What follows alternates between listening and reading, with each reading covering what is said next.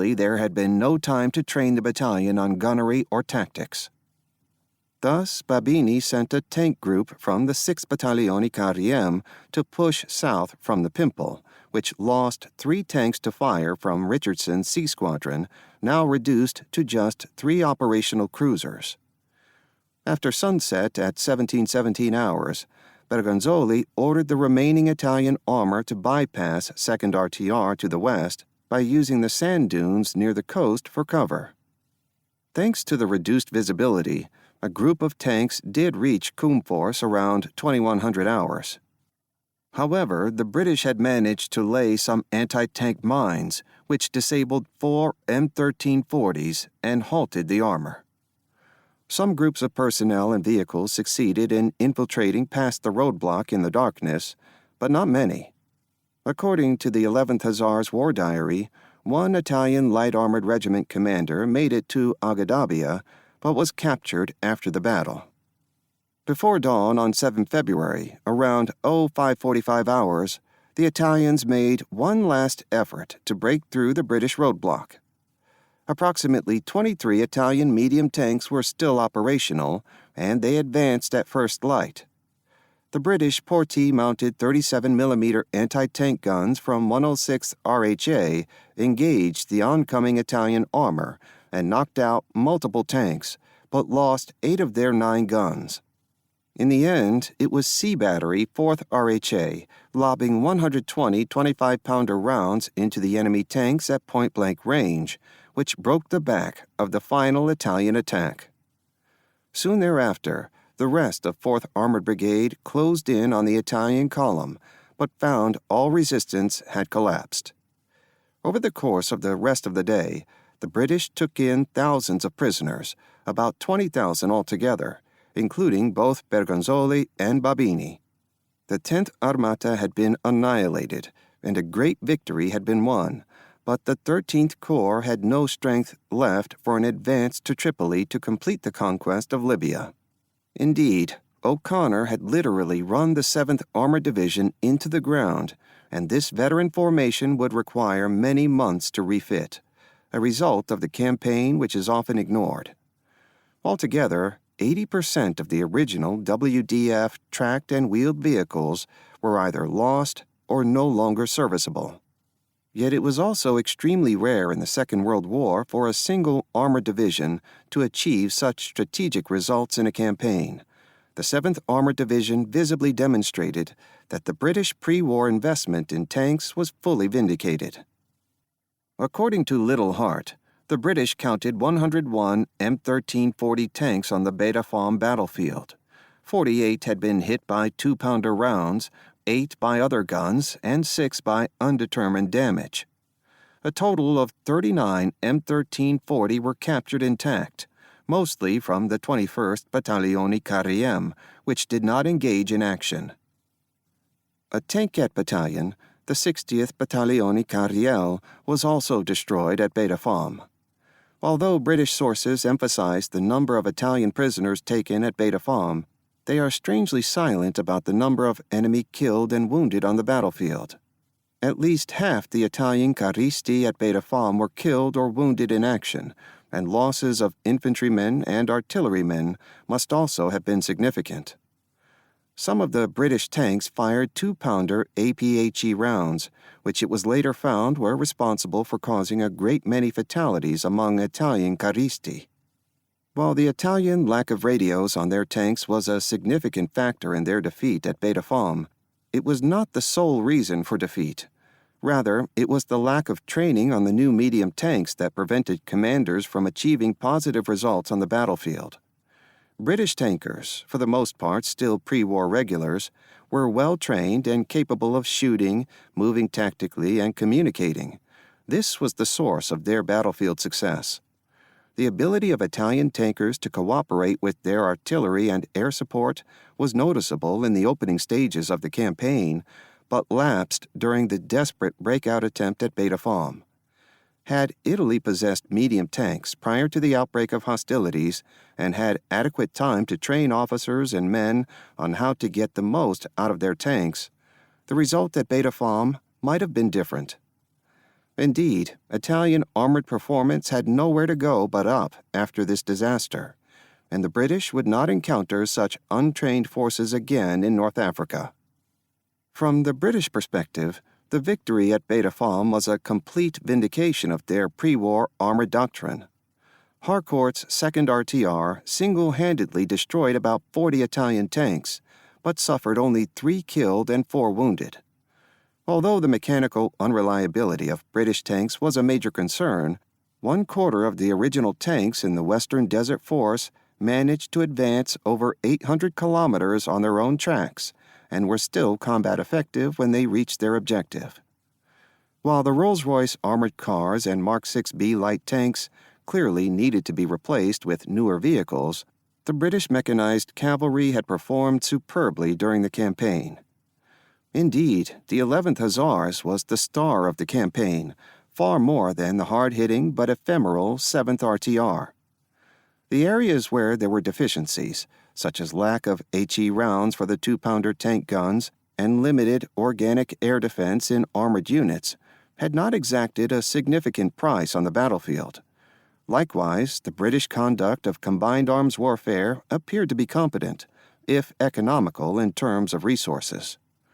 The most significant deficiency, which received short shrift in the afterglow of Beda Fomm, lay in mobile logistics, which proved barely adequate due to insufficient transport, faulty fuel containers, and failure to lay in stocks of spare parts to support extended mechanized operations.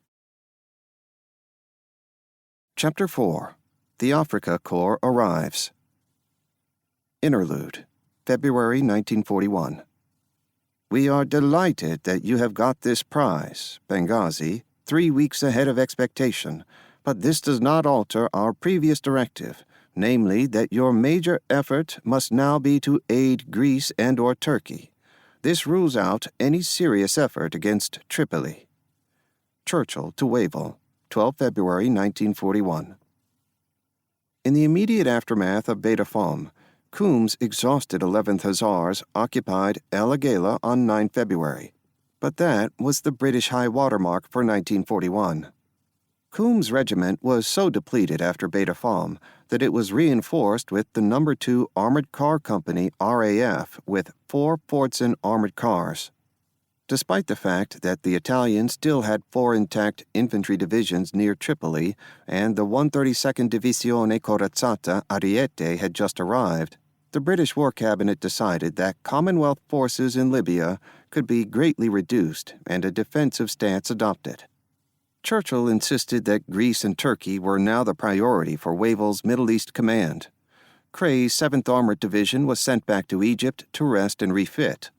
The 13th Corps lacked the ability to conduct major tank overhauls in the field, even if it had surplus engines, transmissions, and track, which it did not, and the road distance back to the repair depot in Abbasia was over 1,400 kilometers. Consequently, few of the 7th Armored Division's worn-out tanks would actually be repaired. Instead, personnel and motor transport returned to Egypt, but O'Connor expected the division to be eventually re-equipped with new tanks from England. O'Connor, who had been suffering from a stomach ulcer during the later stages of Operation Compass, was also ordered back to Egypt to recuperate. Following the defeat of the 10th Armata, the attention of Churchill and his war cabinet shifted from Libya to Greece, where German invasion appeared imminent. Despite vacillating back and forth over the wisdom of the decision, on 24 February, the War Cabinet approved the plan to dispatch an expeditionary force to Greece forthwith. Most of the troops for this expeditionary force would come from O'Connor's command, including the veteran 6th Australian Division and an armored brigade.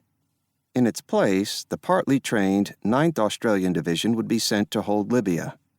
The only significant British armored force left in Libya was the 3rd Hussars, equipped with 26 Mark 6B light tanks and 26 captured M1340s. Brigadier Harold V.S. Charrington's 3rd Armored Brigade, 3rd RTR, 5th RTR, 4th Hussars, from the 2nd Armored Division, began unloading its 154 tanks at Suez in late December, but this formation was far from ready for active operations.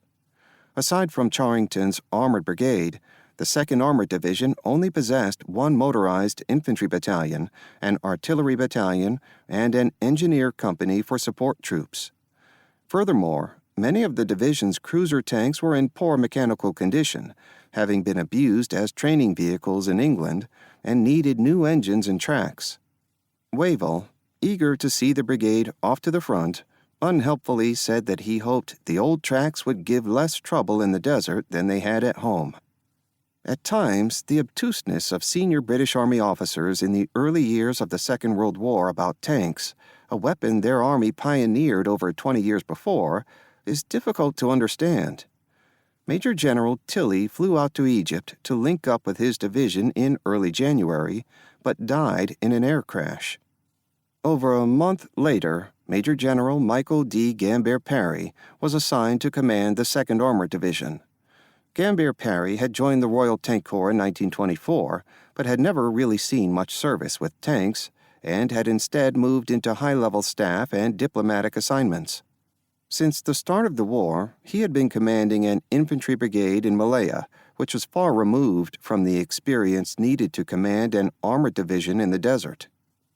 Wavell was uncertain what to do with the 3rd Armored Brigade, since he alerted the unit for possible deployment to Sudan or Libya. On 22 February, it was decided to deploy part of the unit, minus 5th RTR, with the best tanks to Greece and to redesignate it as the 1st Armored Brigade. Likewise, the division support group was stripped of personnel, motor vehicles, and spare parts to reinforce the expeditionary force going to Greece. Gambier Parry was then ordered to proceed with his 2nd Armored Division headquarters and support group to Libya. Brigadier Reginald G.W. Remington's 3rd Armored Brigade had been sent out from England with the Apology Convoy, but when his armored regiments were assigned to the 7th Armored Division, his headquarters was reduced to a cadre status. In mid-February 1941, Remington's 3rd Armored Brigade was reactivated, assigned to 2nd Armored Division, and given the 5th RTR. In addition, the 7th Armored Division transferred personnel from the 3rd Hussars and 6th RTR to round out the brigade, but without tanks. Remington was an experienced armor officer who had previously commanded the 2nd RTR, but his brigade possessed only 30 Mark IVA A-13 cruisers and 45 Mark VI light tanks. Initially, the 5th RTR moved by rail to Mersa Matruh, but thereafter it was forced to move the rest of the way to Libya on its own tracks. Along the way, the 5th RTR lost half of its tanks, falling out en route due to mechanical defects. By the time the 5th RTR reached Agadabia in late March, its remaining tanks were all due for overhauls, but there were neither the facilities nor parts to accomplish this on the barren desert south of Beda Fomm. Upon arriving in Benghazi in late February, Remington was also provided with 48 captured Italian M1340 tanks, which were divided between the 3rd Hussars and 6th RTR. The British crews tried to train on the captured Italian tanks, but lack of radios made it impossible to employ their normal tactics. Furthermore, the British had not captured any large stockpile of diesel fuel for the M1340's Fiat engines, which greatly limited their mobility. Thus, the 3rd Armored Brigade consisted of a motley collection of worn-out and unfamiliar tanks with very limited fighting capability. The 2nd Armored Division's lack of mobility greatly reduced the combat effectiveness of the formation, but Wavell deemed the risk acceptable at the time. British intelligence noted the arrival of German forces in Sicily, and, thanks to the ability to decrypt some of the Luftwaffe's encoded Enigma communications, Wavell was aware that the Germans might send a small ground expeditionary force to Libya or Tunisia. However, Wavell's staff assessed that the enemy would be unable to mount a serious counteroffensive in Libya until the summer, so one poorly equipped brigade from the 2nd Armored Division should suffice in an economy of force role until the 7th Armored Division was rebuilt. Just in case, Lieutenant General Sir Philip Neame was authorized to conduct a delaying operation back to Benghazi if the enemy did mount a serious counteroffensive. Meanwhile, Graziani was removed from command in North Africa, and Garibaldi was promoted to fill his role as theater commander, Superassi. The lead elements of Generale di Divisione Ettore Baldassarre's Ariete Division began arriving in Tripoli on 24 January, but it would take nearly a month to transfer all its component units from Italy. Since the 4 battalions of M1340 tanks, 3rd, 5th, 6th, 21st, that had been intended to equip the Ariete and Centauro armored divisions had already been destroyed, Baldassarre's division was initially an armored division in name only. Instead, 3 newly reformed light tank battalions, 1st, 2nd, 3rd Battaglione Carriel, with 117 CV-35s, were provided to Ariete, along with the 8th Reggimento Bersaglieri, 3 infantry battalions, 2 light artillery battalions, and a few small support units. Even when Maggiore Alberto Andriani's 7th Battaglione Carriem arrived in March with 46 M1340 tanks, the Ariete division was still weaker than Babini's BCS had been before Beda Fomm. Andriani's battalion had been hastily thrown together in Verona and shipped to North Africa with minimal training, resulting in a unit that could barely move. As a result, the Ariete division would require a substantial period of time before it could be used in combat. Garibaldi deployed the Ariete division in Sirte, 275 kilometers from the nearest British positions near El Agheila. The only positive development from the Italian point of view was that Ansaldo had finally increased the production of the M1340 tank to 60 per month, which would help to replace the losses from Beda Fomm. As a result, the Italian War Ministry upgraded the organization of the medium tank battalion to 3 tank companies instead of 2, thereby increasing the total number of tanks from 37 to 46.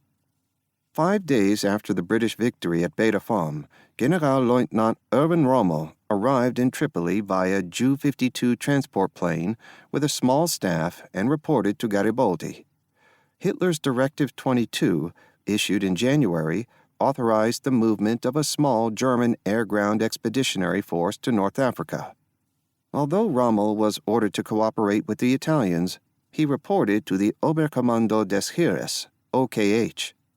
Based upon Hitler's guidance, the OKH's Unternehmen Sonnenblume, Operation Sunflower, was simply intended to provide a blocking force, Sperrverband, under Rommel's command to prevent a complete Italian collapse.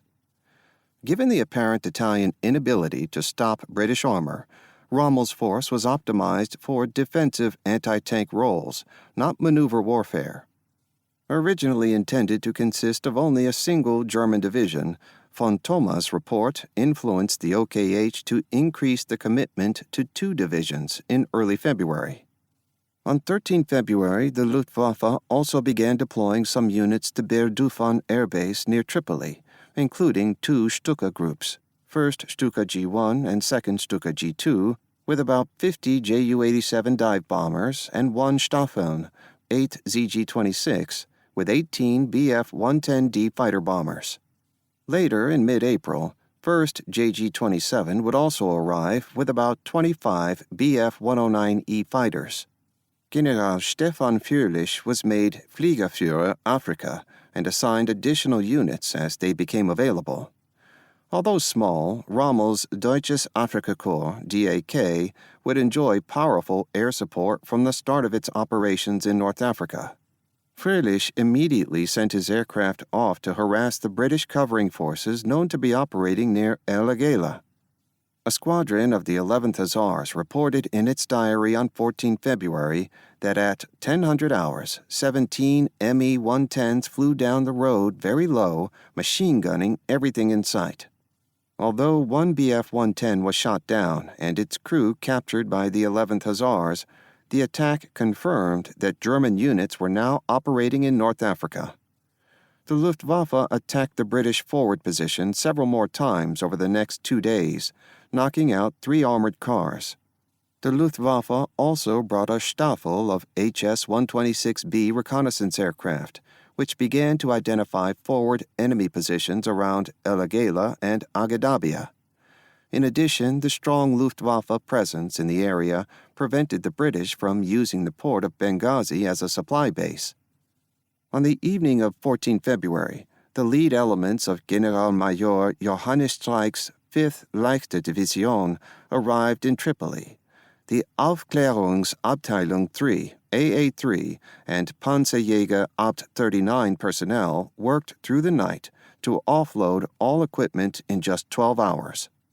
After a brief parade to show the German presence in Tripoli, Rommel sent a Vorausabteilung, forward detachment, off to Sirte under Major Infried Freiherr von Wechmar, commander of AA3. Vorausabteilung Wechmar primarily consisted of motor vehicles, about 24 armored cars, a company of motorcycle scouts, and a handful of towed 3.7-centimeter pack guns. Garibaldi's 10th Armata had the Pavia and Bologna infantry divisions holding a defensive position at Sirte, with Ariete held in reserve west of Sirte. A small ad hoc motorized unit, known as the Santa Maria Battalion, under Maggiore Mario Santamaria, was holding a blocking position in the narrow Muqta defile west of El Agheila. Von Wechmar's vanguard was able to move forward through the Italian screening forces, reaching Nofalia on 19 February. Urged on by Rommel, von Wechmar advanced to the Muqta defile and eventually bumped into a British armored car patrol on the afternoon of 20 February. Second Lieutenant Edgar T. Williams, an Oxford-educated scholar turned cavalryman, was leading a troop from C Squadron KDG when they came under fire from a German armored car, possibly a SDKFZ 231. After returning fire, Williams retreated and reported the first ground contact with German forces, which was apparently not fully believed. In contrast, Rommel flew forward to Nofalia and ordered von Wechmar to press on and secure some prisoners for interrogation. By this point, Coombs' 11th Hussars had withdrawn to Egypt to refit, leaving the KDG, with its Marmon Harrington Mark II armored cars, to screen the El Agheila area. Just before dawn on 24 February, 3 of von Wechmar's armored cars and some motorcycle troops reached the western outskirts of El Agheila and established an ambush near the abandoned Italian fort. Soon thereafter, a troop of KDG armored cars appeared and were engaged.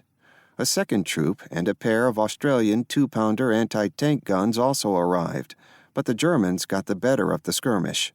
2 of the KDG's Marmon Harrington Mark II armored cars were destroyed, and 3 soldiers captured. After this, the KDG was told to avoid unnecessary engagements with the German armored cars, because their 2-centimeter guns gave them superior firepower over the 7.7mm Vickers machine guns on the thin-skinned Marmon Harrington Mark II. On 29 February, Rommel ordered von Wechmar to occupy the Muqta defile, just 25 kilometers west of El Agheila, and act as a covering force while the rest of the DAK began assembling behind it. Although it was clear that British forces around El Agheila were thin on the ground, Rommel could not undertake any real offensive action until he had the rest of the 5th Leichte Division in hand. In the first 11 days, a total of 7,232 German troops and 2,366 vehicles were landed in Tripoli, but it would take 6 weeks to move the entire division to North Africa. Oberst Herbert Olbrich's Panzerregiment 5, with 2 battalions, did not arrive until early March. Without pausing to allow the troops to adapt to desert conditions, Rommel immediately sent Olbrich's panzers to the front. Lieutenant Joachim Schorm was a platoon leader in the 6th Company of the 2nd Panzerregiment 5 and recorded his experiences in his diary. The road distance from Tripoli to Sirte was 425 kilometers, and it required each Panzerabteilung 4 days to complete the movement, which was undertaken at night. Schorm noted accidents during the night march, with 2 tankers killed in the 5th Company. It was another 125 kilometers to the division assembly area near Nofalia, and by the time that Olbrich's panzers finally reached the forward areas on 23 March, they had traveled over 600 kilometers on their own tracks. This was an extraordinary amount of non-combat wear and tear on the tank's suspensions, track, engines, and transmissions. The Panzerwerkstattskompanie in Panzerregiment 5 probably had several SD-AH-116 tank transporters in its recovery unit, but clearly this was insufficient to lift more than a handful of tanks, and likely reserved for vehicles that fell out en route to the front. Consequently, even non-combat movements of armored units in North Africa could inflict serious mechanical damage on tanks. As other units arrived in Tripoli, Rommel also sent them to the front, including the 1st Flak 33, with 18 8.8-centimeter flak guns, Panzerjäger Abt SFL 605, with 27 Panzerjäger 1 tank destroyers, 2 motorized machine gun battalions, which had a total of 20 SPW armored personnel carriers, and 4 batteries of field artillery. Oberstleutnant Gerhard Graf von Schwerin was assigned to command the 2 motorized machine gun battalions under his Regimentstab, ZBV 200, an improvised headquarters that served as a substitute for a Panzer Division's normal motorized infantry regiment. It was not much of a force, really just a reinforced brigade, but Rommel wanted to use it against the British covering force as soon as possible. Garibaldi was not keen on offensive action, but agreed to subordinate the Ariete Division and the 27th Divisione Fanteria Brescia, which had 4 infantry and 1 artillery battalions at the front, to the DAK. Rommel used the Brescia Division to hold the front line, while 5th Leichte Division assembled behind it. From the beginning in North Africa, Rommel demonstrated a flagrant disregard for logistic issues.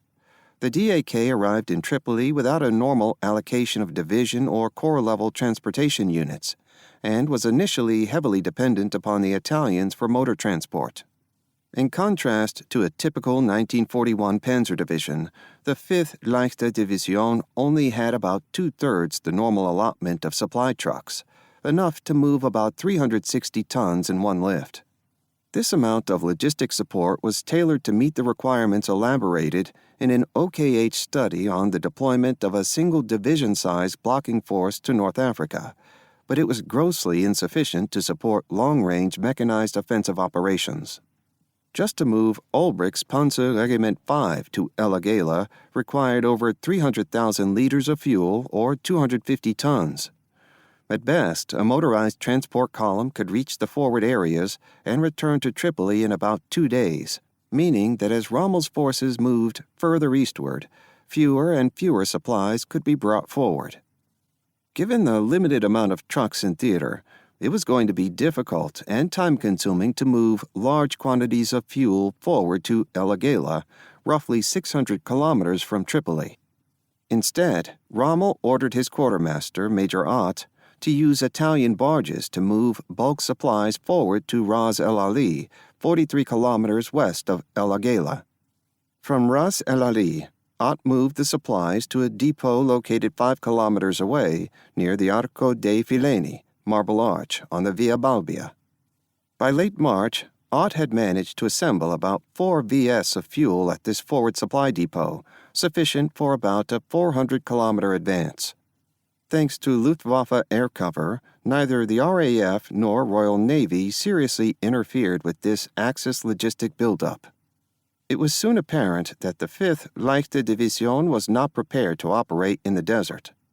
Olbrich's panzers arrived in Tripoli still painted in dark gray, Dunkelgrau, although Berlin authorized them to repaint their vehicles with a camouflage mix of yellow-brown, gelb-brown, and gray-green, grau-grün. Schorm recorded that his platoon was repainted on 23 March. Before leaving Italy, the Germans had tried to modify their tanks for a tropical environment by hastily drilling large holes in the engine deck covers on their tanks, thinking this would increase airflow to the engines. Instead, it simply let more dust and sand in, which mixed with engine and transmission oils to produce a thick sludge, eventually leading to frozen piston rods. The standard German air filters also proved unsuitable in the desert environment, leading to more dust contamination issues. The German quartermasters also seriously underestimated the food and fresh water requirements for fighting in the desert, which soon led to increasing numbers of sick personnel in the DAK. Even the ubiquitous Gulaschkanone, goulash cannon field kitchen proved unsuitable for North Africa because it required wood for cooking fires, and there was no wood in the desert. Instead, the Afrika Korps soldiers were forced to subsist on tinned food for long periods of time. While moving toward the front, the DAK also encountered its first sandstorms and found them both disruptive, units were forced to stop, and disorienting. By any measure, the troops and vehicles of the DAK needed time to acclimatize to the desert, but Rommel had no intention of allotting any substantial time for pre-combat preparations. On 18 March, Rommel returned to Berlin and asked the OKH for permission to conduct a reconnaissance in force toward Elagela and, if possible, Mersa-Brega. General Oberst Franz Halder, chief of the OKH, agreed to a limited advance, but regarded a push toward Tobruk or Egypt as impractical until mid-1941 or later. Halder was justly concerned that Rommel would divert resources away from the impending invasion of the Soviet Union, which was intended to be the decisive operation of the war. Ignoring Halder, Rommel then had the temerity to make a direct appeal to Hitler, which was far beyond the norm for any other German Corps commander. Hitler, focused on the upcoming invasion of Greece and Yugoslavia, was not interested in sideshow offensives in Libya. Furthermore, German intelligence estimated that the British had at least 4 divisions in Libya, including 2 armored, and Rommel was told to remain on the defensive until after the 15th Panzerdivision arrived in mid-April. As a result, neither the British nor the OKH nor the Italians expected Rommel to make a move in Libya until at least May. However, Rommel had no intention of marking time in a backwater theater. Instead, as soon as he returned to Libya, Rommel began preparations to mount an offensive. As a preliminary step, Rommel ordered the 5th Leichte Division to take Elagela on 24 March, which was easily accomplished. The British covering force units had already evacuated the town, but they had left a few anti-tank mines behind, which destroyed a single Panzer III Ausf G tank, 2 crewmen were killed, from 5th Company, and an armored car from AA-3. With Elagela in hand, Rommel was now within striking range of the Allied forces deployed between Mersa-Brega and Agedabia. Sensing that the enemy forces opposing him were weaker than estimated by the OKH intelligence staff in Berlin, Rommel intended to attack on 31 March. On the other side of the hill, Lieutenant General Sir Philip Neame had just taken over the Cyrenaica command, which was a more amorphous entity than 13th Corps had been. The untrained 9th Australian Division had initially deployed its 20th Infantry Brigade forward, with 2 battalions near Mersa-Brega. The rest of the division was still back near Tobruk. However, Wavell did not like an unmotorized unit, which had minimal anti-tank support, being left in such an exposed position, and ordered Neame to pull the brigade back closer toward Benghazi. Instead, Neame ordered Brigadier Henry B. Latham's support group from the 2nd Armored Division to hold Mersa-Brega and block the road to Benghazi. Neame's strongest unit, Remington's 3rd Armored Brigade, was scattered across the Agedabia sector and assigned a vague flank support role, but its 3 armored regiments were in poor shape. The 600-kilometer road march from Tobruk to Agedabia had cost the 5th RTR 1/4 of its Mark IV-A cruiser tanks, and the remainder were in urgent need of depot-level maintenance. Both the 3rd Hussars and 6th RTR were equipped with captured Italian M1340 tanks, which suffered from overheating engines. The British had been able to create field supply depots, FSD, at Mazuz and Machili, but the logistics situation in central Libya was still constrained, which undermined the ability to conduct mechanized operations. In late March, Wavell sent Neame a token reinforcement, the 3rd Indian Motor Brigade, although the brigade was lightly armed and would not arrive at the front until early April. In the waning days of March, Wavell was warned by his Director of Military Intelligence, Major General Erich J. Scherer, that the Germans now had an armored brigade group in Libya, but it was assessed that the DAK would require at least 2 months to prepare for an offensive. Nimes Cyrenaica Command expected that any enemy advance would focus on the Via Balbia corridor and would not attempt an outflanking maneuver through the desert unless the line of communications along the coast road was secured first. In other words, the enemy was expected to play it safe on logistics. Unfortunately, military intelligence assessments can be seriously wrong when the enemy chooses a course of action which does not conform to accepted military logic. Rommel's First Offensive, March through April 1941. German tankers in desert sand, racing to battle on English land, rattling our tracks, revving our power, panzers rolling to London's last hour. Africa Corps Song, May 1941. Up to Beda Fomm, armored operations in North Africa were predominantly a squadron commander's war, but as larger units came into play, it soon became a brigade commander's war. As a result of increased scale, command and control, as well as logistics, became more complicated, but not everyone noticed this shift at the same time. Rommel chose not to commit the entire 5th Leichte Division to the initial meeting engagements on 31 March.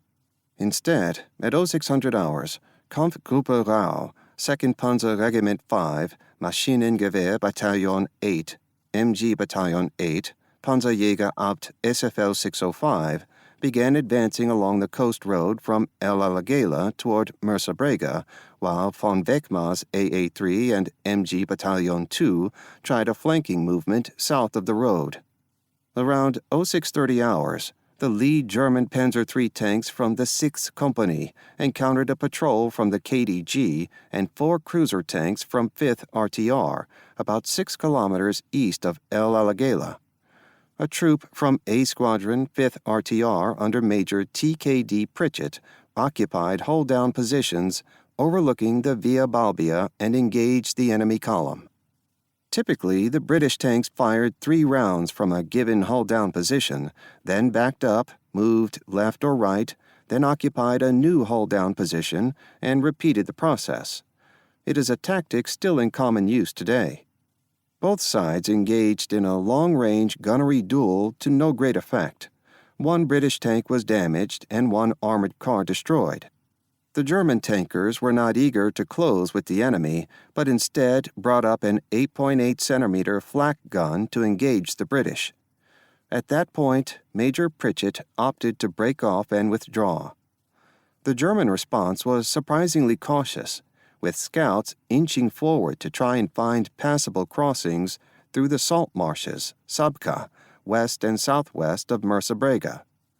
By 11:30 hours, the German northern column had managed to cross the Sabka and began its assault on the British garrison at Mersabrega, defended by Brigadier Latham's support group. However, Major Heinrich Weichsberger's Maschinengewehr Battalion 2, MG Battalion 2, was repulsed. Latham's artillery and anti-tank guns managed to keep the enemy at arm's length for 7 hours, knocking out 2 German tanks, but the DAK called in 2 Stuka attacks, which softened the defense. Streich's 5th Leichte Division moved in cautiously and did not make a major effort until 1800 hours, which threatened to overrun some of the British positions. Latham ordered a counterattack using his mechanized carrier platoon, which cost him 8 carriers, but allowed the support group to disengage and withdraw. At 1900 hours, German tanks and armored cars entered Mersabrega. Despite an appeal from Latham, Nimes decided not to commit Remington's 3rd Armored Brigade against what was clearly a significant force of German AFVs at Mersabrega. Instead, he ordered Gambier Parry to pull his division back about 10 kilometers and conduct a delaying action. The next day, Streich's 5th Leichte Division cautiously pursued the British armor, but there were no engagements. On the morning of 2 April, Ulbricht's panzers continued to probe toward Agadabia and overran an infantry company from Latham's support group around 10:30 hours, which hastily retreated north of the town. After this, Rommel ordered Streich to attack Agadabia at once, even though Garibaldi had told him to halt at Mersabrega. Lieutenant Colonel Henry D. Drew's 5th RTR had left a rear guard along the road southwest of Agadabia, consisting of 9 A-13s, cruiser Mark IV-A, from Major Hugh N. Winship's C Squadron. Major Winship, a very experienced tanker, had deployed his squadron in a rough line, occupying turret-down positions, in which the commander could observe to the front without exposing his tanks. He had also wisely ordered his tanks to place their turrets over the back decks, so they could use shoot-and-scoot tactics. While Remington's 3rd Armored Brigade was slowly withdrawing northeast from Agadabia, Winship was expected to delay any sudden enemy advance. However, some of the armored cars from von Wechmar's AA-3, which were moving south of the Via Balbia, were able to occupy Agadabia at 16:15 hours. Around 1700 hours on 2 April, Major Winship spotted a large group of enemy armored vehicles advancing toward his position. It was Major Ewald Hollmann's 2nd Panzer Regiment 5, advancing along the road in a Breitkeil, wedge-shape formation. Major Winship intended to wait until the enemy tanks were within effective 2-pounder range, but the British tanks were spotted, and Major Hollmann's battalion opened the engagement at a range of about 1,000 meters. Either through luck or skill, the German tanks managed to knock out one of the British A-13 tanks in their initial volley. Winship returned the fire from hull-down positions, but the British tanks were outnumbered by more than 8-1. Even worse, Hollmann detached one of his companies to flank the British, which threatened to cut off Major Winship's squadron. After 10 minutes of furious firing, which left 3 more A-13s burning, Winship decided to withdraw. However, while pulling out of his position, Major Winship's tank was struck by an armor-piercing round and burst into flames. The 4 remaining A-13s were able to escape, but the 5th RTR had lost 23 crewmen, including 5 officers, in this short action. Major Hollmann's battalion had 3 tanks knocked out, with at least 1 Panzer III, total Ausfälle, total loss. Although Gambier Parry was able to prevent Streich's 5th Leichte Division from destroying any major part of the 2nd Armored Division, his division was simply too small to accomplish its mission. By the end of 2 April, Latham's support group was no longer capable of blocking the road to Benghazi against an attack led by tanks. Even a short retreat was also proving too stressful for Remington's worn-out tanks. In just 2 days, half his tanks had fallen out. On 2 April, the 3rd Hussars had to abandon 5 of their Mark 6B light tanks due to breakdowns, and the 6th RTR's captured M1340 tanks were dropping like flies. Alarmed by the sudden German offensive, Wavell flew forward to confer with Nimes on the afternoon of 2 April and recommended withdrawing to the 2nd escarpment in front of Mazuz. Wavell also ordered O'Connor to return to Libya to lend some of his desert experience to Nimes. On the other side of the hill, Streich's 5th Leichte Division had pushed back, but not destroyed, the British covering force. In order to obtain this limited tactical success, the 5th Leichte Division had consumed over 60% of its on-hand fuel reserves and barely had enough left to reach Benghazi. On the morning of 3 April, German reconnaissance confirmed that the British had pulled back some distance north of Agadabia and that the Via Balbia was relatively unguarded. The village of Zutina was occupied, and 1 patrol pushed as far as Magroon, which was found to be empty. With his remaining fuel dwindling, Rommel knew that he could not advance to Benghazi without resupply, so he made the decision to shift to a hasty defense with the 5th Leichte Division at Agadabia. He then ordered all available transport to retrieve additional fuel from the supply depots established west of Alagela. Only von Wechmar's AA-3, with one company of tanks attached from 1st Panzer Regiment 5 plus one platoon of Panzer IV, was allowed to continue advancing in order to keep contact with the retreating 2nd Armored Division and the Australian 20th Brigade. Garibaldi arrived at Rommel's command post and ordered him to halt his advance until additional reinforcements arrived. Rommel arrogantly ignored his nominal superior and demanded freedom of action. He also received a direct order from the OKH not to advance past Agedabia or to be reckless, which he also ignored. It is important to note that the bulk of the forces involved in Rommel's offensive were Italian troops, not German, about 25,000 Italian and 9,000 German personnel. Retreats often proved disastrous for formations with limited cohesion, and by the afternoon of 3 April, Nimes had made the poor decision to split the 2nd Armored Division. He assigned Latham's depleted support group to proceed to Saledama, 70 kilometers southeast of Benghazi, then to Erejma, 20 kilometers east of Benghazi, while 3rd Armored Brigade was ordered first to Mazuz, then Charuba, 100 kilometers east of Benghazi. Nimes wanted the 2nd Armored Division to protect the left flank of the Australian 9th Division, which was forced by the lack of motor transport to retreat in small bounds. The withdrawal of the 2nd Armored Division was hampered by poor radio communications. Remington did not receive the order to fall back to Charuba for nearly 24 hours, and then more of his tanks had to be abandoned due to mechanical faults and lack of fuel. During the withdrawal, the 6 RTR's M1340 tanks caused a flap when they were reported as an enemy column, and elements of the arriving 3rd Indian Motor Brigade were also mistaken for Italians. By the evening of 3 April, Nimes peremptorily ordered a general withdrawal to the line of Derna-Machili, abandoning the 2nd Escarpment even though his forces were not engaged closely by the enemy. The Australians then hastily abandoned Benghazi, which enabled the vanguard of von Wechmar's AA-3 to enter the city during the night of 3 to 4 April. The easy capture of Benghazi, combined with Luftwaffe aerial reconnaissance, clearly indicated that the British were in retreat. Rommel was eager to strike while the enemy was still disorganized, even though his own supply situation was awful. Arriving in Benghazi on the morning of 4 April, Rommel ordered von Wechmar's AA-3 to pursue the Australians withdrawing through the Jebel Akhdar Mountains.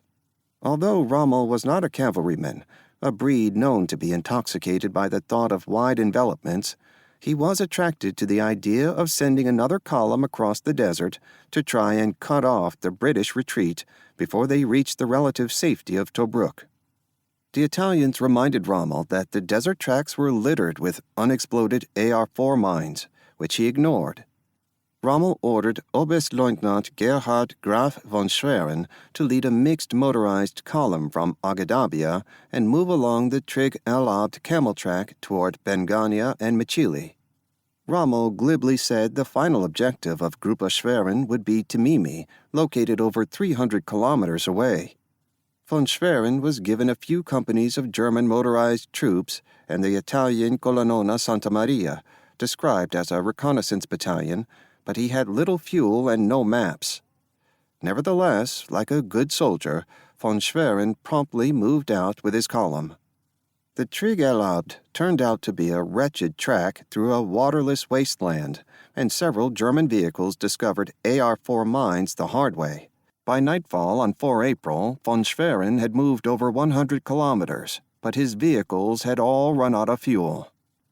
After dispatching von Schwerin's column, Rommel ordered Streich to form a larger column with 1st Panzer Regiment 5, MG Battalion 8, and company-sized detachments of Panzerjäger and Pionier, and follow the Trig El Abd as well. Oberstleutnant Gustav Ponat, commander of the MG Battalion 8, recorded the tribulations of trying to move a column along a desert track in the darkness in his diary. On the first night, he wrote that, in the darkness, tanks ran over 9 motorcyclists. We lose our way. During the night, the column drove off the track and got lost, forcing a halt around 0200 hours. At dawn, scouts were sent out to find the track, then the march resumed on the morning of 5 April. Ponat noted that vehicles kept falling out or getting lost. In fact, not all the Allied units were retreating. O'Connor arrived at Gambier Parry's headquarters at El Abiar, 46 kilometers east of Benghazi, and ordered the Australians to conduct a rearguard action at Urajima to delay the enemy advance. The rocky, hilly terrain around Urajima favored defense, and the enemy would be forced to move through a narrow defile, which was mined. O'Connor was annoyed that Gambier Parry could not locate his missing 3rd Armored Brigade, and that British recon units were not in contact with the enemy, but took no corrective action. Von Wegmar's AA-3 advanced east from Benghazi, occupied the Benina airfield, and encountered the British obstacle in the late afternoon. 1 Panzer Company supported the advance and deployed its tanks online, but was quickly stopped by the mines and the restrictive terrain. The Australian 2nd of the 13th Battalion, defending the escarpment around the pass, was supported by a regiment of 25-pounders, but their only organic anti-tank weapons were a few 14mm Boys anti-tank rifles. Amazingly, the Australians and attached artillery managed to disable 4 to 5 German tanks and then disengage after nightfall, having suffered a total of 104 casualties. Despite his poor fuel situation, Rommel decided to shift to the pursuit on 5 April. Without paying much attention to the terrain, of which he was ignorant, Rommel ordered Ulbricht to take the 2nd Panzer Regiment 5 and MG Battalion 2 and advance from Agadabia to Antalat, then to Mazouz. Von Wegmar with AA-3 was to advance to Charuba. The motorized elements of the Italian Brescia Division, the equivalent of about 2 battalions, were to advance through the Jebel Akhdar Mountains toward Derna. The OKH had sent Generalmajor Heinrich Kirchheim to join Rommel's staff as an advisor, since he was one of the few German officers with extensive experience in Africa. Kirchheim had served for 10 years as a colonial officer in Southwest Africa prior to the First World War, and the OKH thought he might be useful in Libya. Rommel did not want advisors, and instead put Kirchheim in charge of the Brescia Forward Detachment and told him to go and take Derna. Rommel's willingness to split the 5th Leichte Division into multiple, non-supporting columns was in direct contravention of German maneuver doctrine. Once broken up, a panzer division was not easy to reassemble and lost much of its combat capability. It is important to note that Axis intelligence on Allied reserves in North Africa at this point was negligible, and Rommel did not know the status or location of the 7th Armored Division. By splitting his single small mechanized division in a situation where enemy reserves were unknown, Rommel put his forces at risk of being defeated in detail. Rommel also began demonstrating his lead-from-the-front methods by joining Oberstleutnant Gustav Ponat's MG Battalion 8, which was still struggling along the Trig El Abd behind Gruppe Schwerin. Rather than staying with his forward command post and controlling the DAK as a whole, Rommel reduced his situational awareness to a tactical level. Furthermore, Rommel was frequently out of radio contact when at the front, and his staff were left guessing about his intentions. Rommel moved with Ponat's column all night, bullying and cajoling officers and men to keep moving. The German column suffered more losses from Italian AR-4 mines, as well as mechanical failure and fuel exhaustion. Nevertheless, at dawn on 6 April, Ponat's vanguard was still 25 kilometers south of Mechili.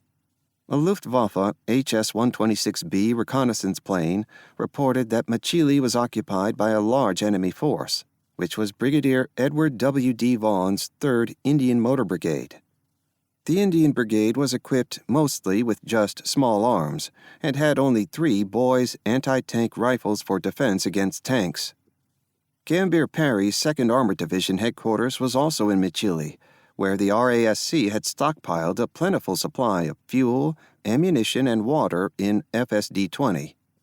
Rommel conferred with Streich and Ponat and ordered them to attack Mechili by 1500 hours, even though this was patently absurd.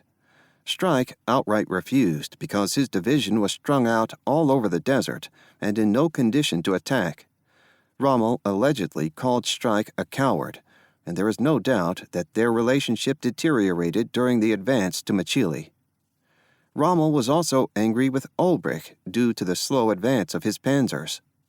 Although modern writers like to extol the virtues of German Auftragstaktik, or mission orders, which was not part of official German doctrine in 1941, these methods clearly did not work for Rommel at Machili in April 1941. Issuing mission orders without concurrent logistic planning to support the scheme of maneuver is a recipe for failure. Having spent the night bumping along a rocky desert track in a staff car, Rommel was unaware that lack of fuel had brought the DAK to its knees by the morning of 6 April. Ulbricht's column was immobilized near Mazuz, and he requested 50,000 liters of fuel in order to continue. Strike's column was strung out between Bengania and Tengeder and partly immobilized. Rommel airily suggested to Ulbricht and Strike that they should siphon fuel from trucks to keep their tanks moving. One thing is for sure, Rommel never had to siphon gas to keep his vehicle moving. Decades ago, I siphoned fuel with my tank platoon to keep a few vehicles moving when our fuel resupply failed during a severe winter storm, and can personally attest that it is a miserable experience for tankers. After 30 minutes' effort, we had barely transferred a few gallons, and half my platoon was vomiting from ingesting diesel fuel. As a sop to his commander's urgent request for fuel, Rommel managed to get the Luftwaffe to send 5 Ju-52 transports to deliver fuel to an assembly area southwest of Machili, but this was a drop in the bucket. Axis communications were also breaking down, with the DAK spread out beyond normal radio range. While a few German and Italian light units reached Machili later in the day, the Ariete Division had formed 2 motorized columns from Colonnello Ugo Montemuro's 8th Reggimento Bersaglieri. Rommel was unable to mount an attack. Frustrated by these developments, Rommel ordered Ponat to continue on toward Derna to cut off the Allied retreat to Tobruk. During the night of 6 to 7 April, Ponat's column encountered a number of British vehicles moving eastward. O'Connor and Neame, who had left Marawa and were en route to Tamimi, bumped into Ponat's motorcyclists and were captured. Lieutenant Colonel John Coombe of the 11th Hussars was also captured by Ponat. These senior prisoners were soon handed over to the Italians, who no doubt were very pleased to meet O'Connor and Coombe. Inside Machili, Gambier Parry ordered the rest of his division to proceed to Machili, but the poor state of British communications made this problematic. Instead, both Remington's Armor Brigade, reduced to just 24 tanks, and Latham's Support Group were already making their way to Derna by way of Marawa. En route to the refueling point in Marawa, the 5th RTR lost one of its few remaining Mark IVA cruiser tanks to another pesky Italian AR-4 mine. While Rommel and the British commanders were fixating on Machili, the Italian 10th Corps, parts of the Brescia and Bologna divisions, were actually making good progress along the Via Balbia, despite the fact that they only had 1 company of tanks and some armored cars in support. After the brief stand at Urejma, the 2 Australian brigades from the 9th Division made little effort to delay the Italians and retreated rapidly toward Derna. Although the Australian 20th Brigade ordered road demolitions to delay the Italian advance, Lieutenant Colonel Robert F. Marlin's 2nd of the 15th Battalion failed to execute the order.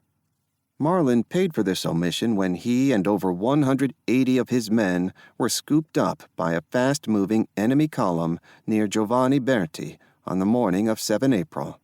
Meanwhile, the Ariete Division, reinforced with a battalion of M1340 tanks, followed Gruppa Ulbrich, but ran out of fuel near Bengania. By the morning of 7 April, it was clear that Strike's 5th Leichte Division was in no position to mount an assault on Machili, and Rommel had to content himself with desultory shelling from a distance with a few field guns. Even though Gambier Parry's forces in Machili were not fully surrounded yet, Rommel tried to bluff the British garrison to surrender, which was rejected. Gambier Parry should have evacuated Machili before the German main body arrived, since he had very little artillery or anti-tank weapons, but he was reluctant to abandon the supply dumps. He also believed that his division was en route to reinforce him at Machili, which was not correct. Instead, Remington's 3rd Armored Brigade was conducting a delaying action back to Derna. Along the way, Remington's own command tank went off the road and he was seriously injured. Somehow, the rest of the column did not notice it had lost its commander. Remington was subsequently captured by the Italians, but died 2 days later from his injuries. En route to Derna, the 3rd Hussars lost the last of its Mark IV-B light tanks, and all the captured M1340 tanks had been destroyed after they ran out of fuel. Lieutenant Colonel Henry Drew took command of the Rump Brigade, reduced to just 7 Mark IV-A cruiser tanks from 5th RTR, which reached Derna around 1200 hours on 7 April. Unknown to Drew, the lead elements of Ponat's MG Battalion 8 reached the airfield near Martuba, about 25 kilometers southeast of Derna, around 11:30 hours. After taking the airfield, Ponat established a blocking position along the Via Balbia with machine guns and a few 3.7-centimeter anti-tank guns. A few armored cars from A83 also arrived at the airfield. Australian convoys moving along the Via Balbia back to Tamimi soon spotted Ponat's roadblock and reported that enemy forces were already east of Derna. Lieutenant Colonel Drew learned about the enemy force blocking his line of retreat and conducted a personal reconnaissance with a troop of 4 tanks to verify the information. Satisfied that the enemy was indeed there, he returned to Derna to gather his remaining tanks and part of the support group and then mount a coordinated breakout effort. However, Drew's simple tactical plan was upset when some Australian sappers decided to prematurely detonate a large explosive charge to block the road up the escarpment before the last 3 tanks had left Derna. These 3 tanks no longer had a means of escape due to the steep escarpment and cratered road, so they were abandoned. Drew still managed to mount a mini combined arms attack against Ponat's roadblock with his 4 tanks, some 25-pounder support, and about 100 infantry from the tower hamlets.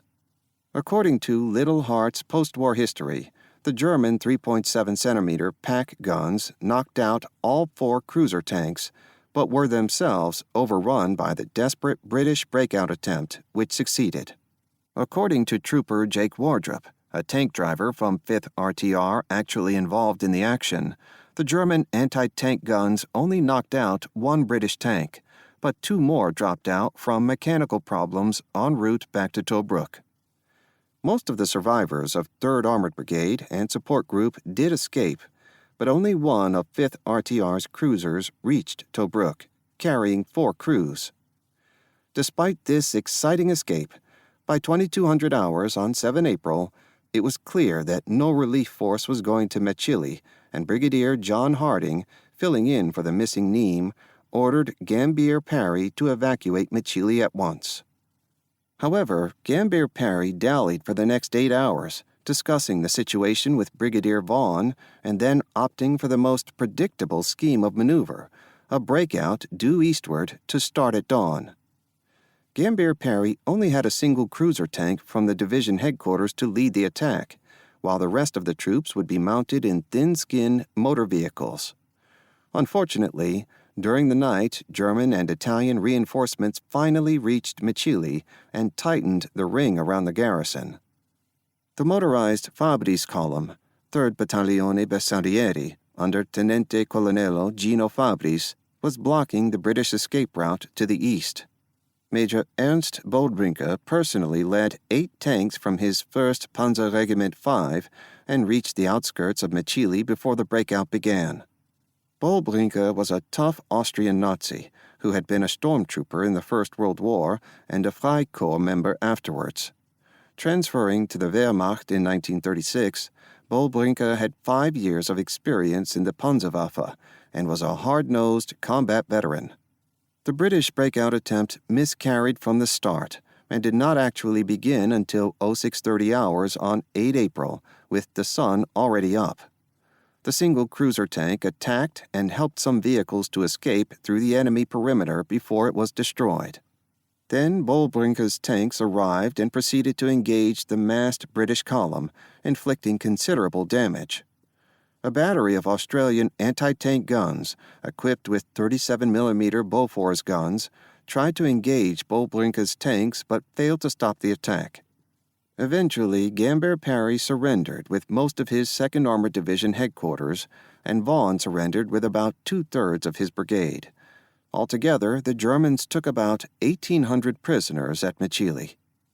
A few hundred survivors succeeded in reaching Tobruk, but the Germans captured the supply dump intact. The Brescia Division took Derna on the same day that Mechili fell, and Ponat's Kampfgruppe advanced to the outskirts of Timimi. However, the Australian 20th Brigade escaped into Tobruk to join the rest of Major General Leslie Morshead's 9th Australian Division. The belated victory at Mechili was Rommel's only real tactical success in his offensive so far, and without the port of Tobruk, it would be a hollow triumph. Late in the afternoon of 8 April, Rommel arrived at the Derna airfield and met with Ponat and Kirchheim, who had been leading the Brescia vanguard. Towards evening, Generalmajor Heinrich von Prittwitz, commander of 15th Panzerdivision, also turned up at Derna. Although 15th Panzerdivision was just beginning to arrive in Tripoli, von Prittwitz brought a small staff with him to the front to get oriented to the theater. In another snap decision, Rommel ordered von Prittwitz to go and take Tobruk with AA-3, Ponat's battalion, an artillery unit, and some Panzerjägers. This was ludicrous, but von Prittwitz obeyed and headed off to find the front. Von Prittwitz was one of Germany's most professional panzer officers, general staff trained with 6 years of armor experience, and he had been with Guderian at Sedan in 1940. Now he was told to attack a fortress with a couple of battalions, as if it were some French village. Although the British command structure was jolted by the loss of O'Connor, Nimes, and Gambier Parry, Wavell flew to Tobruk and instructed Morshead to hold the position for 8 weeks, while a relief force was assembled in Egypt. In addition to the 8 infantry battalions in his own division, Morshead was given the 18th Brigade from the Australian 7th Infantry Division with 3 more infantry battalions. In addition, Morshead was provided 5 regiments of British Field Artillery, and Lieutenant Colonel Drew formed a composite armor unit based on the 1st RTR with 7 Mark IVA cruisers and 15 Mark 6B light tanks. Over 40 tanks had been left in Tobruk for repairs, and 2 more cruisers and 16 light tanks were made operational prior to the German attack.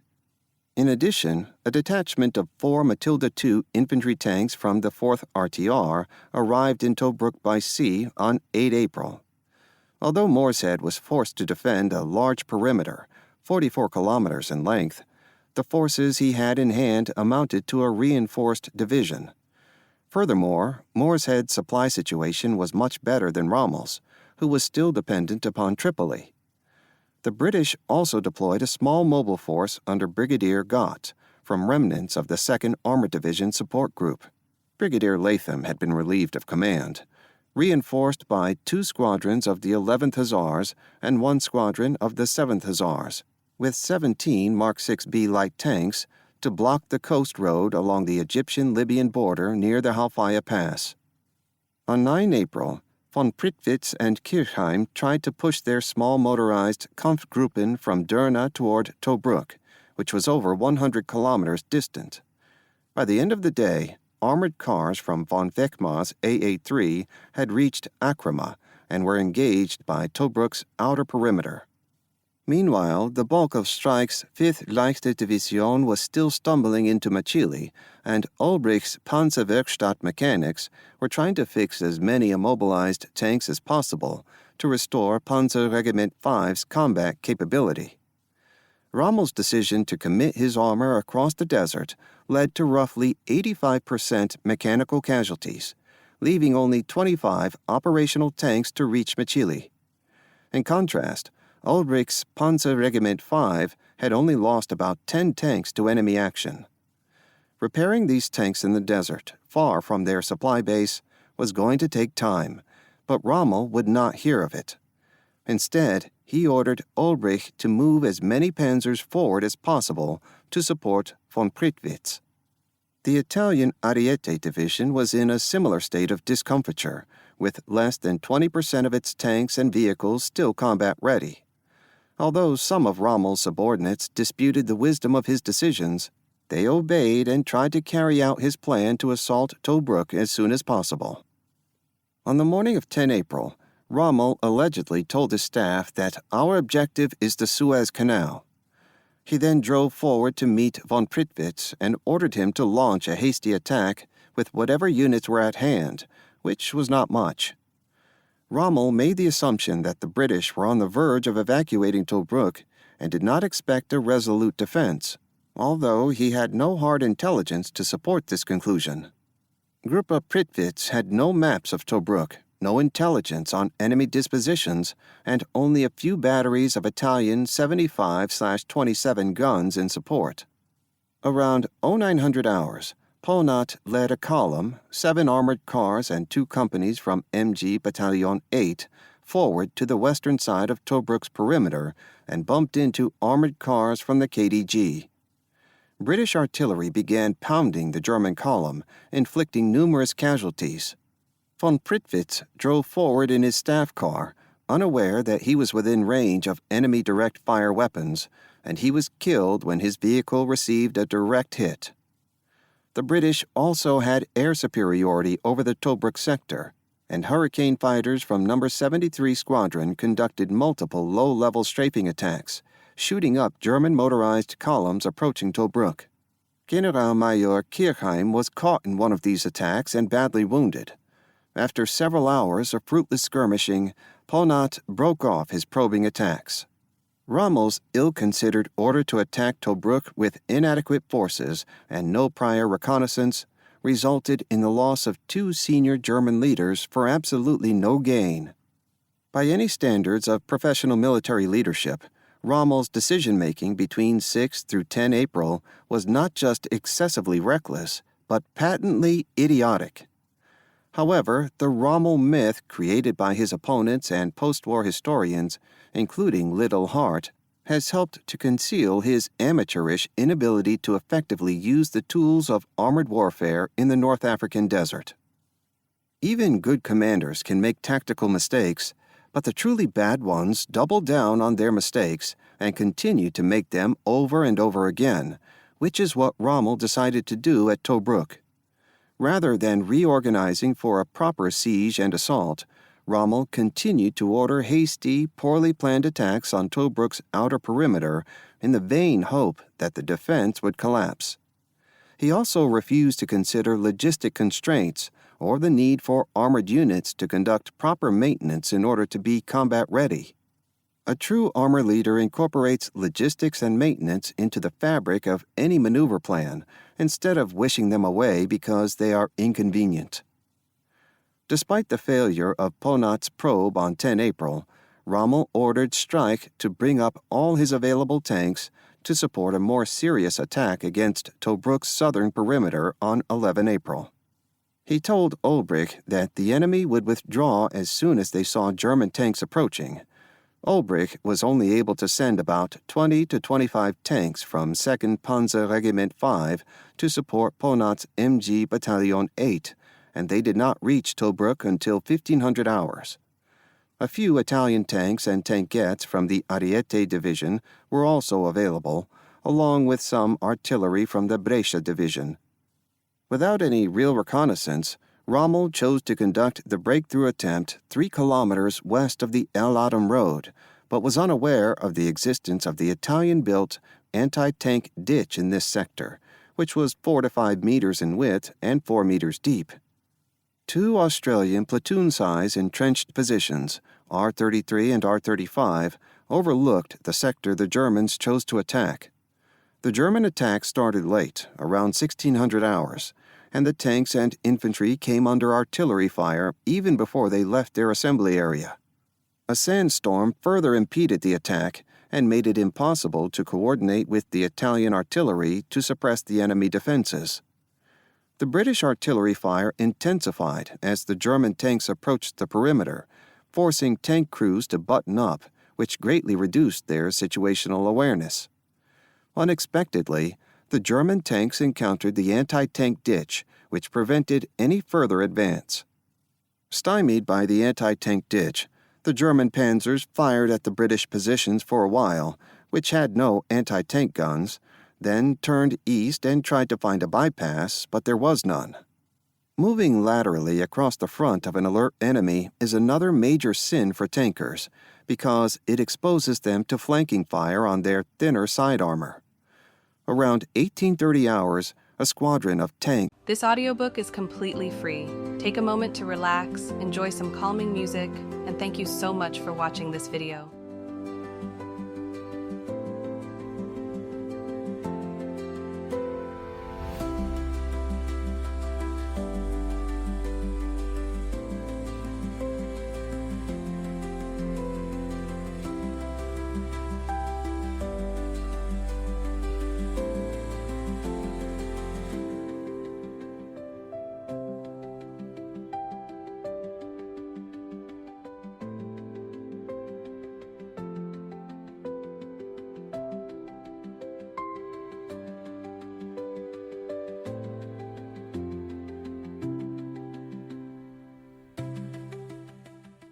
From 1st RTR arrived, summoned by the Australians, and began engaging the German armor.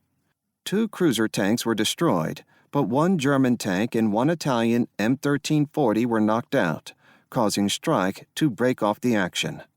Ponat's infantry was left in an exposed position under fire for the remainder of the day. The German armored attack on 11 April failed because of lack of reconnaissance to identify the enemy obstacle belt, as well as lack of engineer and artillery support to conduct a breach operation. By the end of 11 April, the 34,000-man garrison of Tobruk, with 12 infantry and 1 tank battalions, was under loose siege by the Italian Brescia Division, about 2 infantry battalions in the west, the 5th Leichte Division in the south, with 1 infantry and 2 panzer battalions, and Gruppe Schwerin, MG Battalion 2 in the east. Rommel had a few other odd detachments about, but he was oblivious to the fact that he was taking on an entrenched force that outnumbered the besiegers by more than 3-1. Rommel's stubborn refusal to see the actual battlefield situation was likely due to the ideas he retained from the French campaign and reinforced by the rapid withdrawal of the 2nd Armored Division, that the enemy wanted to flee rather than fight. He was about to get an education. Rommel ordered Streich to try again on 12 April, this time with 1 pioneer platoon attached. Ulbricht's panzers and Ponat's infantrymen reached the anti-tank ditch at 1645 hours, but the pioneer platoon did not show up, so the breach attempt was aborted. The RAF did show up, and Blenheims bombed Ulbricht's panzers, further adding to their discomfiture. Clearly, for something as important as a battalion-sized breach operation, some kind of rehearsal is necessary in order to enhance combined arms coordination, but Rommel was in too much of a hurry to allow such luxuries. Ponat was disgusted with the attempt, first by Ulbricht's panzers nearly running over his prone infantry, then being ordered to dig in 200 meters from the Australian positions. Caught on the open sand, Ponat's infantry suffered heavy casualties from the British artillery fire. A sandstorm descended over the battlefield, further isolating Ponat's battalion. Frustrated by his vulnerable situation, Ponat waited until night fell on 13 April, then moved forward, with some Pioniertruppen who belatedly showed up, to breach the anti-tank ditch. Although the Australian infantry mounted spirited counterattacks to disrupt Ponat's breach attempt, by 0230 hours on 14 April, the Germans had created a rudimentary crossing over the anti-tank ditch near the R-33 position and removed the anti-tank mines. Ponat established his command post in the anti-tank ditch and quickly sent 2 infantry platoons to secure the far side of the obstacle. He also notified Ulbricht's panzers of the breach. Amazingly, an Australian platoon in R-33 was still in place, overlooking the breach site 300 meters away. 1 hour before dawn, the 2nd Panzer Regiment 5 began crossing the breached anti-tank ditch, which was not well marked. The 1st German Panzer Company, with each tank carrying a few of Polnatz's infantrymen, advanced past the Australian-held positions without making any effort to eliminate them. Almost immediately, the German tanks were engaged by 2 batteries of 25-pounders, 1st RHA, which quickly separated Polnatz's infantry from the tanks. The Australian infantry from the 2nd of the 17th Battalion, defending this sector, also poured a continuous fire into the German armored group. Nevertheless, Ulbricht's panzers continued pressing towards the northeast, and a second group of tanks crossed the anti-tank ditch as well. Under heavy fire, the German tanks tried to use bounding overwatch tactics, with one platoon moving while another fired to suppress enemy positions. As a result, the German tanks were able to advance roughly 5 kilometers into the depth of the Australian position and get within 600 meters of the British artillery batteries. The British 25-pounder crews fired in direct lay at the oncoming enemy armor and blew the turret off one Panzer IV tank with a direct hit. 4 other panzers were also disabled by artillery fire. The British gunners suffered heavily during the duel, with one 25-pounder destroyed and 10 personnel killed. Australian anti-tank gunners, with 2-pounders mounted on Portee, also engaged the German armor, knocking out several, but 2 Portees were destroyed. Hard-pressed, the Australian 20th Brigade appealed for armored support, and a squadron of tanks from the 1st RTR appeared from the northeast at dawn. The British tanks counterattacked into the German right flank, inflicting further losses. Under fire from all directions, Ulbricht decided to break off the attack at 0730 hours and fall back to the breach site. The Australians and British poured intense fire on the breach site, kicking up dust and creating total chaos at this point. Although Lieutenant Schorm managed to find the breach and reach friendly lines, nearly half the German tanks were lost in the failed assault. For some reason, Polnatz thought that he could maintain a foothold in the Australian defensive line to facilitate another attack, which caused him to order his surviving troops to remain north of the anti-tank ditch. Once the German tanks were gone, the British tanks and Australian infantry began mopping up Polnatz's isolated battalion. 2 Matilda II tanks arrived for the coup de grace, which resulted in Polnatz's death and the surrender of his remaining troops by about 1000 hours. Of 38 tanks involved in the 14 April assault, 17 were lost, including 5 Panzer IVs. The British managed to capture a number of tanks intact, including the latest Panzer III Alf H model, which was evacuated by sea for later technical analysis in England. Polnatz's MG Battalion 8 was decimated in the assault, and altogether the Germans lost at least 150 killed and 250 captured. Allied losses were modest, including 2 cruisers and 1 light tank lost by the 1st RTR, while personnel losses were 26 killed and 64 wounded. Rommel, who watched the assault, immediately blamed Streich for the failure of the Easter attack, claiming that Ulbricht had abandoned Polnatz's infantry and that the division's command had not mastered the art of concentrating its strength at one point, forcing a breakthrough. Even after this tactical disaster, which reduced his available armor to a very low ebb, Rommel refused to adopt siege tactics. Yet since he was running out of German troops, he simply substituted Italian troops. On 15 April, he ordered the Ariete Division and the new 102nd Divisione Fanteria Trento to conduct an attack on the west side of the Tobruk perimeter near Ras el Medawar. The Trento was one of Italy's only 2 fully motorized infantry divisions and intended to work with Ariete as a combined arms team. If employed properly as a full-strength mobile corps, these 2 divisions were capable of achieving significant results on the battlefield. most of the 7th Battaglione KRM M1340 tanks had fallen out in the advance across the desert, and only 12 of 46 reached Tobruk by the end of April.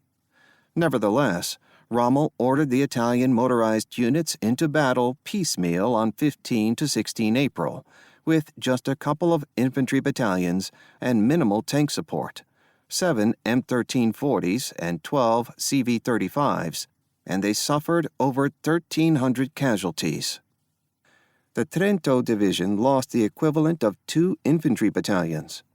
The British even took the opportunity to mount a counterattack with 3 cruiser tanks and 5 Bren carriers against the Italians near Ras el Medawar on 22 April, which overran the Fabri's detachment, 3rd Battaglione Bersaglieri. Tenente Colonnello Fabris was killed in action and 368 of his men captured. While launching the fruitless attacks against the Tobruk perimeter, Rommel had simultaneously begun pushing eastward toward the Libyan-Egypt border and spoke of unique opportunities, by which he was alluding to the Suez Canal. Von Weckmar's AA-3 had occupied Bardia without a fight on 12 April. Gott's mobile force could not even stand up against this small force and was forced to retreat to Sollum, while a company of Free French infantry was assigned to guard the Halfaya Pass. In order to further strengthen his forces near the border, Rommel decided to form Vorausabteilung Knabe, Oberstleutnant Gustav Georg Knabe, from the lead elements of 15th Panzerdivision, comprised of the Kreuzschützen Bataillon 15, Motor Infantry Battalion, Panzerjäger Abt 33, and 1 battalion of 8.8 centimeter flat guns. Knabe's detachment occupied Sollum on 13 April, forcing Gott to pull back into Egypt. When Oberst Maximilian von Herf arrived to take temporary command of the vanguard of the 15th Panzerdivision arriving near Tobruk, Rommel instead ordered him to head to Sollum and to form a new Kampfgruppe, incorporating both AA-3 and Gruppe Knabe.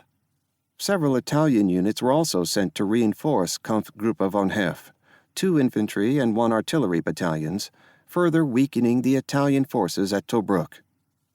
Back near Tobruk, Rommel still did not accept the need to employ siege tactics to reduce the fortress and kept pestering the OKH with requests for more reinforcements.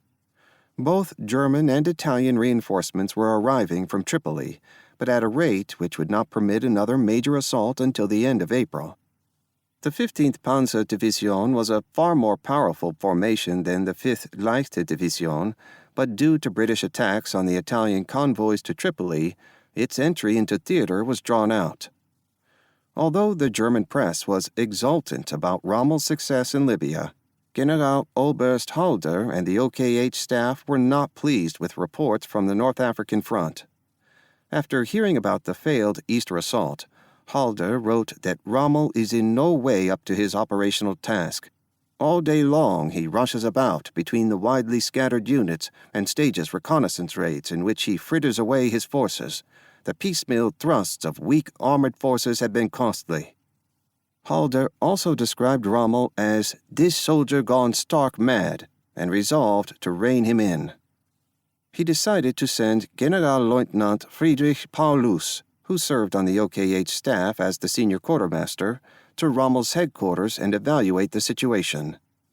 Rommel's conquest of much of Libya in just 2 weeks in April 1941 is typically depicted as a mechanized tour de force, but the operation was amateurishly planned, badly executed, and achieved very limited results beyond embarrassment to the British. Rommel blatantly disregarded his orders and pushed his limited forces beyond practical support range and continued to announce boastful objectives, like the Suez Canal, that were incongruent with German strategic objectives. At the operational level, Rommel's disregard for logistics crippled Streich's 5th Leichte Division, and his disregard for intelligence cost the DAK the services of 3 valuable senior officers in his ill-judged, hasty attacks on the Tobruk perimeter. While German panzers had suffered some tactical setbacks in earlier actions in Poland and France, Rommel had the dubious distinction of being the first commander to cripple his own armored force. In just 2 weeks, Ulbricht's Panzer Regiment 5 was reduced from 150 operational tanks to just 20, while 4th Panzerdivision had suffered a costly repulse at Warsaw in 1939. The Germans were still able to accomplish their operational objectives of surrounding the city and eventually forcing the garrison to capitulate. Rommel equated tanks with maneuver and firepower, but in crude terms. The wide encirclement through the desert was conceived in the abstract, without reference to terrain or the environment. Good maneuver commanders have an instinctive grasp of time-distance factors, i.e., how long it will take a unit to move a certain distance, which Rommel clearly lacked. Rommel's habitual preference for spur-of-the-moment decision-making also tended to reduce his highly competent staff to the role of spectators rather than mission-planning specialists. The best that can be said about Rommel's style of maneuver warfare was that it contained a level of aggressiveness which caught the British by surprise after months of fighting cautious Italian commanders. At the tactical level, German tankers performed well in an alien environment and gave a good account of themselves when allowed to fight as they had been trained. However, the use of tanks in the infantry support role at Tobruk and the wide dispersion of mechanized units were at odds with existing German tactical doctrine and served to reduce the probability of achieving worthwhile results. German panzer units were not supposed to be used against fortified positions, and experience against the French Weygand Line in June 1940 indicated that artillery and anti-tank guns could inflict heavy losses when well integrated into a defense. British tankers were also ill-served by their senior commanders during Rommel's first offensive, primarily because they could not mentally adapt to the non-linear nature of what was occurring. Gambier Parry was clearly unsuited for the task of leading an armored division in the desert, and one wonders why an experienced RAC officer from 7th Armored Division, such as Burks or Gatehouse, was not chosen instead of him. Once Rommel's offensive began, Nimes and Gambier Parry thought in terms of phased withdrawal lines on a map, with little reference to what the enemy was actually doing, which had not worked for French generals in May 1940. After Rommel took Agedabia, the 2nd Armored Division scattered instead of concentrated. Gambier Parry did not understand that the Armored Brigade and Support Group were supposed to stay within supporting range, not fight separate battles. Constant retreats rapidly wore down the 2nd Armored Division, with less than 10% of its tanks lost to enemy action. Instead, Gambier Parry should have made a stand somewhere north of Agedabia, while he still had nearly 100 tanks. At the tactical level, British tankers fought well against the German panzer units, although the Mark IV-A cruiser no longer had an edge in combat due to its inferior level of armored protection compared to the latest German medium tanks. Both sides still had plenty of light tanks, Mark VI-B, Panzer II, and CV-35, but these obsolescent models were now proving to be liabilities on the battlefield. At the operational level, Nimes' hasty decision to evacuate Benghazi was a serious mistake because the terrain around that town favored delaying operations. While the British recognized, even before the loss of Agedabia, that the enemy might try an outflanking maneuver through the desert, Nimes failed to appreciate that the very survival of most of Rommel's forces depended on opening up the Via Balbia from El Agheila to Derna. For all their faults, the British Mark IV-A cruiser tank, with some infantry and artillery support, would have been well suited to conducting an effective mobile delaying operation through the Jebel Akhdar Mountains. One lesson that the Commonwealth forces learned the hard way during Rommel's first offensive was that the traditional method of trading space for time did not work well in the desert because of the non-linear nature of operations. Stalemate, May 1941. We are the hunters, and even if the battle is hard, we defeat you, as always. Afrika Korps March, 1941. The DAK's logistics situation was far worse after Rommel's first offensive than it had been prior to it. The Italian-German forces in North Africa required roughly 3,100 tons of fuel, food, water, ammunition, and other supplies per day. The port of Tripoli could handle 1,500 to 2,000 tons per day, but was now over 1,500 kilometers from the front line. Moving supplies from Tripoli required a very large number of trucks, well beyond the DAK's limited organic transport capacity. While the capture of Benghazi was helpful, this small port could only handle about 750 tons per day in May 1941, and it was regularly under attack by the Royal Navy and RAF. The Luftwaffe did have a significant air transport capability in Sicily and assigned 3rd KGZBV-1 to support the DAK. In reality, this meant groups of 25 Ju-52-3M transports flying personnel and supplies to the Benina airfield near Benghazi and occasionally the Derna airfield. However, the total air transport capacity was only about 50 tons in one such lift, and the Luftwaffe lacked the resources to conduct this scale of airlift on a daily basis. Furthermore, RAF Hurricane fighters from Tobruk managed to shoot down several Ju-52 transports in April, which made Luftwaffe leaders averse to risking their limited number of transports close to the front. In short, the OKH and the Comando Supremo were correct in their assessments. Rommel lacked the supplies to mount another offensive. The Axis supply problems also made it difficult for Panzer Regiment 5 to recover from its misadventures in Rommel's first offensive. First, disabled tanks and wheeled vehicles were scattered across the desert from Masous to Akrama and needed to be salvaged, using up more precious fuel. The main problem afflicting Ulrich's panzers was sand ingested into the engines and transmissions, which mixed with normal POL fluids to form a sludge that increased friction to the point that pistons seized and power output dropped off. Unsurprisingly, the HL-120 TRM engine on the Panzer III was not designed to operate at daily temperatures over 90 degrees Fahrenheit, 32 degrees C, while full of sand. After recovery, the regimental Werkstatt mechanics could pull the engine using the crane on an SDKFZ 9/1 recovery vehicle and attempt to clean the sand out of it, but while this process was straightforward in Europe, it proved difficult and time-consuming in the desert. Mechanics were forced to work out in the open most of the time because there were few buildings around and tents were easily knocked down during the frequent sandstorms. Sand also caused excessive abrasion on parts, particularly the critical cardan shaft, Gelenkwelle, that linked the engine to the transmission. Rommel appealed to the OKH for new tank engines to be flown in, and a few were, but most tank crews received a rebuilt engine, which probably had limited lifespan left. Indeed, German industry was more focused on new tank construction at this point, in order to re-equip all existing panzer divisions with modern weapons rather than spare parts.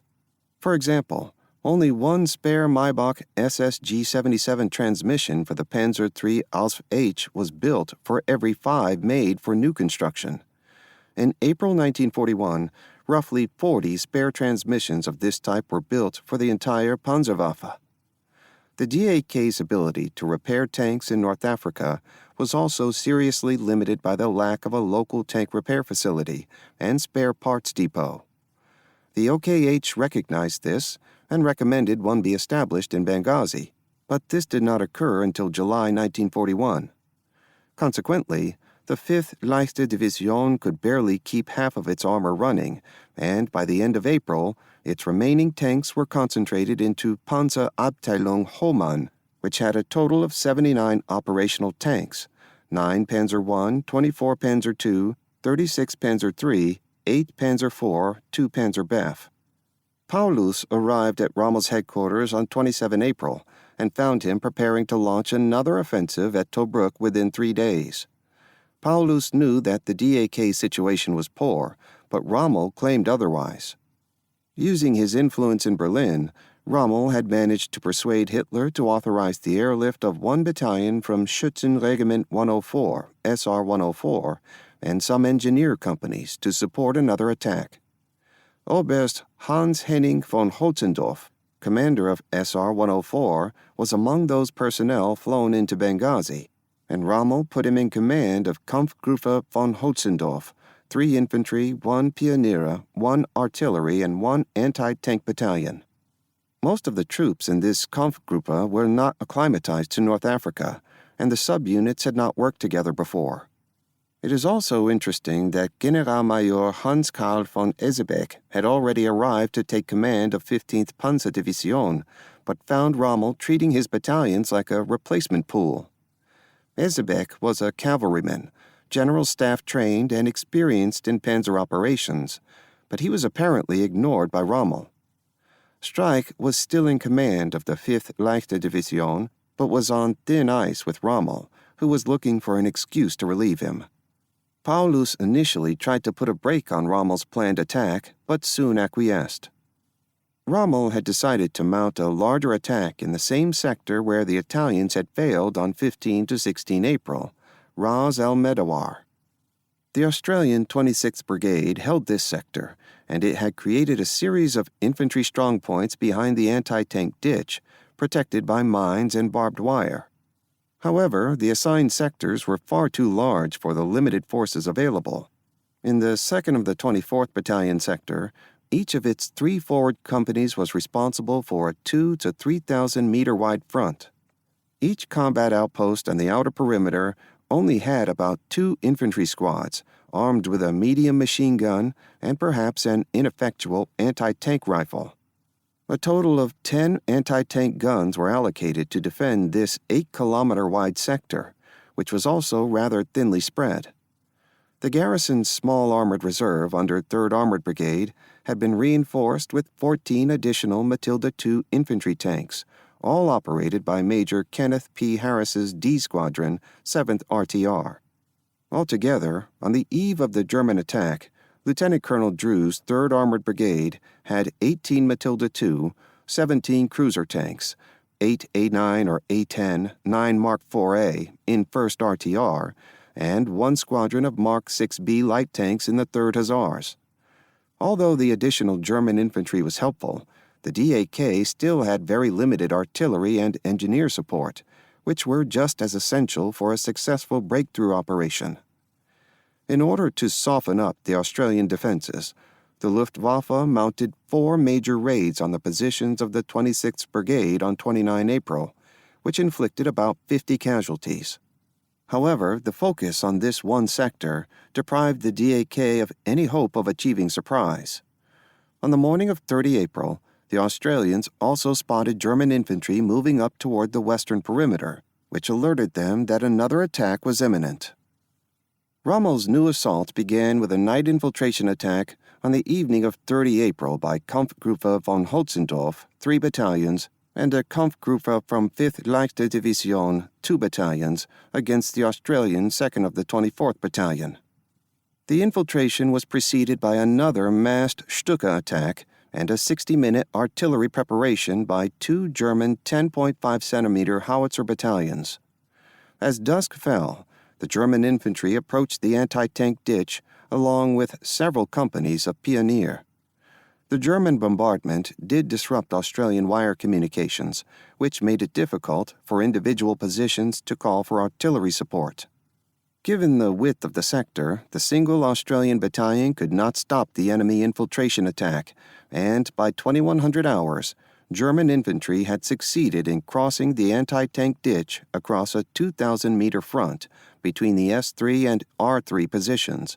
This critical sector was defended by a single Australian infantry company, A, 2nd of the 24th. Engineers from Pioneer Battalion ZBV 200 cut the Australian barbed wire and filled the anti-tank ditch during the night, apparently with crushed rock, near the R1 position, while the German infantry tangled with the Australian combat outposts. The Australian 26th Brigade headquarters lost contact with most of its forward positions and had a difficult time assessing the extent of the enemy breakthrough, but moved up a reserve anti-tank company and alerted Drew's 3rd Armored Brigade. However, the Australians did remarkably little to interfere with the German breaching operation. At 0345 hours, Panzer Abt Hohmann moved forward from its assembly area, 5 kilometers southwest of Ras El Medawar and reached the primary breach site around 0545 hours. A pre-dawn ground mist helped to conceal the arrival of the German armor.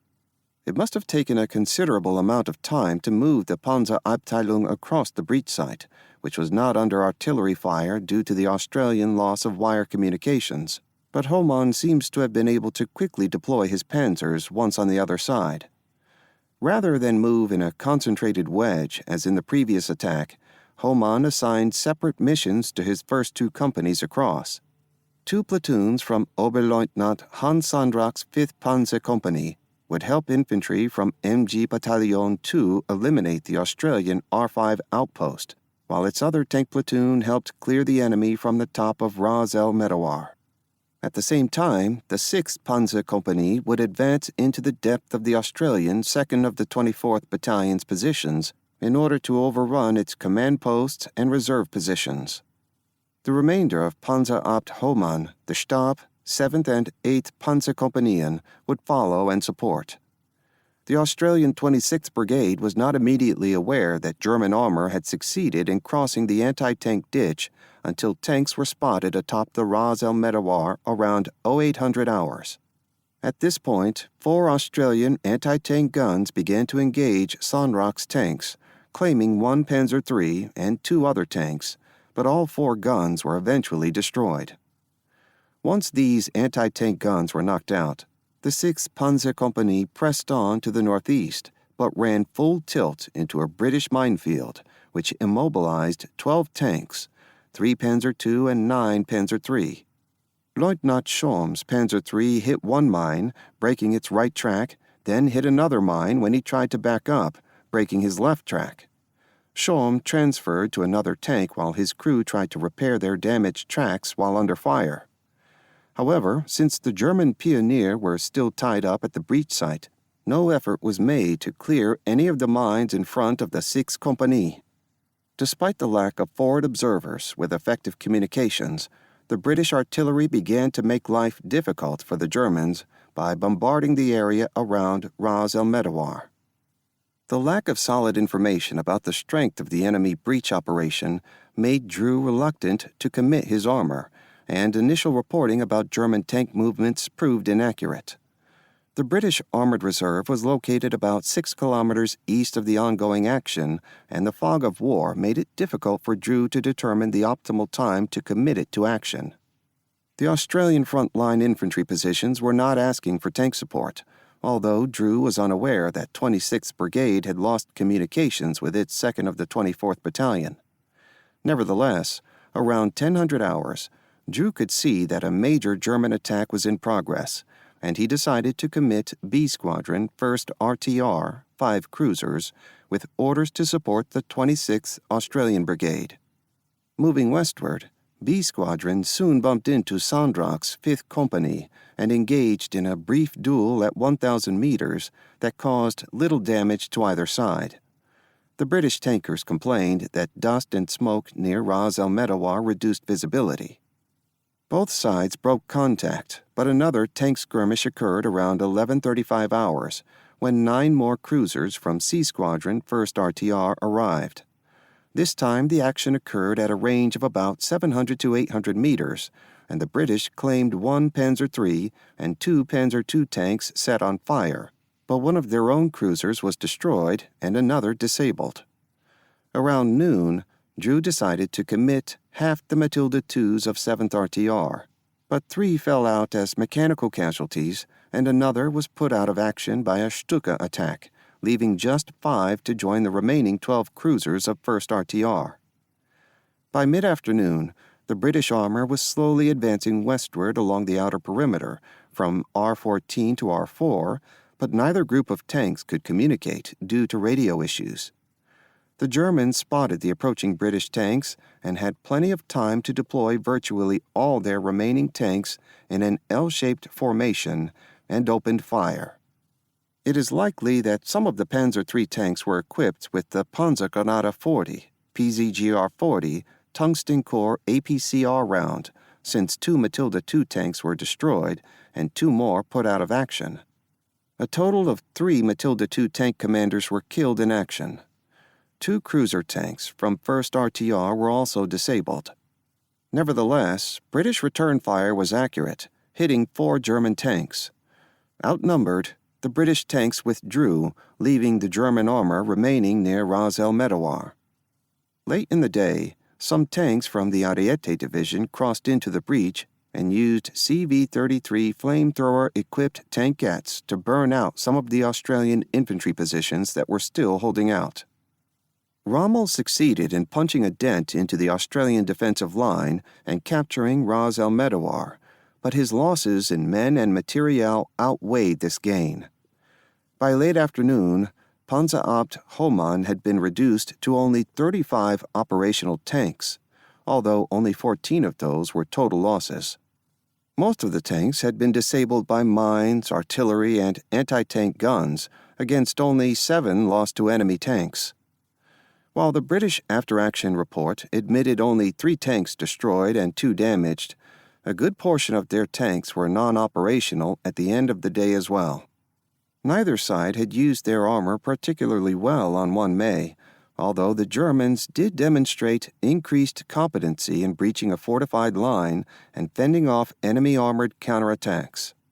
For the Commonwealth Forces part, Lieutenant Colonel Drew's piecemeal commitment of his 3rd Armored Brigade violated the basic principles of how to use a mobile reserve, which was exacerbated by the failure to redress communications issues between the 2 tank battalions prior to battle. Late in the day, the 26th Australian Brigade finally launched its own counterattack, using just 2 companies of its reserve 2nd of the 48th Battalion, which were repulsed. Had the 3rd Armored Brigade and the 26th Australian Brigade worked together to mount a coordinated counterattack, the DAK would likely have suffered a stinging tactical defeat at Ras El Medawar. Instead, the Australian 2nd of the 24th Battalion was essentially left to fend for itself, and its encircled positions were silenced one by one. Eventually, the Australian 9th Division was able to seal off the penetration around Ras El Medawar, preventing further enemy exploitation eastward.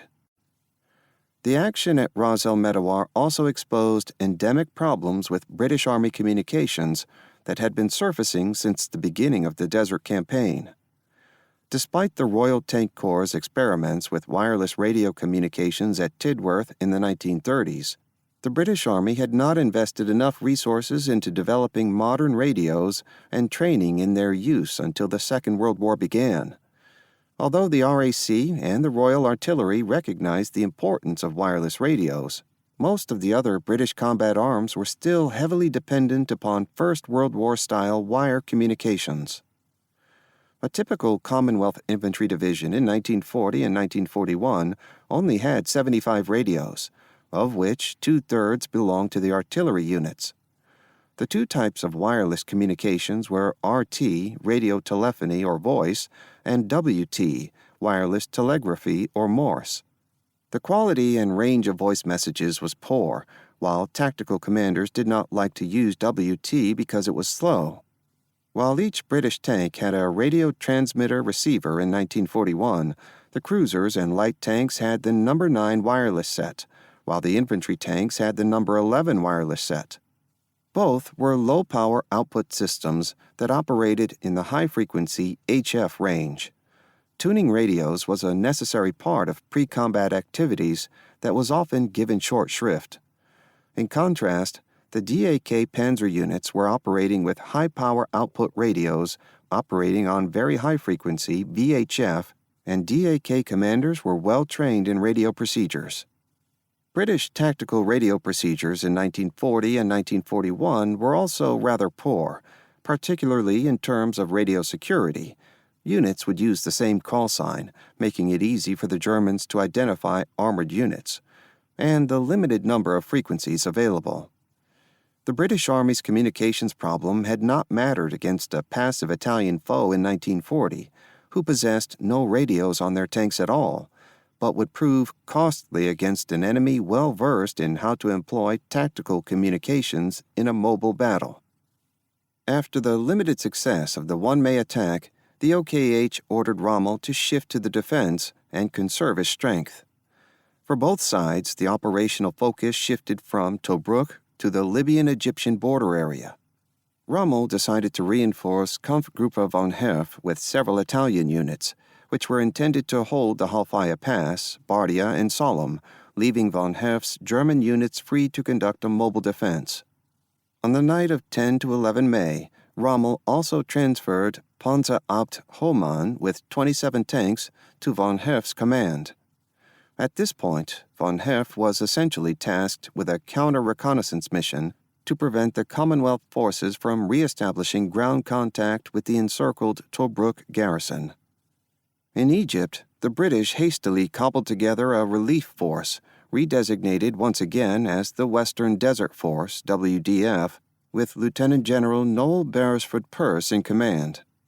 However, Beresford Peirce was essentially a resource manager, and tactical command was in the hands of 7th Armored Division officers, particularly Brigadier Gott.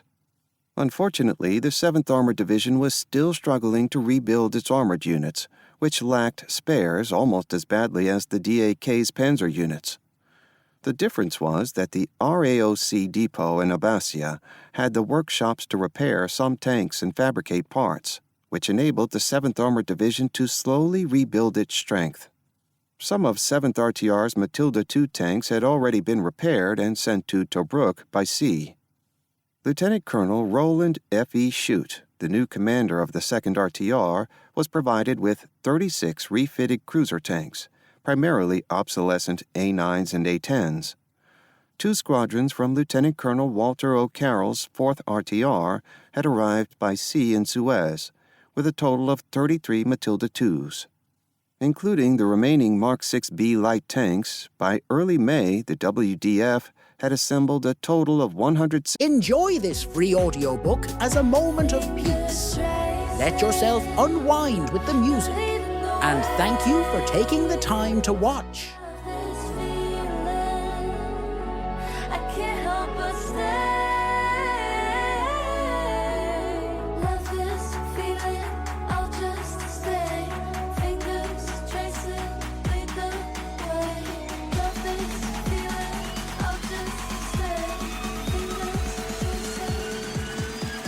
The way.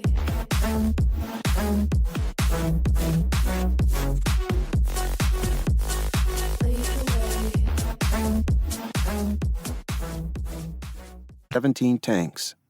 Support forces were also limited, but included 5 infantry battalions, 1 25-pounder howitzer regiment, and the 11th Hussars, the equivalent of 2 incomplete brigades. Unlike Operation Compass, the WDF cooked up Operation Brevity with little planning or preparation.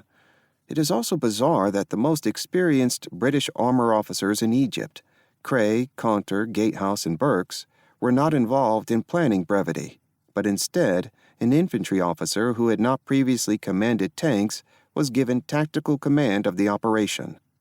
Gott had been in charge of a minuscule motorized covering force in the Bardia Sollum area since mid-April and had been gradually pushed back across the border by Kampfgruppe von Herf. Wavell wanted Gott's so-called mobile force to launch a limited spoiling attack in order to put some pressure on Rommel and force him to divert forces away from Tobruk. He also knew that significant armored reinforcements were en route from England, so Operation Brevity was regarded as a precursor attack to pave the way for a larger armored strike in June.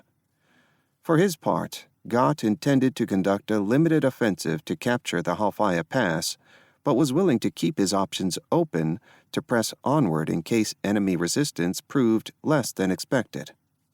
Gott certainly hoped that the Matilda II tanks would once again prove decisive, but O'Carroll's 4th RTR got off to a poor start by losing a total of 7 Matilda IIs in the movement to the front from a combination of accidents and mechanical breakdowns.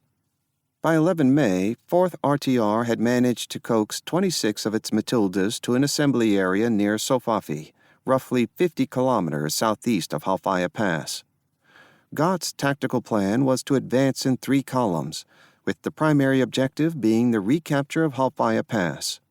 A northern column, 1 infantry battalion, 1 artillery battalion would advance along the coast and seize the lower eastern end of the pass. The central group, composed of Brigadier Ian D. Erskine's 22nd Guards Brigade Group, 4th RTR, and 3 infantry battalions, was the main effort and would seize the western end of the pass, which lies up high on the escarpment. Brigadier Russell's 7th Armored Brigade Group, with 2nd RTR, 3rd and 11th Hussars, would protect Erskine's left flank and serve as a potential exploitation force if conditions were favorable. Thanks to the Ultra and other forms of intelligence, the British were aware that the 15th Panzer Division was arriving in Libya, so Gott knew that Operation Brevity would have to strike and achieve its objectives quickly before the DAK could react. British armored doctrine had been slightly modified since Operation Compass had been conducted, in part due to the success of 7th RTR against the Italian camps. ATI No. 2, issued in March 1941, placed greater emphasis on the 1st Tank Echelon in an assault acting boldly, whereas the follow-on infantry were essentially relegated to marching on to the objective once the tanks captured it. The new doctrine was also influenced by the perceived invulnerability of the Matilda II to current enemy anti-tank weapons.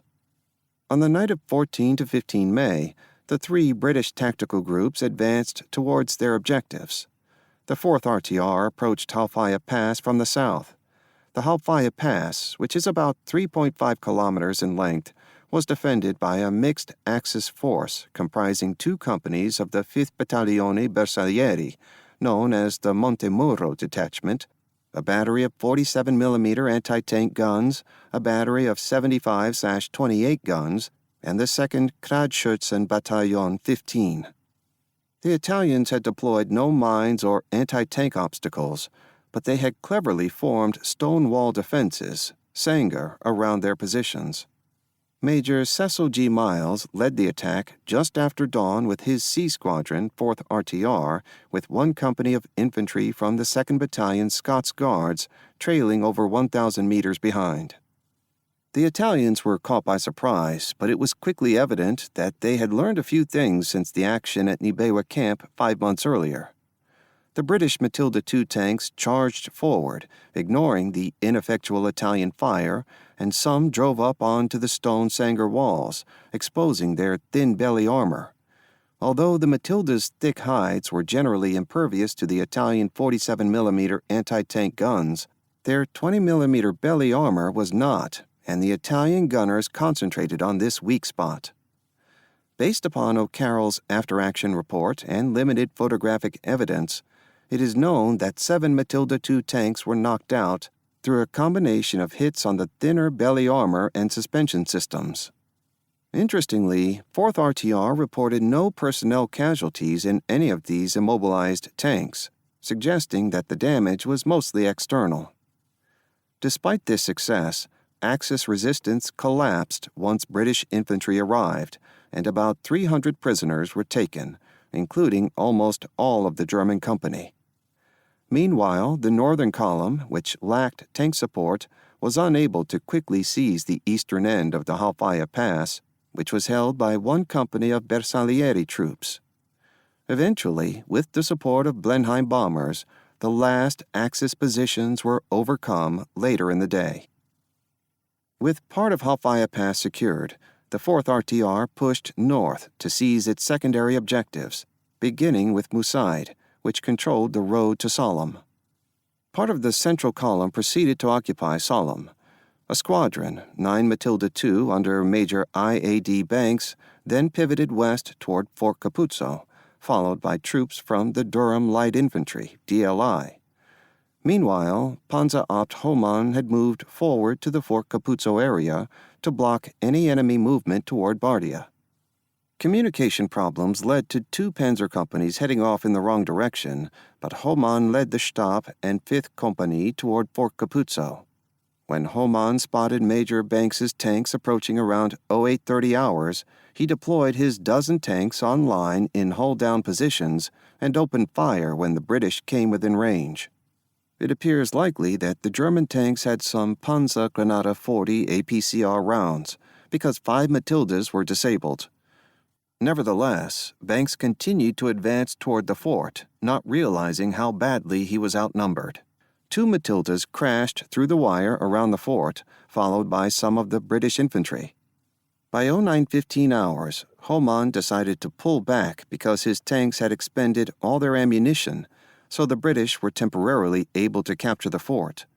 However, the 4th RTR had very few tanks left in the fight, and after replenishing his ammunition, Homan was able to mount a counterattack around 1400 that convinced Major Banks that it was time to leave this exposed position.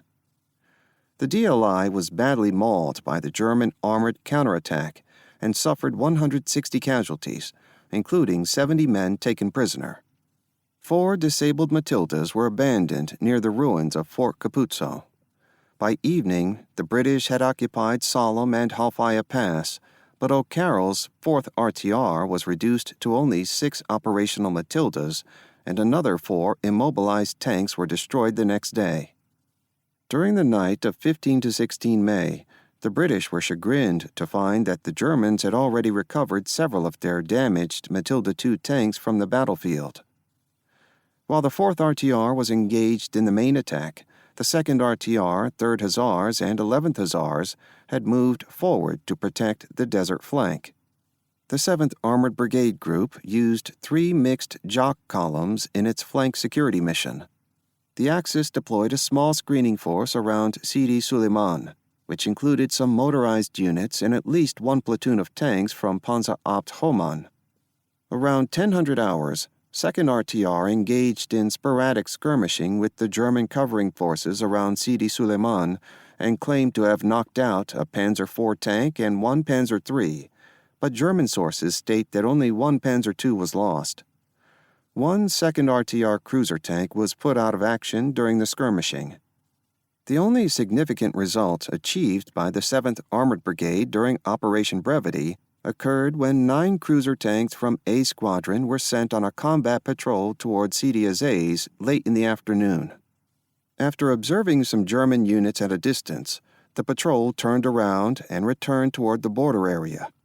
When Rommel received reports about this British force, he overreacted and regarded it as an indication that Kampfgruppe von Herf was defeated and that British tanks might even be advancing toward Tobruk. Consequently, Rommel made one of his characteristic spur-of-the-moment decisions to send major reinforcements to the border area. Oberstleutnant Hans Kramer's Panzerregiment 8 from the 15th Panzerdivision had just arrived at Akraman near Tobruk 48 hours earlier. Kramer's panzers had just completed a 1,300-kilometer road march from Tripoli and were in need of rest and repairs before being committed to action, but Rommel ignored these factors. Instead, Rommel ordered Kramer to immediately dispatch Major Krohn's 1st Panzerregiment 8 to support Kampfgruppe von Herf, and the rest of the regiment was to follow. Kramer's tankers had to conduct a night road march of about 130 kilometers in an unfamiliar area and link up with Kampfgruppe von Herf before dawn. Although Krohn's battalion reached Sidi Azeiz around 0300 hours, the British were long gone, and the link-up with von Herf's command did not occur. Furthermore, Rommel had not ensured that any logistic arrangements were made to cover this major armored movement, so Kramer's Panzerregiment 8 soon found itself out of fuel and quite alone in the desert. Kramer's panzers spent the next 14 hours immobilized until fuel finally arrived. Furthermore, more than half of Kramer's panzers had broken down from mechanical failures en route, leaving his regiment in a poor condition. Unaware of the German difficulties, Gott was unwilling to leave his small forces exposed across the border in Libya, and during the night of 15 to 16 May, he ordered a withdrawal back to the line of Halfaya Pass, Sidi Suleiman. Both sides badly misused their armor during Operation Brevity. The British confidence in the impregnability of the Matilda II led to heavy losses against an enemy that was learning how to counter this tank. 4th RTR was essentially hors du combat after just a few hours of combat. Both the 7th Armored Brigade Group and Panzer Abt Hohmann spent an entire day jockeying for position and then only briefly exchanged ineffectual jabs.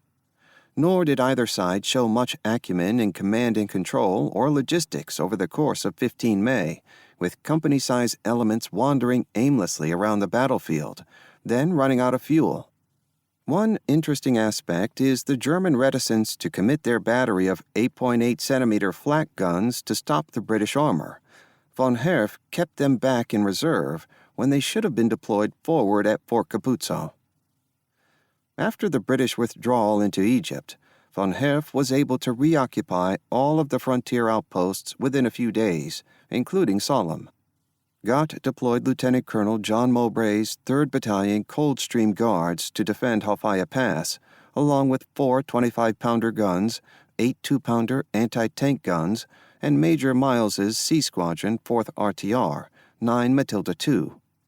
Gott had no real mobile reserve to support Mowbray, since 2nd RTR had been reduced to just 22 operational cruiser tanks, most in poor mechanical condition. Von Herf spent a week conducting reconnaissance patrols across the border into Egypt, which revealed how thin the British were on the ground, while preparing a counterattack.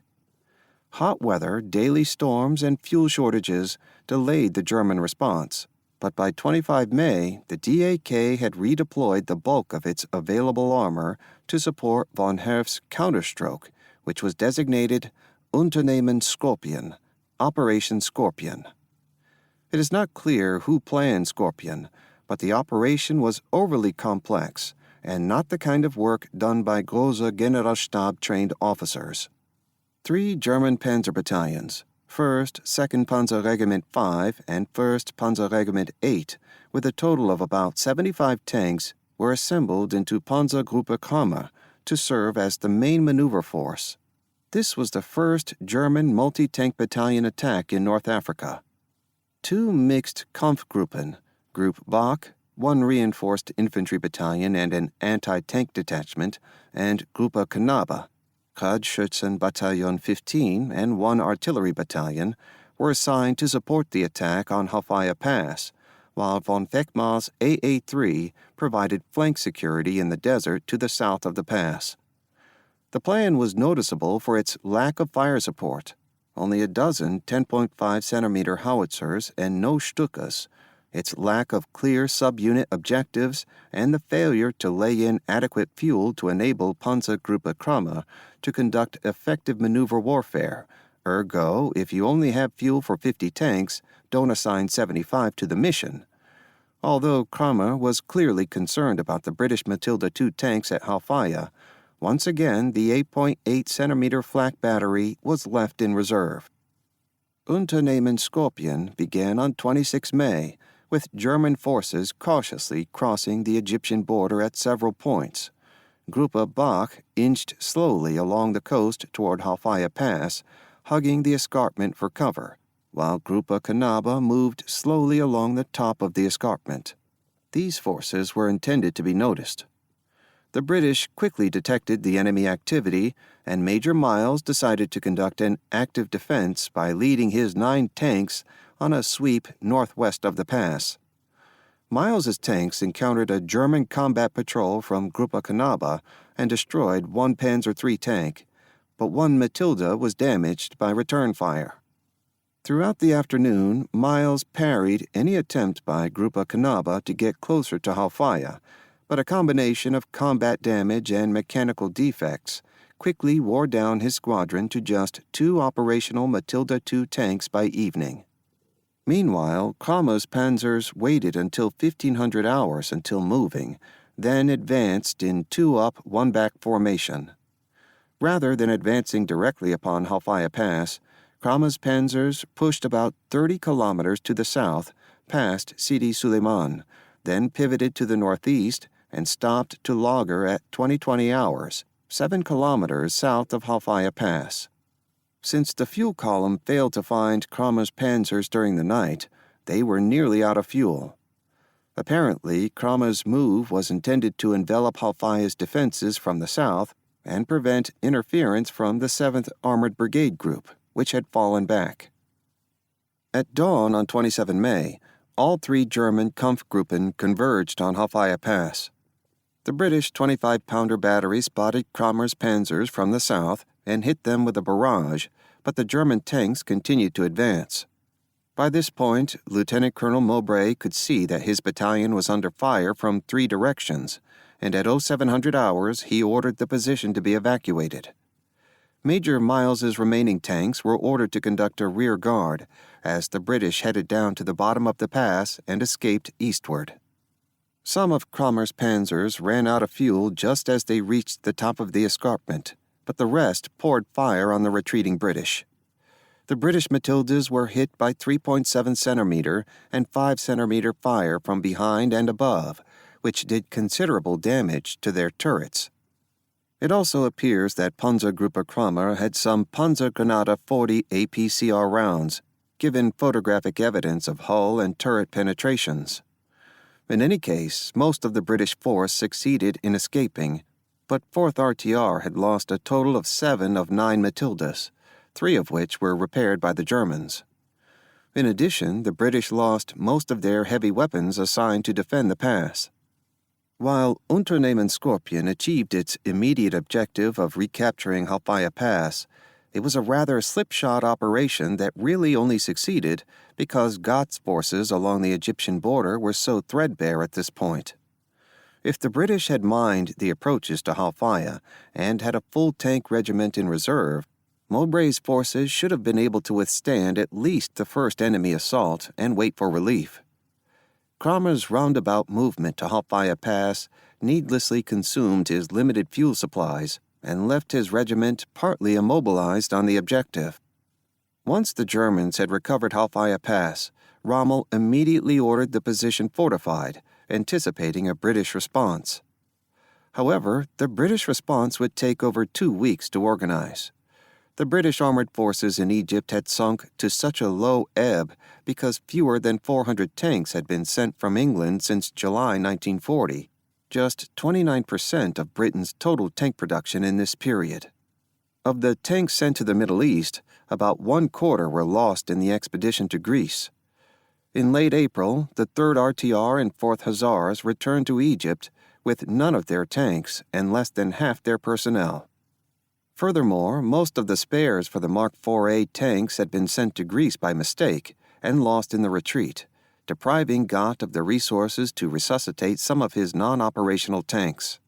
Indeed, the RAC depot at Abbasia still had large numbers of tanks that could not be repaired due to the lack of spares.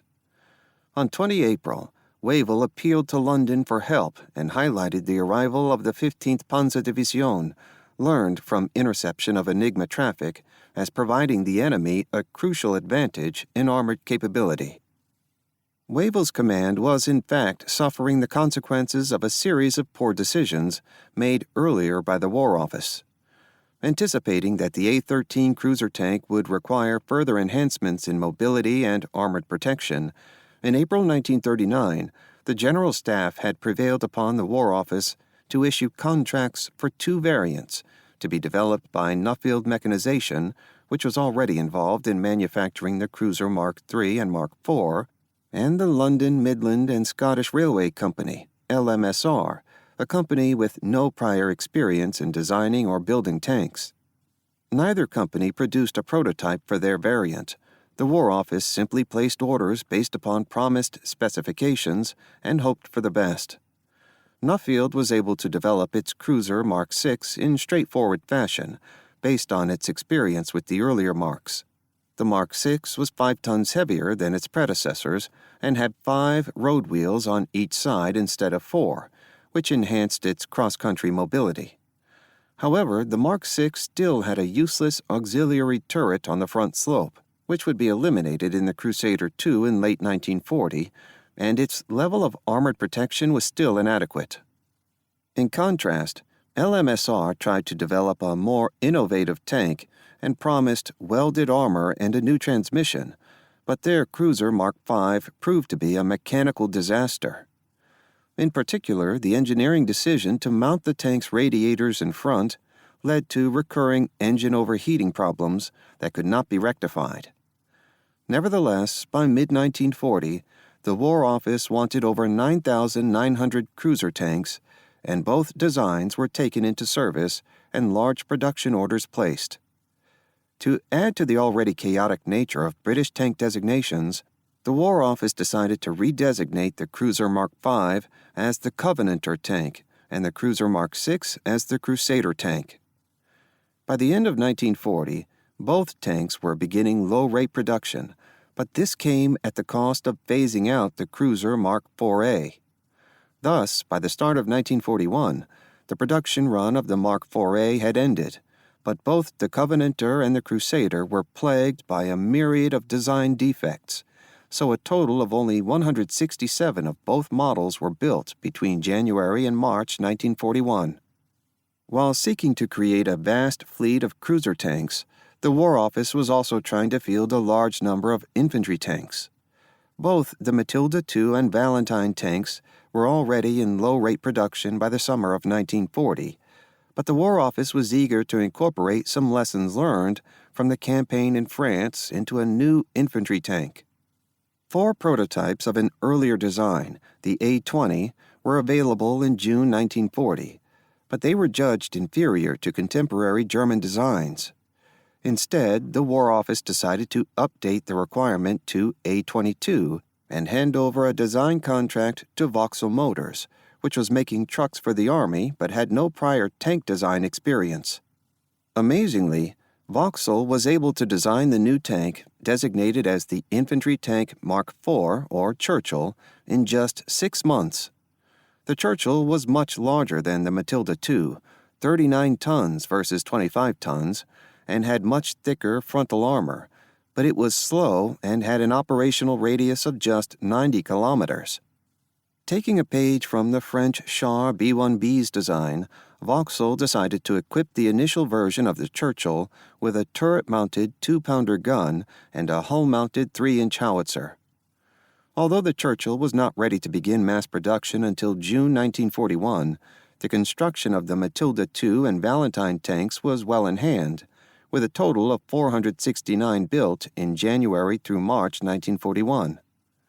Thus, in the first half of 1941, Britain's tank production was still quite anemic, and 2/3 of those vehicles manufactured were infantry tanks, not well suited to maneuver warfare over long distances in the desert.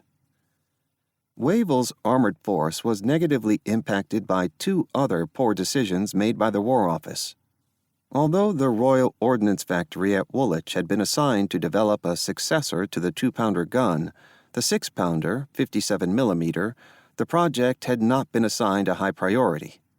Furthermore, none of the multitude of tank designs approved by the War Office between 1938 and 1940 were designed with a larger gun in mind. Royal Ordnance was able to develop an efficient 6-pounder gun by mid-1940, but getting the weapon into production and then mounted in British tanks proved to be a major challenge in the post-Dunkirk environment. Woolwich's production of the 2-pounder gun was also quite low, barely 200 per month in 1940, and the same weapon was used on both tanks and in anti-tank units. Disrupting the limited 2-pounder production in order to get the 6-pounder into service would have virtually halted British tank production for several months, which was unacceptable. Since Britain's best available tank, the Matilda II, had a turret ring that was too small to accept a 6-pounder gun mount, the issue rapidly became moot. Consequently, Woolwich would not begin production of the 6-pounder gun until November 1941, and it would not be mounted on a British tank until May 1942. British tankers in North Africa would have to rely upon the 2-pounder and its lack of an HE shell for another year. Finally, the War Office continued with its plans to vastly expand Britain's armored forces after the French campaign, despite limited tank production and experienced instructors. 3 armored divisions, 6th, 8th, and 9th, were formed from the TA units and yeomanry in late 1940, on top of re-equipping the decimated 1st Armored Division. In addition to several independent armored brigades, This decision created a requirement to outfit nearly 40 armored regiments in the United Kingdom with over 2,000 tanks. There were still lingering concerns that the Germans might try to mount an invasion, Unternehmen Seelöwe, of England in the summer of 1941, and a large armored reserve was deemed critical for dealing with any landings. Yet the creation of so many armored units so quickly resulted in hollow formations, with few tanks or trained personnel. By early 1941, even the 1st Armored Division was just beginning to receive new cruiser tanks and was far from combat ready. Given the paucity of tanks available, the tanks that were available were hard used in training, leaving no pool of brand new, fully operational vehicles. Although General Alan Brooke, commander of Britain's home forces, advocated a greater investment in creating adequate spare parts for armored units, Churchill rejected this notion as wasteful and insisted on building new tanks rather than repairing existing ones. Hitler held exactly the same view about spares. When Wavell's plea for armored reinforcements reached London on 20 April, the British Army was not yet in a position to provide much help. The 7th Armored Division had not recovered from the losses suffered in Operation Compass and Greece, leaving Wavell with no significant combat-ready mechanized unit in the Middle East. With typical alacrity and resolve, Churchill agreed to immediately dispatch a tank brigade to the Middle East, with another to follow later in the year. General John Dill, SIGS, tried to oppose the idea of sending hastily trained armored units to the Middle East, but lost the argument with Churchill. With input from Martel, now head of the RAC, Dill decided to select the 1st Army Tank Brigade, 8th RTR, 42nd RTR, and 44th RTR, with its 174 Matilda II tanks for deployment to the Middle East. In addition, 67 cruiser Mark I, Mark VI cruiser tanks were taken from the 1st Armored Division in order to re-equip one armored regiment in Wavell's command. Given what the British Army already knew about tank warfare in North Africa, it would have been better to send more cruiser and fewer infantry tanks, but it was already apparent that the Covenanter tank was unsuited for combat, and 2/3 of production output was focused on infantry tanks. Churchill wanted an immediate armored reinforcement for Wavell's command, and the 1st Army Tank Brigade was the only unit deemed reasonably fit for deployment. Given that the Second World War was already in its 2nd year and Britain had no other ground commitments at the time, this was a sad state of affairs. Within a week of Churchill's decision, the 1st Army Tank Brigade and its 295 tanks were in Scotland, preparing to embark on the WS-8A convoy.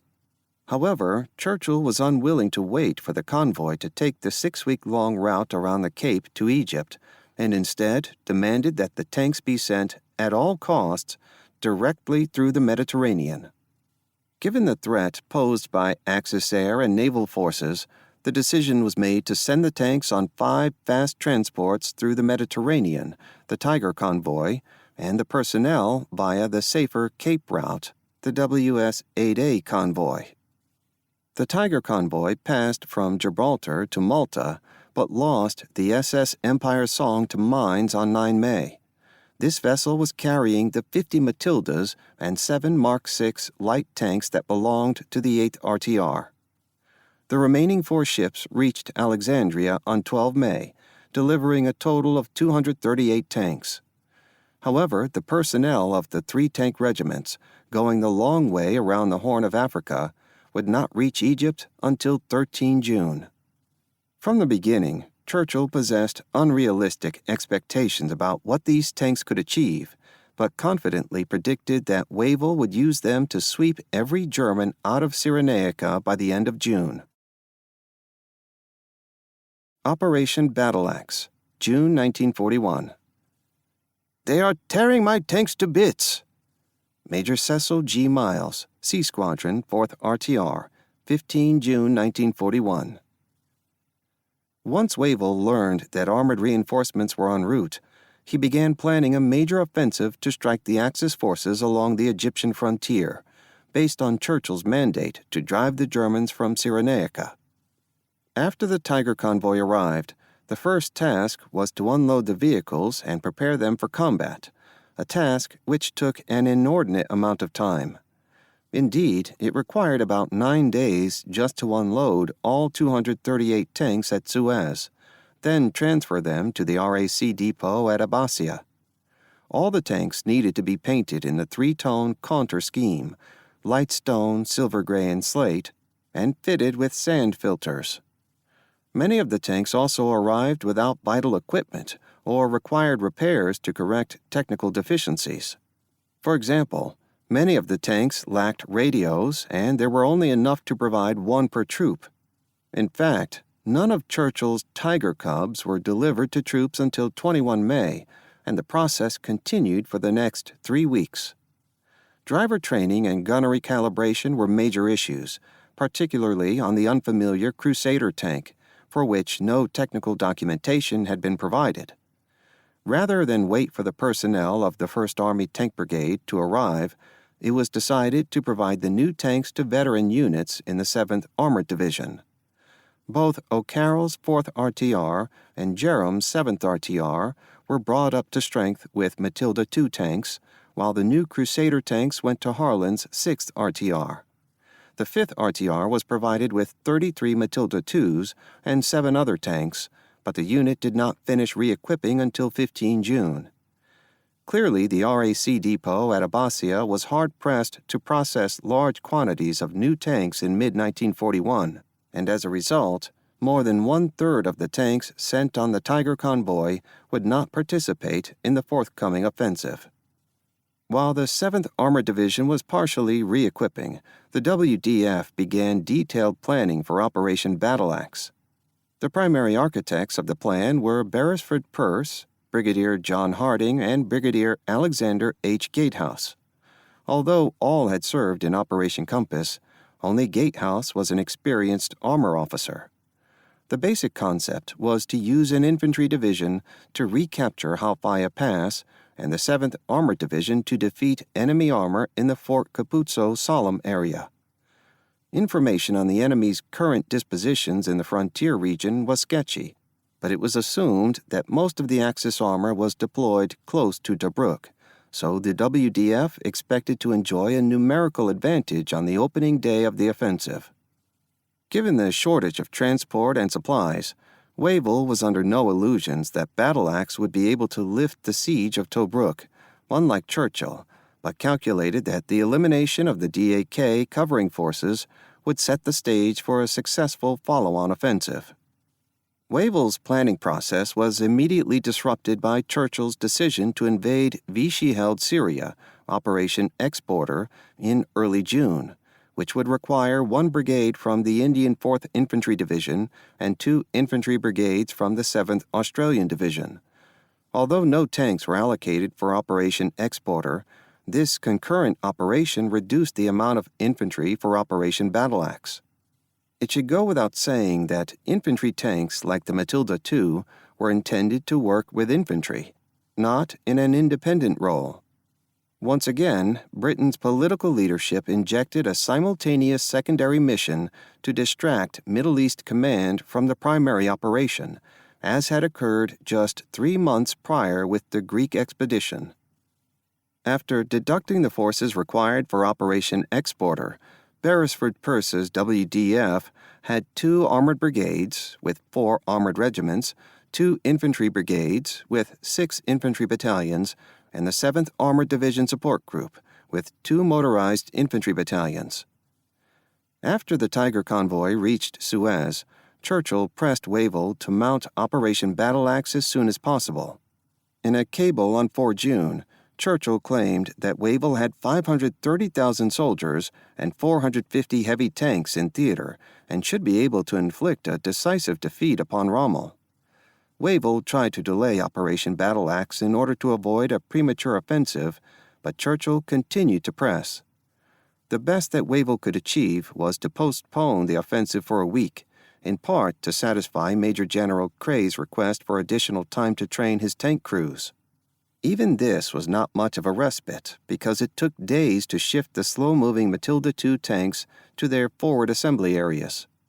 Lieutenant Colonel Roy M. Jerram's 7th RTR moved by rail to Mersa Matruh, but when the unit was detraining, a Matilda II ran over Jerram's foot, which removed one of the most experienced British tactical armor commanders before battle acts even started. German aerial reconnaissance and SIGINT, signals intelligence, detected the British preparations and alerted Rommel on the evening of 14 June that a British offensive was imminent. The tactical operation for Operation Battle Axe was odd from the beginning, particularly because Cray's 7th Armored Division was split up and not allowed to operate under a single commander. Instead, Brigadier Alexander H. Gatehouse's 4th Armored Brigade, 4th RTR, 7th RTR, was assigned to Major General Frank W. Messervy's 4th Indian Division. Messervy was a classic India Army officer with no experience with tanks or mechanized operations, certainly not the kind of officer to be entrusted with an armored brigade. The rest of Cray's 7th Armored Division was left with the 7th Armored Brigade, 2nd RTR, 6th RTR, and Gott's support group. The final battle axe plan specified that Messervy's division was the main effort, with the 11th Indian Brigade and 4th RTR assigned to capture Halfaya Pass, while 7th RTR and the 22nd Guards Brigade took Fort Capuzzo. The rest of Cray's reduced-strength division was assigned to capture the Hafid Ridge west of Capuzzo, which was expected to prompt a response from any German armor in the vicinity. In addition to splitting up the 7th Armored Division, the battle axe plan failed to provide much room for supporting arms, such as artillery and engineers, to contribute, even though it was clear that they would be needed to assault fortified positions. The WDF did possess ample artillery, with a total of 80 25-pounder guns and 16 6-inch howitzers allocated to the operation. While Beresford Perce was assembling his WDF for the offensive, Rommel spent considerable effort trying to create a defense in depth to protect key positions along the frontier, each of which was designed with all-around defense in mind. The 15th Panzerdivision, now under Generalmajor Walter Neumann-Silko, was assigned the covering force mission. The Aufklärungsabteilung 33 was deployed well forward in the Egyptian desert to provide early warning to the main defensive line, which was anchored by Stützpunkte, strong points at Halfaya Pass, Point 206 and Point 208. The Stützpunkte contained infantry, anti-tank guns, and flak guns, 2 cm and 8.8 cm from 1st Flak Regiment 33, with the position at Halfaya being particularly strong. German Pioniertruppen laid teller mines and dug in the 8.8 cm flak guns. All obstacles were covered by fire. The Italian Trento Motorized Infantry Division provided 2 infantry battalions and artillery to create additional fortified positions in Kalala, Salem, and Fort Capuzzo, further strengthening the defense. In order to counter any British attempt to outflank and isolate these forward positions, Oberstleutnant Hans Kramer's Panzerregiment 8, with 82 operational tanks, was kept as a mobile reserve near Bardia. The Axis defense of the frontier region in mid-June 1941 was the outcome of a judicious employment of combined arms resources, which integrated obstacles, fire support, and maneuver elements in order to create lethal engagement areas. The only significant complication for the 15th Panzerdivision was the shortage of fuel, due to Allied interdiction of convoys reaching Tripoli, which reduced the operational mobility of the German armor. The German 5th Leichte Division remained focused on Tobruk, but deployed its Panzerregiment 5 and AA-3 in a position to move to support the 15th Panzerdivision if necessary. Panzerregiment 5 received some replacement vehicles in early June, including 15 Panzer III and 5 Panzer IV medium tanks. Altogether, Panzerregiment 5 had 96 operational tanks in mid-June, excluding Panzer I and command tanks. However, the leadership in Panzerregiment 5 was in flux after Ulbrich and Hohmann were both removed from command after the failed attacks on Tobruk, leaving Major Ernst Bohlbrinke in temporary command. Rommel had also succeeded in getting Streich relieved of command of the 5th Leichte Division in late May.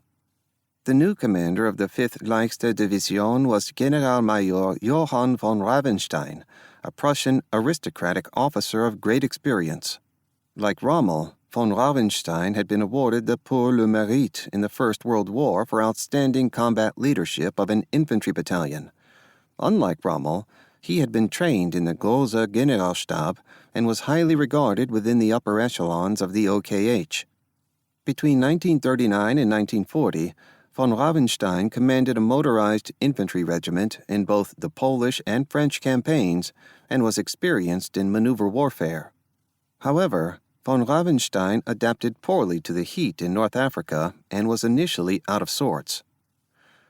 The Italian Ariete Division, reinforced by a 2nd Medium Tank Battalion, probably had about 50 operational M1340 tanks, but Rommel did not intend to use it in a maneuver battle. On paper, the DAK started battle axe with 178 operational tanks, excluding Panzer I and command tanks, or about 53% of the total armored force deployed to North Africa in the past 3 months. During the night of 14 to 15 June, the British moved forward 12 kilometers to occupy their assault positions. The opening move was made at dawn by the 11th Indian Brigade and part of the 4th RTR against the Axis position at Halfaya Pass. 2 converging columns were supposed to strike both ends of the pass moments after an artillery barrage. However, the artillery unit assigned to support the attack was not in place in time, so the attack went in without an artillery preparation. At 05:45 hours, 2 troops with 6 Matilda II tanks from A Squadron 4th RTR advanced against the foot of the pass, followed by 2 Indian infantry battalions. Moments later, 4 of the Matildas ran into a minefield on the coast road and were immobilized, while strong defensive fire kept the infantry at bay. The German Tellermine 35 was far more powerful than the Italian B-2 anti-tank mines, and the Matildas were badly damaged by the explosions, and later destroyed. On the high side of the escarpment, 4,500 meters to the south, Major Miles with his 12 Matildas from C Squadron 4th RTR paused, waiting for an artillery barrage that did not arrive. At 0600 hours, Miles finally decided to advance with his tanks deployed in a double extended line formation, with the Cameron Highlanders following well behind in trucks and carriers. The Matildas moved extremely slowly, about 12 kilometers per hour, which gave the thoroughly alerted defenders plenty of time to react.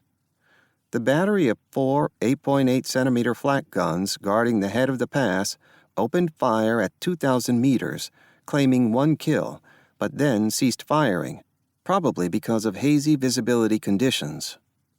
Miles continued to advance as per doctrine in ATI No. 2, hoping to get in range of the enemy guns, but the dug-in 8.8-centimeter guns would have been very difficult for the British tanks to spot. Once the British Matildas were within 300 meters, the 8.8-centimeter guns opened fire again, this time destroying 11 of C Squadron's 12 Matildas. After the British tanks were eliminated, the Axis garrison pounded the Cameron Highlanders with artillery fire, then counterattacked with their reserve infantry company, taking 67 prisoners. The lack of effective aerial and ground reconnaissance to determine the enemy defenses at Halfaya Pass are glaring errors in the preparation for the British attack. Despite the large British intelligence advantage gained from decryption of some German Enigma traffic in near real time, British tactical intelligence collection had sharply deteriorated from the heady days of Operation Compass. Knowledge of the arrival of 15th Panzer Division in North Africa, while useful, was less useful on 15 June than knowing the exact location of enemy minefields and gun positions. In particular, it is clear that Aufklärungsabteilung 33 won the counter-reconnaissance battle by preventing units like 11th Hussars from getting close enough to identify German strongpoints prior to the offensive. The British armored cars were skittish about the larger, better-armed German armored cars, and failed to take the kind of risks they had in 1940. Although the RAF claimed air superiority over the battlefield on 15 June, no effort was made to bomb the garrison of Halfaya Pass, even though Blenheims had been used in this role in Operation Brevity. Instead of massing the fires of several artillery battalions, including 6-inch howitzers, to support the main attack on Halfaya Pass, Meservey assigned only a token amount, then failed to ensure that it was properly coordinated. Due to the rocky nature of the terrain atop the escarpment which inhibited digging in, the Axis artillery positions at Halfaya were quite vulnerable to concentrated barrages. Yet when one battery of 25-pounder guns got stuck in soft sand after crossing the line of departure, the whole fire support plan fell apart, and nobody in command realized this until too late. Likewise, negligible engineer assets were assigned to the attack to deal with mines, and they were too far behind the tanks to provide any help. What should have been a textbook infantry tank attack on Halfaya Pass failed miserably due to very amateurish mistakes. Despite the faulty use of armor at Halfaya, it is worth noting that the poor state of infantry training in the WDF also played a major role in the failure of the attack. As occurred during Brevity, the British infantry proved hesitant and timid, unwilling to close with the enemy until the tanks had neutralized them. When this did not occur, the infantry was left stunned and inclined to retreat. Meservey, the career infantryman, should have recognized that Halfaya was a very exposed position and considered a night infantry attack with the Cameron Highlanders to degrade some of the defenses before committing his armor. However, the British Army of mid-1941 was averse to considering night attacks and would not begin to regularly employ them until late 1942. Instead, the Cameron Highlanders and one Indian battalion lurked in the vicinity of Halfaya Pass for the next 2 days, but did not attempt to mount another major attack. The rest of the opening British moves occurred after the primary attack on Halfaya Pass had already failed. Between 0910 and 1000 hours, the rest of 4th RTR, 7th RTR, and 2nd RTR crossed the frontier wire into Libya and headed toward their assigned objectives. At 10:20 hours, Major I.A.D. Banks led 9 Matildas from his A Squadron 4th RTR against the Axis Stützpunkte at Point 206, a minor height located 8.5 kilometers west of Halfaya Pass. The German garrison in this position consisted of a company of infantry, a Panzerjäger detachment with 3 5-centimeter Pak 38 and 3 3.7-centimeter Pak, and the 1st Artillery Regiment 33 with 8 10.5-centimeter howitzers. Banks split his small squadron, sending one troop under Lieutenant Peter E. G. Lobb to attack Point 206 directly, and the other 2 to attack an enemy position 4 kilometers to the north. Banks had effective artillery fire support, but no infantry support. The 2 troops in the north scored a major coup, overrunning the German artillery battalion, capturing its 8 howitzers and over 100 personnel. However, Lobb's single platoon sent to attack Point 206 proved totally inadequate against dug-in anti-tank guns. 2 tanks were knocked out and the other broke down. Moving toward Point 206 to check on Lobb's progress, Banks's tank was immobilized by a 5-centimeter hit on his engine. Banks tried to pull his unit together, but one Matilda simply disappeared, and an unexpected contact with a group of German armored vehicles from the north added to the confusion. By mid-afternoon, Banks only had 2 of his 9 Matildas still operational, and he had not captured his primary objective, so he requested help from 4th RTR's B Squadron, which was being held in reserve. Unfortunately, Meservey refused to allow this unit to be committed, and instead, Banks was ordered to make another attempt to capture Point 206. A single company of infantry finally arrived at 16:30 hours, and Banks attacked with 4 tanks. The German anti-tank guns fired furiously and immobilized one Matilda, but the British tanks overran the position and destroyed the anti-tank guns, then moved off. The British infantry did not enter the objective. A frustrated Banks called for more artillery to silence the remaining enemy troops, and Point 206 was finally secured by 20:45 hours, with the 2nd Battalion Scots Guards taking 226 German prisoners. While many accounts of battle axe point to the firepower of the 8.8 centimeter Flak 18, none were at Point 206, and all the damage to Banks's tanks was inflicted by the less conspicuous 5 centimeter Pak 38 gun. Despite the British investment in creating CS tanks which could fire smoke rounds for obscuration, there appears to have been no attempt to incorporate them into the attacks on Halfaya Pass or Point 206. Indeed, the CS tanks at squadron and regimental level seem to have been held back from the action. The attack on Point 206 is interesting because it further demonstrates the dysfunctional nature of British attempts to mount combined arms attacks. At Halfaya, the tanks had plenty of infantry support, but virtually no artillery. At Point 206, it was the opposite, with plenty of artillery but negligible infantry support. It is also interesting that the British infantry expected the tanks to overrun and capture objectives before they would actually move on to the position to hold it, which was in line with the doctrinal strictures of ATI No. 2.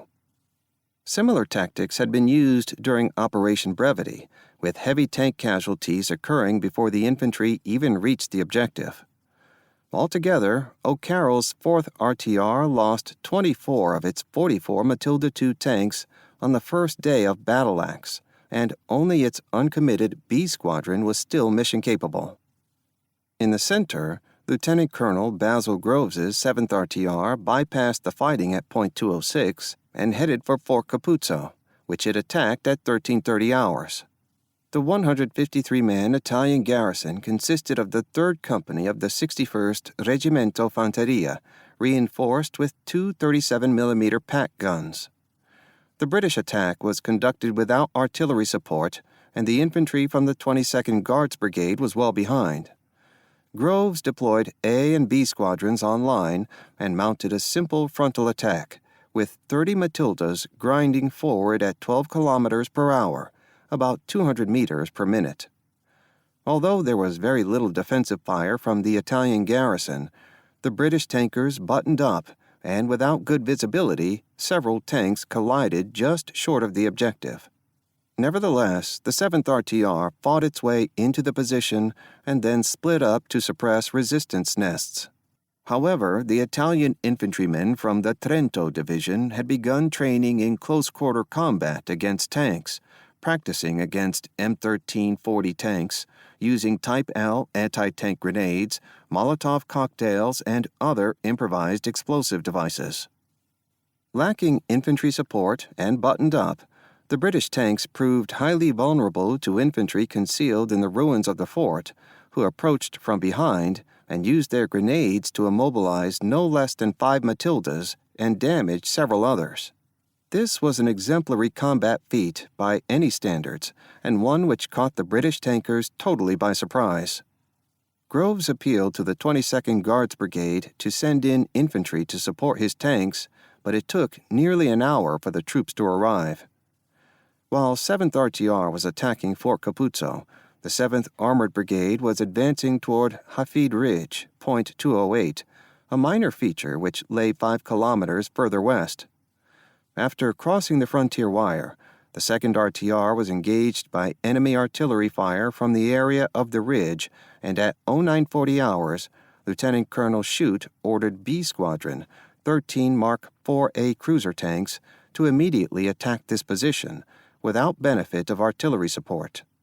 The German position on Hafid Ridge was held by an infantry company, supported by Oberleutnant Ziemer's 3rd Battery, 1st Flak Regiment 33, of 4 8.8 centimeter flak guns, 1 5 centimeter Pak 38, and 3 3.7 centimeter Pak. B Squadron 2nd RTR attacked in a square formation, with 2 troops in front and 2 at the back. It is also important to note that Hafid Ridge had 3 separate crest lines, rather than just one. On the first attempt, B Squadron came under heavy fire as soon as it crested an intermediate ridge, and the commander opted to break off.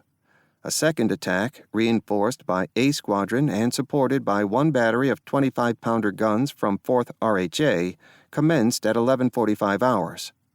3 of the 4 German 8.8-centimeter flak guns were oriented east and south, but the British approached from the west, cleverly using dead space and the cover of blowing dust. Since the single 8.8-centimeter was dug in to reduce its high silhouette, the gun barrel could not be depressed enough to hit the British tanks until they were within a few hundred meters. The 8.8-centimeter flak gun managed to destroy a single British Mark IV-A cruiser, the tank commanded by Captain Victor D.C. York, but the other B Squadron tanks scattered the crew with coaxial machine gun fire. Once the 8.8-centimeter flak was silenced, the British tanks quickly overran the western position, destroying one 3.7-centimeter pack and one 2-centimeter flak gun, but the crews hid in slit trenches. However, the German defenders 1,500 meters away on the eastern side of the ridge quickly reoriented and began to fire upon B Squadron's exposed tanks. The B Squadron commander ordered a hasty withdrawal, but the loss of York's radio-equipped tank left 5 other tanks out of commission, so they did not receive this command and remained behind. All were soon destroyed. Gott's support group played almost no role in the action at Hafid Ridge because it had been assigned a flank guard role. 3 Jock columns were formed, each with a battery of 4th RHA and a company of infantry, which were used as screening forces. However, this division of assets meant that no infantry and precious little artillery was available to support the actual attack on Hafid Ridge. Nor were forward observer teams up front with the tanks, which meant that when the armor did request fire support, there was considerable delay, and the amount of fire that eventually arrived was often inadequate.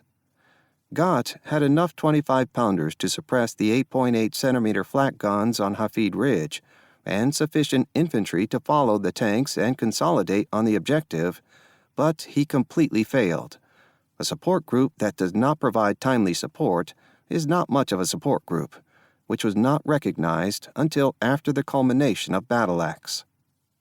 While the British armor was assaulting the German forward covering line of Stützpunkte, Oberstleutnant Hans Kramer, commander of the Mobile Reserve with Panzerregiment 8, and Generalmajor Neumann Silko, commander of the 15th Panzerdivision, were trying to figure out what was going on. When defending against an armored attack, you generally know that you have a serious problem when you lose radio contact with your forward positions.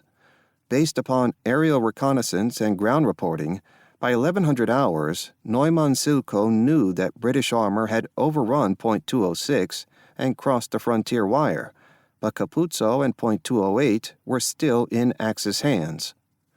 Rommel decided to remain at Tobruk and conduct the battle via wireless, in contrast to his normal lead-from-the-front style. Although concerned that the British forces in Tobruk might attempt a simultaneous breakout, he decided to send a Kampfgruppe from Panzerregiment 5 to reinforce the 15th Panzerdivision. These troops would not arrive until later in the day. New to command, Neumann Silko did not want to commit his Panzer Reserve into an unclear situation, so he ordered Kramer to send a small force forward to support the frontier defenses and help identify the enemy's main armored spearhead. Essentially, this was a movement to contact. Kramer opted to send a single panzer company to check out the situation at Point 206, and this unit briefly skirmished with Banks's A Squadron 4th RTR around 11:30 hours. Upon learning about British tanks near Capuzzo, Kramer committed another company. One of these companies was the 1st Panzer Company commanded by Oberleutnant Johannes Krümel. German doctrine, although more flexible than British doctrine, clearly intended armor to be used in mass, not piecemeal, as Kramer did on 15 June. Around 16:30 hours, elements of these two companies arrived near Capuzzo while 7th RTR was still dealing with the pesky Italian infantrymen.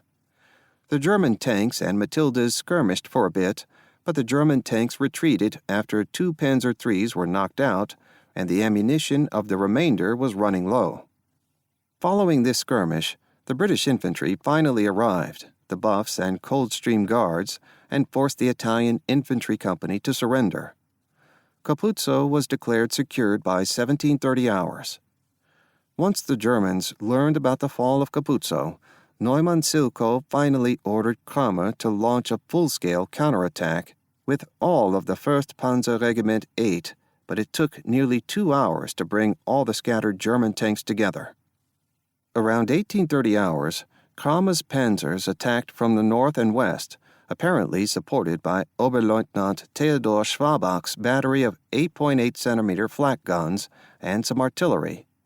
The 7th RTR took a bit of a pounding, with 5 Matildas knocked out, and the Germans kept the area under long-range fire until nightfall, but the German counterattack failed to achieve its objective. Around 2130 hours, the 7th RTR left Capuzzo in the hands of the infantry and withdrew to a laager south of the fort, with at least 13 Matildas left on the battlefield. The costly tactical success at Capuzzo was a far cry from the heady days of December 1940, when 7th RTR could eliminate 2 Italian regimental groups at minimal cost. While Kramer's panzers and 7th RTR clashed near Capuzzo, the fight for Point 208 escalated as both sides committed additional forces late in the day. At least one company from the 1st Panzer Regiment 5 appeared north of Point 208 late in the day and briefly engaged Lieutenant Colonel Harlan's 6th RTR, which was waiting in reserve. After a time, German vehicles and guns appeared to withdraw from Hafid Ridge, which caused 7th Armored Brigade to assess that the enemy was pulling back. At 1735 hours, Brigadier Russell ordered Harlan's 6th RTR to conduct another assault on the bridge from the southwest. Harlan's battalion had been jerked around by brigade all day, moving here and there to no real purpose. Finally, when ordered to attack, Harlan pushed to get his tanks moving before the light began to fade. Brigade offered Harlan artillery support, but he declined. Harlan deployed Major H.W.H. Mills's A Squadron on the left and Major William I. Miller's B Squadron on the right. Oddly, Mills's squadron advanced on line, while Miller's squadron advanced in a broad wedge. Miller's squadron crested a small elevation and immediately came under fire from 8.8 centimeter guns that were no more than 500 meters away. 6 of the Crusader tanks were destroyed in the initial moments, and 2 more soon afterward. Major Miller was killed, and the remaining British tanks turned and retreated. The Germans on Hafid Ridge continued to harass the 6th RTR with long-range fire until darkness fell. In the aftermath of this failed attack, Lieutenant Colonel Harland, who had been a tanker since 1918, was relieved of command. By the end of 15 June, neither side could claim any real success. Although the British had failed to take Halfaya Pass, they still had sufficient strength remaining to accomplish this task. British tank losses were heavy, about 56 tanks destroyed or badly damaged, but 7th Armored Division still had about 85 operational tanks. The British had succeeded in eliminating a good portion of the German frontier defenses, which worried the German commanders.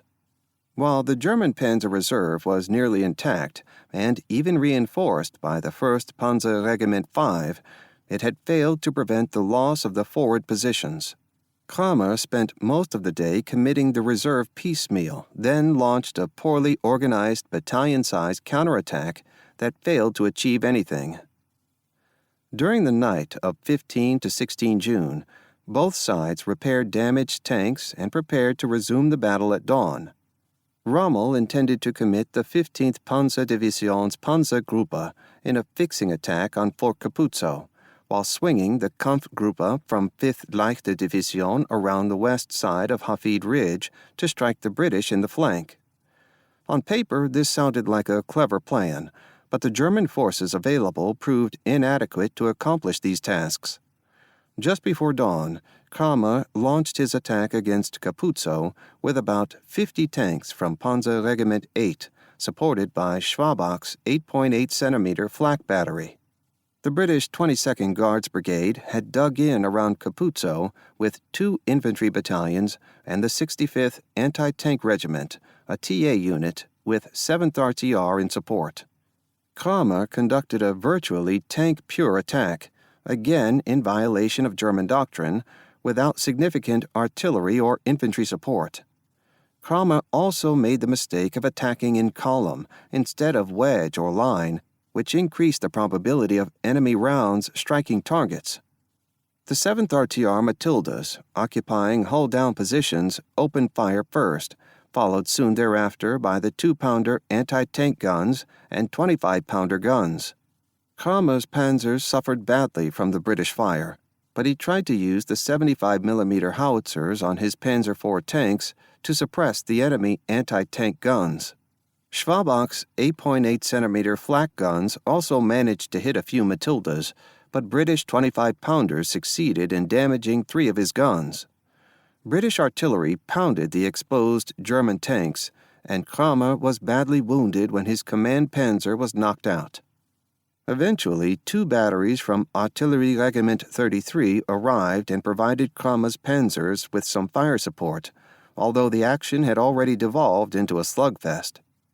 After 5 hours of fruitless fighting, Panzer Regiment 8 finally broke off the action and withdrew, having failed to recapture Capuzzo. The German 15th Panzer Division had lost the bulk of its armor, at least 36 tanks destroyed or put out of action, and Panzer Regiment 8 was left with only 15 operational tanks, 8 Panzer II, 1 Panzer III, and 6 Panzer IV. Adding insult to injury, while the German armor was busy at Capuzzo, the British sent the 2nd Battalion Scots Guards to eliminate the Italian positions in Musaid and Sollum, thereby completely isolating the German garrison at Halfaya Pass. Meanwhile, von Rabenstein's 5th Leichte Division tried an end run around Hafid Ridge with about 40 to 50 tanks from Panzer Regiment 5 and AA3, but ran into trouble against the 7th Armored Brigade, which had 49 tanks left. The initial fighting, which began south of Hafid Ridge around 0910 hours, seemed to favor the German tanks. Certainly the cruiser tanks had no advantage over the German Panzer III and Panzer IV tanks, and 3 cruisers were knocked out in the initial skirmishing. The 2nd RTR and 6th RTR did not cooperate well due to communications issues, which prevented them from working together against Panzer Regiment 5. Around noon, the British pulled back toward the frontier wire to refuel, but the German tanks followed and attacked again. In a 3rd German attack at dusk, Lieutenant Colonel Schutt, commander of the 2nd RTR, was wounded. Although 7th Armored Brigade was reduced to just 24 operational tanks, Panzer Regiment 5 was prevented from getting around behind the British and had suffered about a dozen tanks knocked out. Thus, the 2nd day of Battle Axe ended as another draw, although the British had accomplished some of their objectives, whereas the Germans had accomplished none of theirs. During the night of 16 to 17 June, Rommel ordered Neumann-Silkow to pull the badly depleted Panzer Regiment 8 out of the fight at Capuzzo and move it southwest, beside von Rabenstein's 5th Leichte Division. With both divisions online, Rommel intended to push in the British left flank and then push toward Sidi Suleiman, then threaten the British line of communications. This was a classic 19th-century Jomini-style approach to warfare, but far less decisive than the Kesselschlacht cauldron battles that most of the Panzerwaffe had adopted. In any case, at 0600 hours on 17 June, the 5th Leichte Division began advancing eastward toward Sidi Suleiman, while the 15th Panzer Division advanced toward Point 206. After a brief fight, the 7th Armored Brigade and the support group, which had been barely engaged throughout Battle Axe, began a fighting delay eastward. Resupply of ammunition had not occurred during the night, leaving 7th Armored Brigade desperately short of 2-pounder ammunition at a critical moment.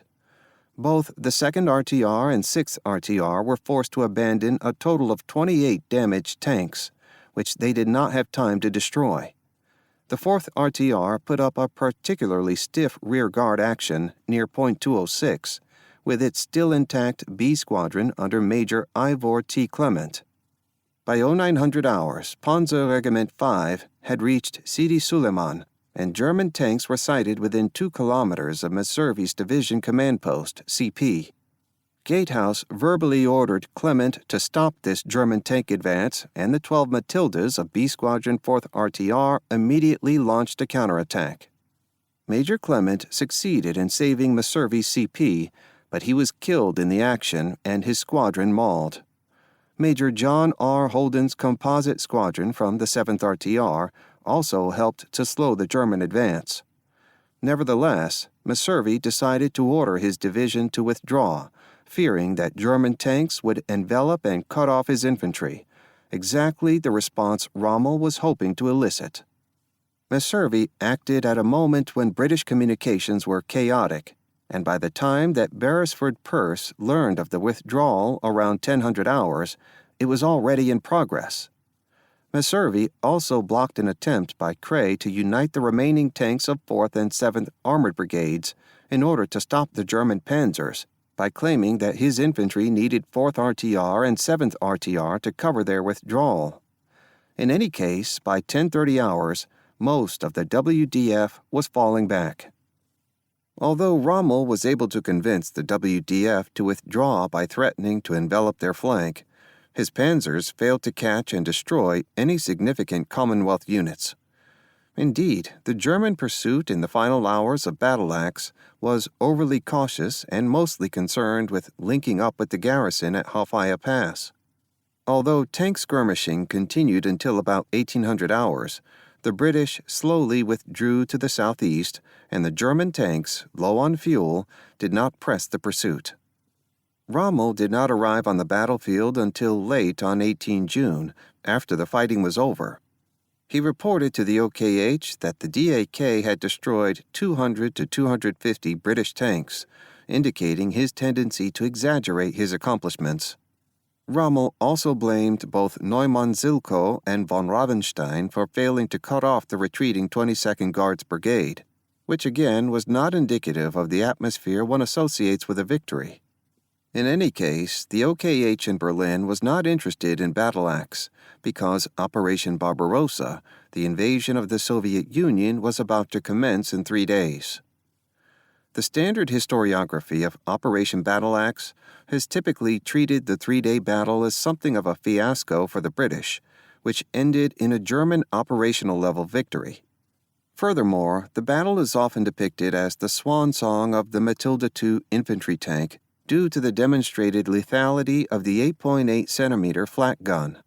However, this version of Battle Axe really does not stand up well against the available facts, which are admittedly difficult to ascertain because of the nature of available British and German sources.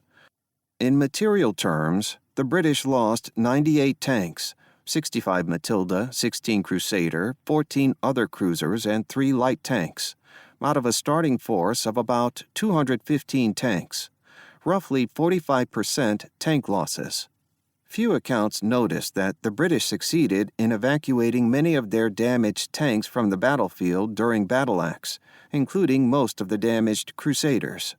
It is also important to remember that not all the tanks that arrived in the Tiger convoy were used in Battle Axe, e.g. only 92 of 135 Matildas that came in the convoy, and that units like 5th RTR had been left out of the battle. As a result, the 7th Armored Division still had significant residual combat capability. Furthermore, the Divisional Support Group had suffered minimal losses during Battle Axe. In terms of human losses, the 7th Armored Division losses were relatively light, although the death of 3 veteran squadron commanders, Clement, Miles, Miller, was painful. The hard-hit 4th RTR lost 13 killed and 57 wounded or missing, roughly one-third of its tank crews. The 6th RTR suffered 53 casualties, including 16 killed. Most sources claim that the Germans lost only 12 tanks destroyed, total Ausfälle, by enemy action during Battle Axe, namely 5 Panzer II, 6 Panzer III, and 1 Panzer IV. German records break down their tank losses into 3 categories: totally destroyed, damaged but repairable within less than 2 weeks, and those not repairable in 2 weeks, which could mean never if they were cannibalized for parts. On the day after Battle Axe ended, the Germans reported 98 tanks operational, including Panzer I and unarmed command tanks, out of a total starting strength of 178 tanks in both divisions. Ergo, they lost 55% of their tanks to enemy action or mechanical failure. Obviously, the Germans retained control over the battlefield and could recover and repair their damaged vehicles if they had the spare parts. While the DAK still had a credible panzer force after Battle Axe, it had suffered heavy losses which could not easily be replaced. In human losses, several panzer leaders were wounded in combat, Kramer, Bollbrinker, but crew losses are unknown. Panzer Regiment 5, which reported only 4 tanks total Ausfälle, had 8 crewmen killed during Battle Axe. Overall, the Axis forces suffered higher casualties than the Commonwealth forces, including nearly 600 Italian casualties. It is important to balance losses against what was accomplished. In less than 2 days, the WDF eliminated most of the DAK's covering forces, except for Halfaya Pass and Point 208. This amounted to about 2 mixed Axis battalions. Operation Battle Axe was intended to set the stage for a better prepared follow-on operation to raise the siege of Tobruk, which had nearly been realized in the first 2 days of the operation. With the German garrison in Halfaya Pass isolated and running low on ammunition and water, the battle was still undecided until Messervy decided on his own to initiate a hasty retreat, a retreat which also prevented the 7th Armored Division from recovering many of their damaged tanks. The British had also intended to degrade Rommel's panzer reserves, and the heavy losses inflicted on Panzer Regiment 8 certainly served that purpose. On the other hand, the performance of Panzer Regiment 8 was subpar through most of the battle, and it failed in its primary mission to support the covering force positions or defeat a British armored attack. Indeed, it is striking how many of the tank versus tank actions during Battle Axe were indecisive, leading to limited losses and no real shift in tactical advantage. It is also noticeable that German tank gunnery was rather poor during Battle Axe, with units running out of ammunition even though they had hit few enemy tanks. However, the Third Reich's propaganda arm took over and glossed over the mediocre performance of Panzer Regiment 8 at Capuzzo by elevating Oberleutnant Johannes Kümmel, commander of 1st Company, to hero status. Kümmel was dubbed Der Löwe von Capuzzo, the Lion of Capuzzo, for supposedly destroying 11 Matilda tanks, and soon awarded the Ritterkreuz des Eisernen Kreuzes for this feat. While Kümmel was no doubt a capable panzer officer, the German tanks at Capuzzo only accounted for a small number of British tanks, and it is unlikely that one company commander was responsible for most of them. By spotlighting Kümmel, it kept the OKH from asking too many questions about why 15th Panzer Division made so many doctrinal mistakes in handling its panzer reserve. The exaggerated claims made by German propaganda about the performance of the 8.8 centimeter flak guns during Battle Axe has also been accepted too much at face value. It is clear from British accounts that the 8.8 centimeter guns achieved most of their success at ranges of just 300 to 600 meters, particularly in the 20 kills against C Squadron 4th RTR and B Squadron 6th RTR. After the battle, the Germans claimed that the 3 batteries of 1st Flak Regiment 33 fired a total of 1,680 rounds of 8.8 centimeter ammunition and destroyed 79 British tanks, or 21 rounds per victim. In effect, the Luftwaffe gunners claimed to have accounted for 80% of the British tank losses during Battle Axe, even though close examination of British accounts suggests that fewer than half the casualties were due to 8.8 centimeter fire. There is little doubt that the unheralded 5 centimeter Pak 38 guns from Panzerjäger Abteilung 33 destroyed a significant number of British tanks, particularly in the fighting at Point 206, where there were no 8.8 centimeter guns involved. Furthermore, while some British tanks were destroyed by 8.8 centimeter flak guns at ranges over 1,000 meters, this was the exception. Rommel personally picked 2 enlisted soldiers who served as flak gunners at Point 208, Hübner and Heinze, to receive the Ritterkreuz des Eisernen Kreuzes, which helped to outsize the role of the 8.8 centimeter guns in defeating Battle Axe. Nor was the Matilda II made obsolete by the 8.8 centimeter flak gun, since German tankers continued to treat it with respect due to the difficulty of penetrating its thick armor with their short-barreled 5 centimeter guns. Rather than Rommel and his DAK defeating the WDF in Battle Axe, a sober post-mortem analysis, bereft of propaganda embellishments, should reveal the real causes of the operation's ultimate failure. Essentially, Battle Axe was a 3-day battle of attrition, and both sides suffered significant damage, but it was the British who blinked first. Front and center, Messervy's inept handling of 4th Armored Brigade, inability to reduce the Halfaya garrison, and poor handling of his available fire support assets were the proximate cause of heavy British tank losses, both in the attack and during the withdrawal. British tactical communications were problematic throughout the battle, which greatly undermined effective command and control, but Beresford Perce's passivity allowed the situation to slowly unravel. Rommel constantly hounded his commanders to keep counterattacking, per German doctrine, whereas Beresford Perce lacked the ruthless edge to force Messervy to keep attacking at Halfaya. Nor is it clear why Beresford Perce allowed Messervy to retain control over 4th Armored Brigade after the failed attack on Halfaya, instead of transferring it back to 7th Armored Division. With only a single armored brigade under his command, Kray was handicapped throughout the battle in trying to stand up to 2 German armored divisions. Nor did the WDF exploit its large superiority in artillery fire support during Battle Axe. Messervy committed his artillery in driblets, while Jock Campbell was allowed to split up the 4th RHA into 4 detachments, thereby minimizing the available fire support to 7th Armored Brigade on Hafid Ridge. While a rushed operation such as Battle Axe had less than optimal chances for achieving an operational level success, the WDF did have the resources and experience to achieve at least a tactical victory. The fact that Battle Axe ended as it did was no reflection on the skill or valor of the British tankers, who fought quite well and were able to engage their opposite numbers with confidence. Instead, it was the British mid-level leaders who lacked the kind of aggressive determination that O'Connor had shown in 1940.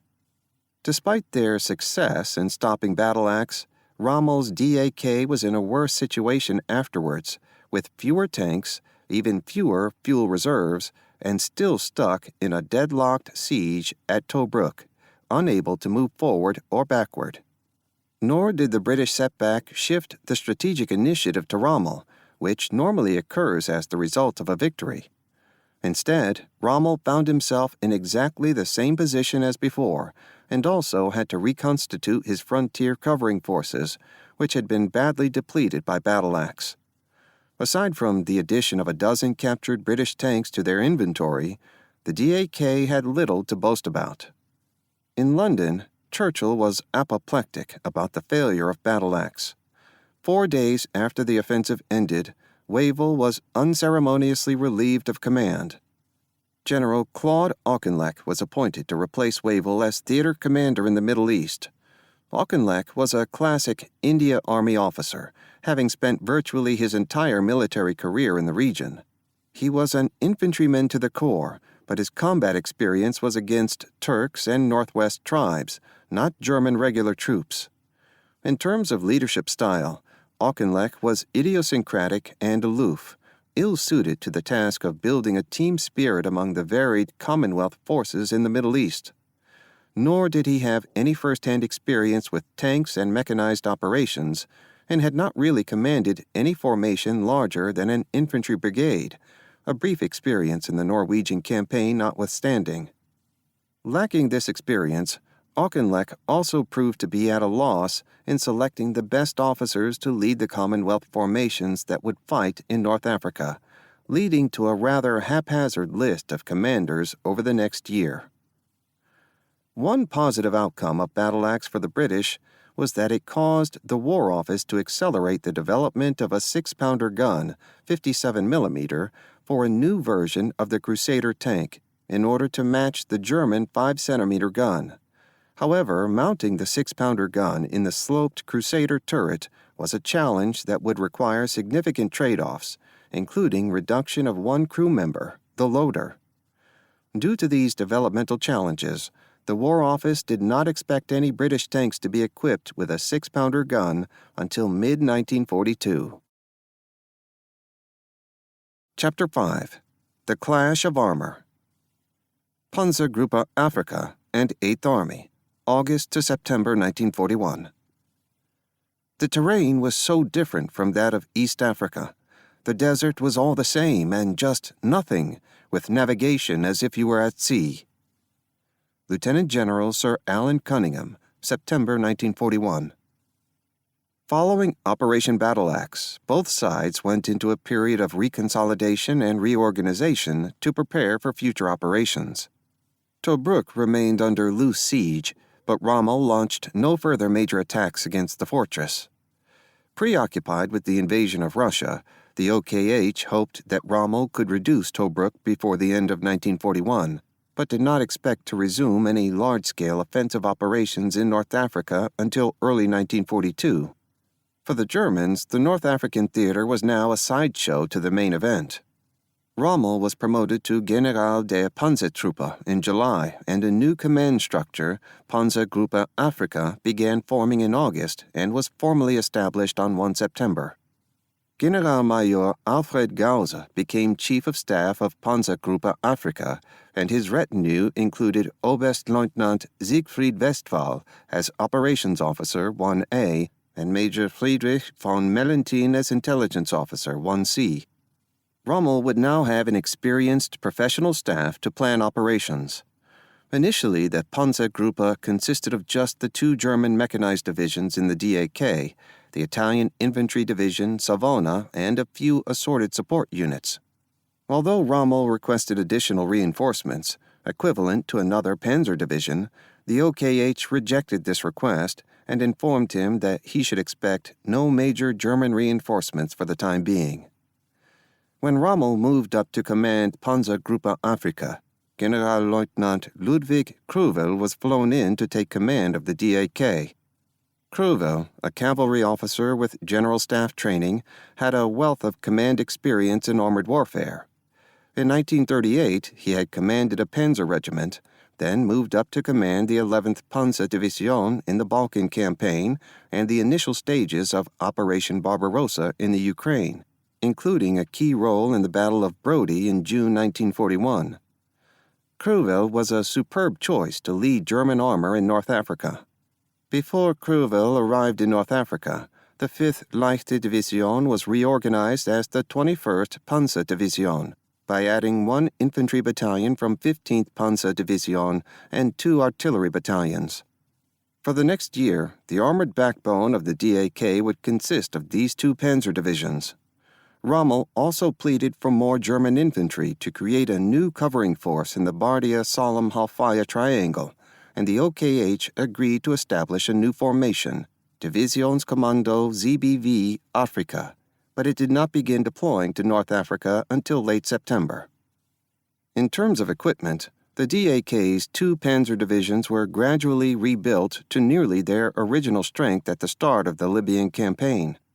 However, it is important to note that 1/3 of the German tank strength was still composed of Panzer II light tanks armed with the 2cm gun or unarmed command tanks, Panzer Bef. These vehicles could not go toe-to-toe with British tanks. Furthermore, while the Panzer III and Panzer IV medium tanks could engage the British cruiser tanks with confidence, their short-barreled 5cm guns and 7.5cm howitzers were inadequate to defeat large numbers of enemy infantry tanks. Even with the 5-centimeter Panzergranate 40 APCR tungsten core, which was in short supply, the Panzer III Ausf G could only defeat the Matilda at ranges of 500 meters or less. In August 1941, about 6% of all 5-centimeter rounds produced for the Panzer III were APCR, and a typical load in combat was about 5 rounds of Panzergranate 40. In order to increase their ability to resist the standard 2-pounder armor-piercing AP rounds, the Heereswaffenamt had initiated an upgrade program for the Panzer III medium tank in late 1940, which resulted in introduction of the Panzer III Ausf H model, equipped with 30mm thick bolt-on face-hardened armor FHA steel plates Zusatzpanzerung on the hull front and rear, resulting in a combined thickness of 60 millimeters. Unlike standard rolled homogeneous armor, RHA, FHA is also more likely to reduce penetrations from direct hits. Thus, the British 2-pounder AP rounds could not penetrate the frontal or rear hull armor on the Panzer III Ausf H, although the side armor remained at 30mm thickness. Fortunately for the Eighth Army, the Panzer III Ausf H model was relatively rare in North Africa, and many of the DAK's panzers were the less well-protected Panzer III Ausf F and G models. The Panzer IV Ausf E model received 20mm thick bolt-on plates, but was still vulnerable to 2-pounder fire at normal battlefield ranges. Thus, even at full strength, Rommel's panzer units in 1941 still had to be careful to avoid heavy casualties when engaging British infantry tanks. The arrival of more long-barreled 5-centimeter PaK-38 anti-tank guns did help, although the prime movers for these weapons could be quite vulnerable on the battlefield. The DAK also had 2 Luftwaffe flak battalions equipped with 8.8-centimeter guns, although they were best suited to defensive situations.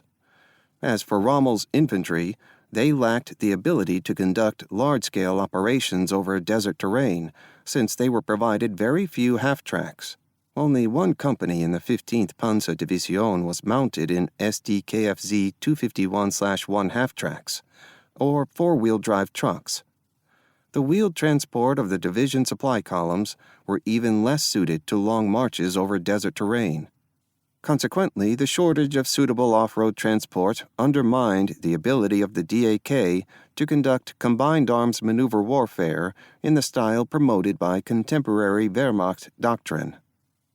During the summer of 1941, the Italians were also engaged in reorganizing and reinforcing their forces in North Africa. In July, Garibaldi was replaced as theater commander, Superasi, by Generale Ettore Bastico, who had led the CTV in Spain in 1937. Although the Ariete Division had not seen heavy combat in the initial campaign in Libya in the first half of 1941, Rommel had scattered it hither and yon into small detachments, resulting in great wear and tear on men and machines. However, the Comando Supremo ensured that the Ariete Division was gradually reinforced with 3 medium tank battalions, a total of 146 M1340 tanks, more artillery, and its motorized infantry restored with replacements. In addition, the Comando Supremo modified the structure of the medium tank battalions, expanding their structure to 3 tank companies, each with 3 platoons of 5 tanks, which added up to 52 M1340 per battalion, instead of 37 as in the original 1940 organization. By October 1941, the Ariete Division would have 141 M1340 operational tanks, plus about 50 non-operational, and 950 trucks, 66% operational. The Italian Army established a tank depot at Derna to serve as a focal point for repairs and training new crews, with a forward repair workshop set up at Gazala and another closer to Tobruk. Bastico also ensured that the Ariete Division was given the time and resources to train its tank crews. Both ammunition and fuel were limited, which allowed crews to only fire 5 to 8 rounds of 47mm in practice. Although driver and gunnery training was still rudimentary by German or British standards, The long respite after Battle Axe afforded Italian tank crews a chance to assimilate replacements and improve basic skills. Furthermore, more M1340 tanks now began to receive RF-1CA radios, and each tank battalion was provided with 2 M1340CR Centro Radio command tanks. These improvements enabled Italian armor to operate on a larger scale and cooperate better with other arms. Consequently, the larger, better trained and equipped Italian armored battalions of late 1941 had far more combat capability than the ad hoc formations O'Connor had smashed with relative ease in 1940. In addition to the Ariete Division, Bastico ensured that the Trieste Motorized Infantry Division was reinforced and brought up to strength. The Trieste Division was provided with nearly 1,200 motor vehicles, 96% operational, which gave its battalions much greater mobility than most infantry formations serving in North Africa. One of the few areas where the Italians had a real technical edge over the Germans was in all-terrain trucks adapted for African service, such as the Beda SPA-35 Dovunque and the improved diesel-powered SPA-41. In contrast, most of the DAK's motor vehicles possessed neither diesel engines nor four-wheel drive. In 15th Panzer Division, less than 5% of the trucks were capable of moving across desert terrain, and in the 21st Panzer Division, it was about 18%. It is also important to recognize that the DAK was heavily dependent upon the Italian forces for logistic support in North Africa, particularly the thousands of trucks hauling fuel, water, and ammunition from Tripoli to the front. On 15 August, Bastico established the Corpo d'Armata di Manovra, CAM, or Corps of Maneuver, under Generale Gastone Gambara. The CAM consisted of the Ariete and Trieste divisions, with a total of nearly 24,000 troops, and it was a conscious effort to create a corps-size formation that was capable of independent, operational-level maneuver warfare. Unlike earlier operations, Italian armor was no longer to be tied to non-motorized infantry units. In many respects, the establishment of the CAM indicates that Italian thinking on armored operations was evolving rapidly based on their experience in North Africa. A further indication of this evolution was the creation of the Raggruppamento Esplorante del Corpo d'Armata di Manovra, RECOM, a special reconnaissance group for the CAM. The RECOM was a mixed group, which included armored cars, a few tanks and tankettes, motorized infantry, and motorized artillery. It was exactly the kind of mobile covering force required to act as the eyes and ears of the CAM. The RECOM was also provided with small numbers of new armored fighting vehicles, including a platoon of L-640 light tanks, armed with 20mm guns, and a few AB-41 armored cars, also armed with 20mm guns. Yet one area that remained problematic for the Italian units in North Africa was anti-tank weaponry, since the standard 47/32 anti-tank guns could not defeat the thickly armored British infantry tanks. The Germans partly plugged this gap by providing some 8.8 centimeter flak guns, who referred to this weapon as the 88/55, and ex-Czech 75/50 guns to the Italians, although the Italians had no half-tracks to tow these heavy guns around the battlefield. As a local improvisation, the Italian Army took 7 102/35 Model 1914 naval guns and mounted them on Fiat 634 trucks.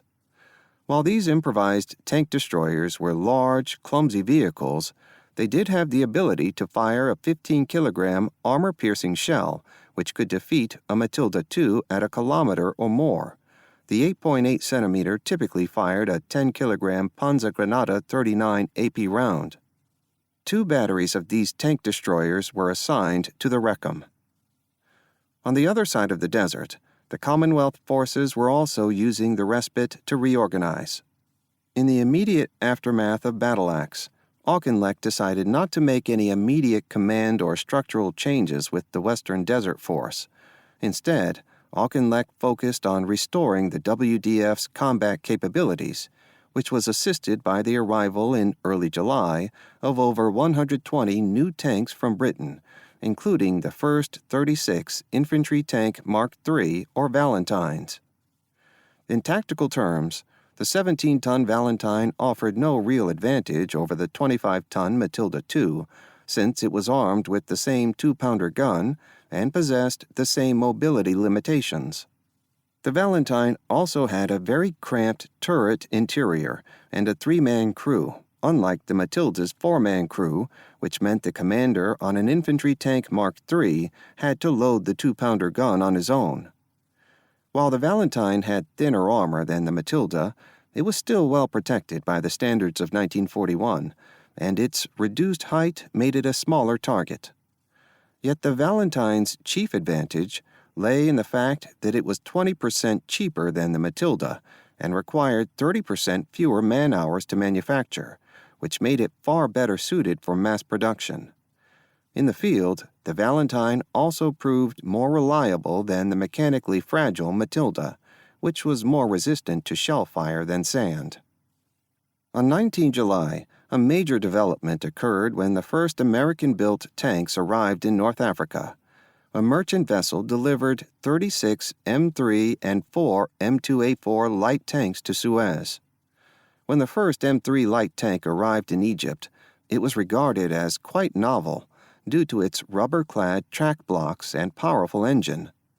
The 8th Hussars received their first M3 light tank on 1 August 1941, and field tests quickly proved that the American tank could turn quickly without throwing track, like the Mark IVA, and that its engine was more reliable than the Nuffield Liberty engines on British cruisers. Another unique aspect of the M3 was that its 37mm gun was provided with the M51 APC-T round, which had superior penetration over the British 2-pounder AP rounds. Indeed, Britain would not field armor-piercing rounds with ballistic caps for another year. The M3 light tank also had somewhat better armored protection than the thin-skinned British cruiser tanks, although still less than what was desired on the battlefield of 1941. As the M3 had just entered production, the British Army received several different versions. A small number arrived in Egypt with riveted turrets and 25mm thick frontal armor, but most came with the newly introduced welded turret and 38mm thick frontal armor. The main problem with the M3 light tank was that it carried only 1/3 as much fuel as a British cruiser tank and had a very limited operational range. In practical terms, units equipped with the M3 light tank would need to refuel every 90 kilometers in the desert. Nevertheless, British crews quickly adapted to the M3 light tank, which was dubbed the Stuart or Honey in British service. A 4-man U.S. Army team, led by Major Joseph M. Colby, the designer of the M3 medium tank, also arrived to train British crews on the Stuart.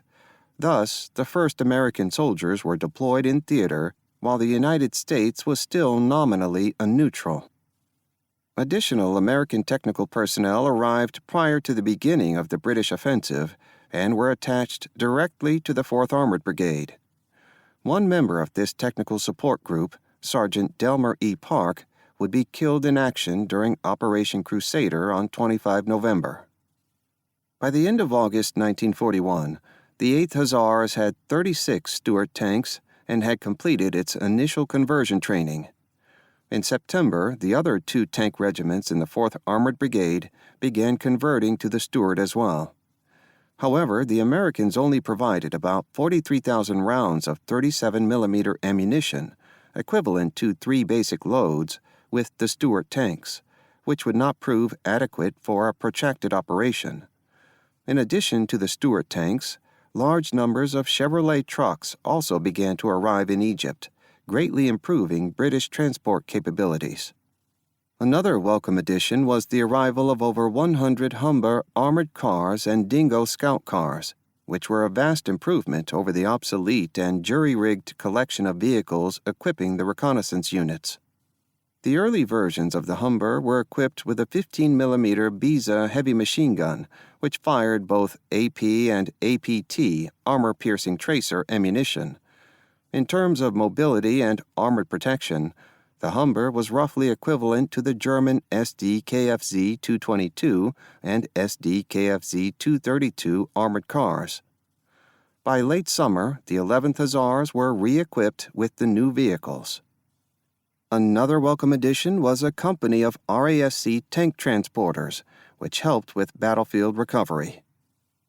As more tanks and trucks arrived in Suez, the 7th Armored Division continued to expand, and Auchinleck decided upon a change of leadership in this key formation.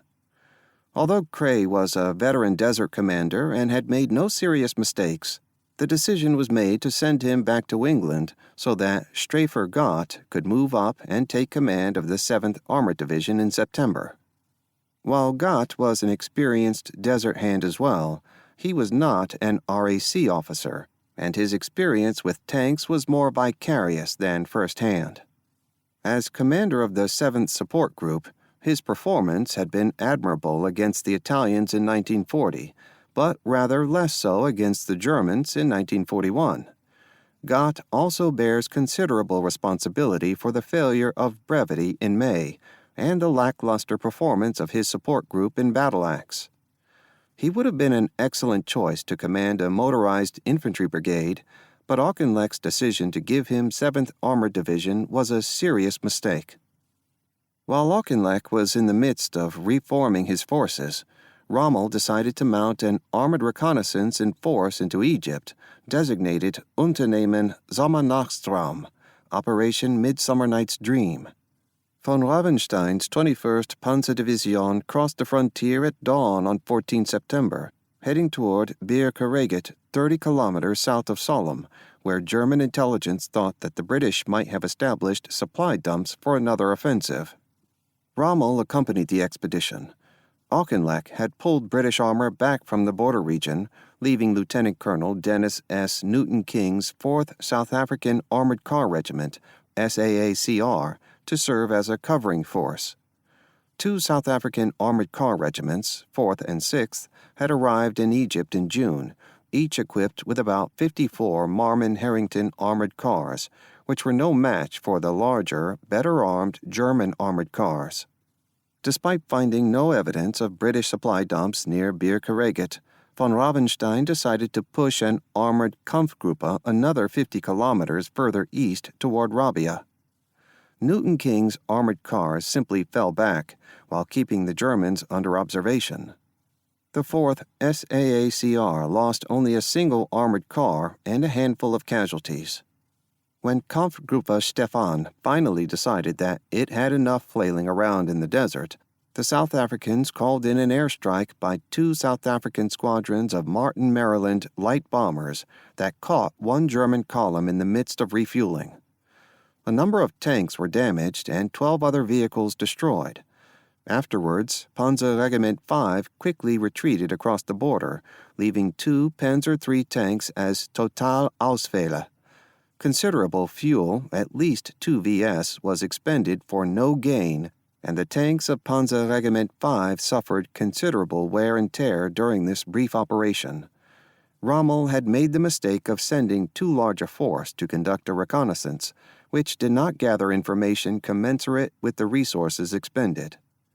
Unternehmen Sommernachtstraum also exposed the mechanical fragility of many of Rommel's tanks, particularly the 21st Panzerdivision.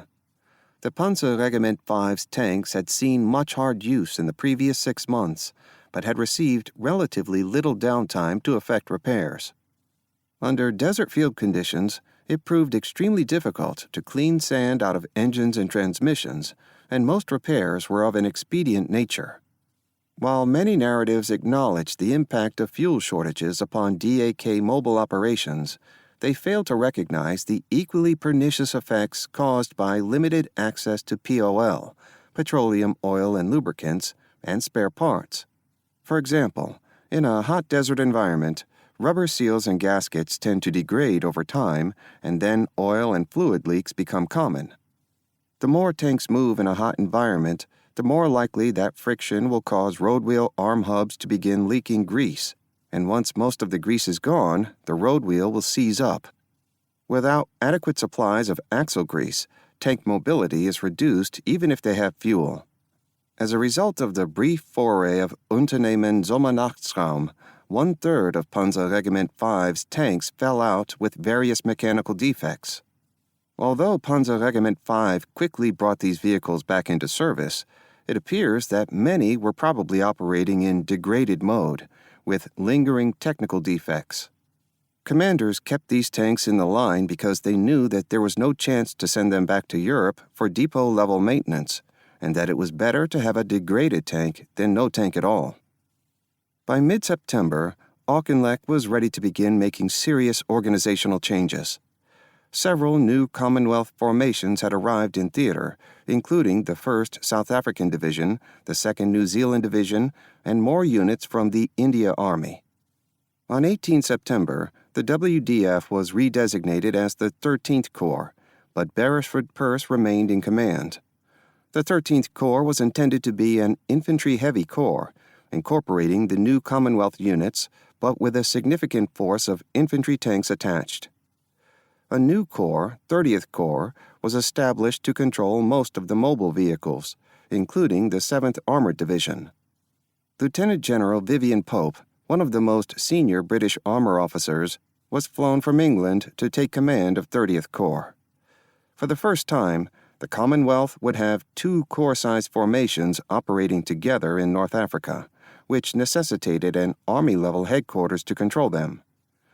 On 26 September, the 8th Army was formed in Egypt under the command of Lieutenant General Sir Alan Cunningham.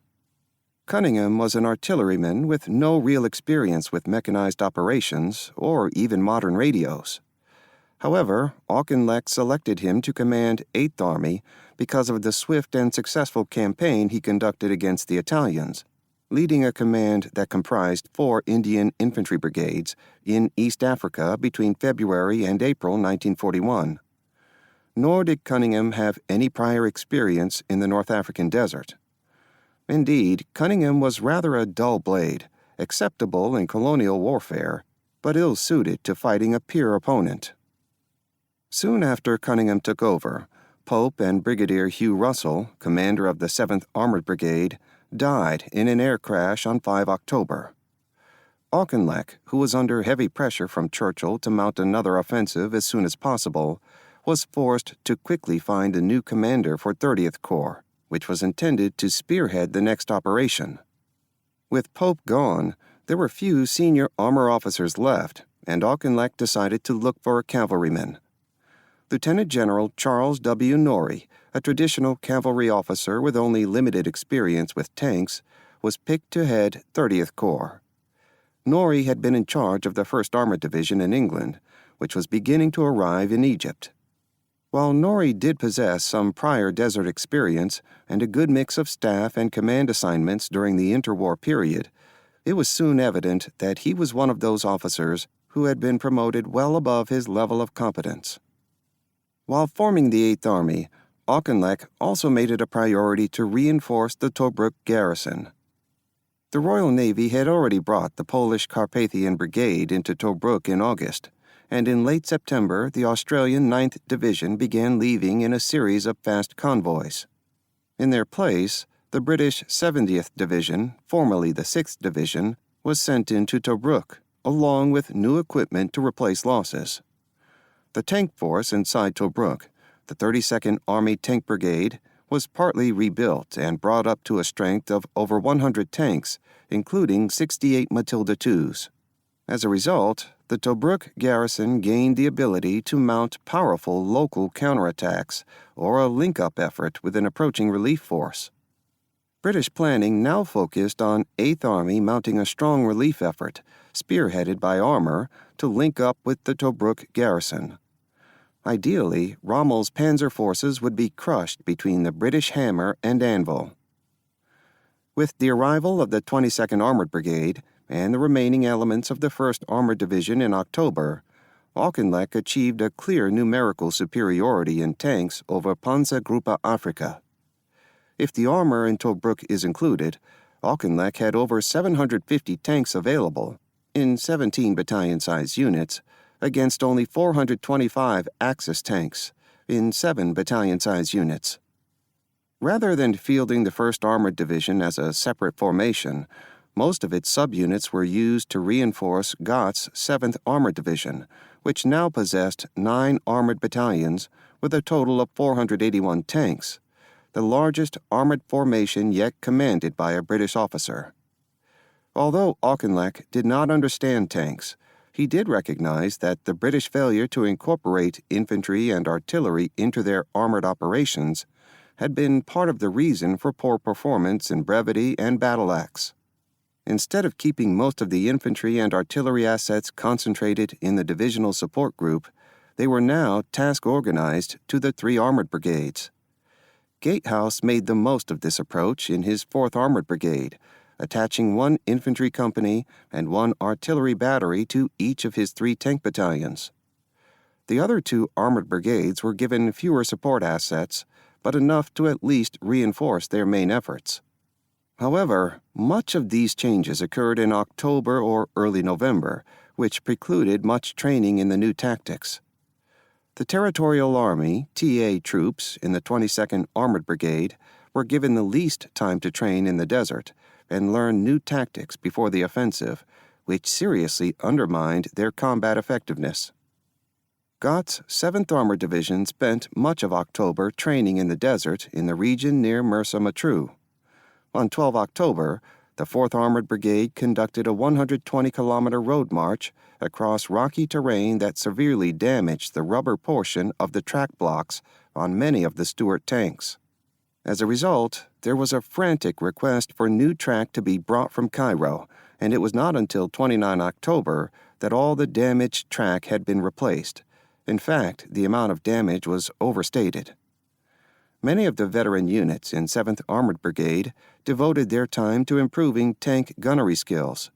Field tests by the 7th Hussars noted that the 2-pounder tended to strike well short of targets at ranges of 1,000 meters, which could have been due to a variety of factors. After much practice, gunnery skills in the veteran regiments increased, but the old practice of firing on the move was now forbidden, since it was proven to be inaccurate and wasteful of ammunition.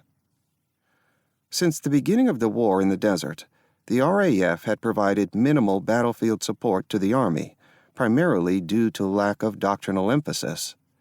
Up to this point, the Desert Air Force had been focused on fighter sweeps and battlefield interdiction sorties, usually against airfields and ports. The prevailing RAF mindset regarded finding and hitting vehicles dispersed across the desert as difficult and wasteful of resources. Even if enemy vehicles could be identified and targeted, the RAF's available 250-pound general-purpose bombs were not much threat to tanks, and few fighters were yet equipped with 20mm cannon. Furthermore, British armored units lacked the communications equipment, training, and procedures to request the kind of timely close air support that German Panzer units enjoyed. However, when Air Marshal Arthur Tedder took over the Desert Air Force in July 1941, he resolved to shift away from the near-useless Army cooperation model towards something approaching a close support model. He authorized the creation of RAF Air Support Control Units to receive and coordinate Army requests for air support. One unit was established in both 13th and 30th Corps. Mobile forward support teams were also created to join division and brigade headquarters.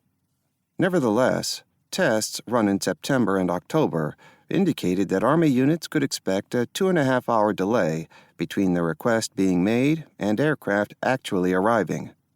Furthermore, only a small portion of RAF strength was assigned to the close air support role, essentially a few squadrons of Blenheim and Maryland light bombers, and 1 squadron of Hurricane fighters, number 80 Squadron. Tedder had begun a shift toward air-ground cooperation on the battlefield, which would gradually improve over 1942 to 43. One area that the Commonwealth forces used their time wisely was in extending the rail line 130 kilometers forward from Mersa Matruh to Mishefa, 45 kilometers south of Sidi Barrani. The British also built over 250 kilometers of tactical water pipelines from Mersa Matruh and built new pumping stations and reservoirs. This one-time investment significantly reduced the amount of motor transport required to move bulk ammunition, fuel, and water to forward supply depots. Altogether, the British calculated that 8th Army would require 2,972 tons of supplies per day during the offensive, including 1,500 tons of fuel and POL, 480 tons ammunition, and 350 tons of water. Although Canada did not deploy any formations to the 8th Army, the delivery of large numbers of four-wheel drive trucks built in Canada proved crucial in the logistic buildup for Operation Crusader. In contrast, the Axis forces made little effort to expand their theater logistic capabilities in North Africa. Apparently, it never occurred to Axis quartermasters that the construction of tactical pipelines from Tripoli even to El Agheila would have significantly reduced the burden of transporting bulk fuel to the DAK at Tobruk. Rommel was also loath to devote any more of his limited resources to expanding theater logistics. He wanted combat units, not rear area logistic units building pipelines. He was shown Luftwaffe aerial photos of the new British railroad and pipelines, but he did not recognize their value. Certainly, the Allied and Soviet armies recognized the importance of tactical pipelines to support maneuver warfare, such as Pluto during the 1944 Normandy invasion. But Axis quartermasters were content to simply ask for more trucks and more shipping space. As stopgaps, the Luftwaffe was able to fly small amounts of fuel in from Crete, and the Kriegsmarine used a handful of Marine Fährprahm (MFP) to bring in supplies to Bardia. Churchill pushed Auchinleck hard to attack in North Africa, which rushed the planning of Operation Crusader. Initially, Auchinleck set out some broad strokes, but it was clear that he intended to avoid the kind of frontal assaults that characterized brevity and battle axe. Once Cunningham arrived, he was given primary responsibility for planning the offensive, although his lack of experience with armor made him cautious. Brigadier Alexander Galloway, who had helped O'Connor plan Operation Compass, now led the planning process at 8th Army. Like most senior British staff officers of his generation, Galloway had been trained at Camberley prior to any lessons learned from the EMF or mechanized training in the 1930s. Consequently, Operation Crusader was essentially based on half-digested notions about maneuver warfare that were rather crude and amateurish. Crucial details, such as tactical communications planning, one of the essential prerequisites for maneuver warfare, were neglected. Cunningham's concept of how to conduct the offensive emphasized the principles of mass and maneuver by concentrating his best armor in Norrie's 30th Corps to smash the enemy's armor in the opening days of the offensive. The concept was crude because it was essentially a bean-counting approach to armored warfare that focused on numbers of tanks, which would likely lead to a battle of attrition. Furthermore, the British misidentified the Axis operational center of gravity as the German armor, rather than theater logistics. While Rommel was still dangerous if he lost half his armor, he was much less so if he had no fuel or ammunition. Operation Crusader was also based on two risky assumptions, namely that the Germans could be induced to fight at a time and place of Cunningham's choosing, and that British tankers would prevail in the ensuing slugfest. Although at least one Panzer III Ausf H model with improved armor had already been captured at Tobruk, this was not briefed to frontline tank crews. Indeed, the 8th Army lacked any technical intelligence capability in 1941, which prevented them from understanding the importance of the German face-hardened armor, FHA. It was not until March 1942 that British engineers began to conduct technical analysis of captured enemy tanks, a shortfall that was entirely avoidable. Prior to Operation Crusader, intelligence officers told British tankers that the German Panzer III and Italian M1340s would present no difficulties, and the only enemy tank that might bother us was the Panzer IV, of which only 20 were thought to be in North Africa. The third assumption was that the Italian forces did not pose a serious threat, and 8th Army only had to be concerned with the 2 German panzer divisions. Since Operation Compass and Beda Fomm, the British forces had adopted a contemptuous attitude toward their Italian opponents, which began to affect operational planning. Once the German armor was destroyed, Cunningham and Galloway reasoned that it would then be a straightforward matter to brush aside the Italian infantry and proceed to link up with the Tobruk garrison. The spot chosen for this decisive clash of armor was Gabr Sala, a remote patch of open desert 85 kilometers southeast of Tobruk. Norrie and Gott, who were picked to lead the armored phalanx, rejected the idea that Rommel would commit his armor to contest a worthless patch of sand like Gabr Sala and suggested a more direct approach, but Cunningham brushed off their objections. He insisted that an armored envelopment of the Axis covering forces along the Egyptian border would force Rommel into a meeting engagement with 30th Corps. From the start, Operation Crusader was undermined by this kind of inflexible mindset, which refused to examine alternative actions until forced to by circumstances. Cunningham also expected the 1st South African Division, which had only recently arrived in Egypt and was not trained for mobile warfare, to serve as a motorized infantry formation. Another odd feature of the plan was that the 13th Corps, now under Lieutenant General Alfred Godwin Austin, had relatively little to do in the initial phase of Operation Crusader, even though it was provided with 140 infantry tanks, the largest force of these AFVs yet assembled. Instead, the 13th Corps was assigned only a tentative role, not fully engaging the enemy covering forces until 30th Corps had demolished the Axis armor. Clearly, the optimum approach to the situation would have been to initiate Crusader by 13th Corps launching a set-piece attack against the Axis covering forces with massive air and artillery support, and have 30th Corps ready to respond to any counter-moves by the DAK. Under these circumstances, both corps in 8th Army could have worked more closely together and massed combat power against fixed enemy positions. The only tactical aspect of Operation Crusader that was sound was the breakout plan developed by the Tobruk garrison. Brigadier Arthur C. Willison, commander of the 32nd Army Tank Brigade, ensured that the infantry and tankers were prepared to conduct a combined arms assault against the Axis perimeter when 8th Army approached. Willison expected to advance 16 kilometers to the Duda Ridge, southeast of Tobruk. British tactical doctrine on the use of infantry tanks was well suited to an attack on a fortified line. On the Axis side, Rommel did not expect another major British offensive for a while, but just in case, he greatly strengthened the covering forces deployed along the Egyptian frontier. The garrison at Halfaya Pass, Zekta Ost, was augmented, and the Italian 55th Divisione Fanteria Savona, Zekta Vest, was deployed in a series of strong points along the frontier that stretched all the way to a fortified box at Sidi Omar. In order to detect any attempt to outflank his frontier defenses by using the Trig El Abd, Rommel ordered Oberstleutnant Freiherr von Wechmar to form a regimental-sized Kampfgruppe composed of the reconnaissance battalions from both panzer divisions, plus a detachment of 5-centimeter Pak 38 guns. This group was deployed west of Sidi Omar. Both of Rommel's panzer divisions were deployed east of Tobruk, with the 15th Panzerdivision west of Gambit and the 21st Panzerdivision along the Trig Capuzzo.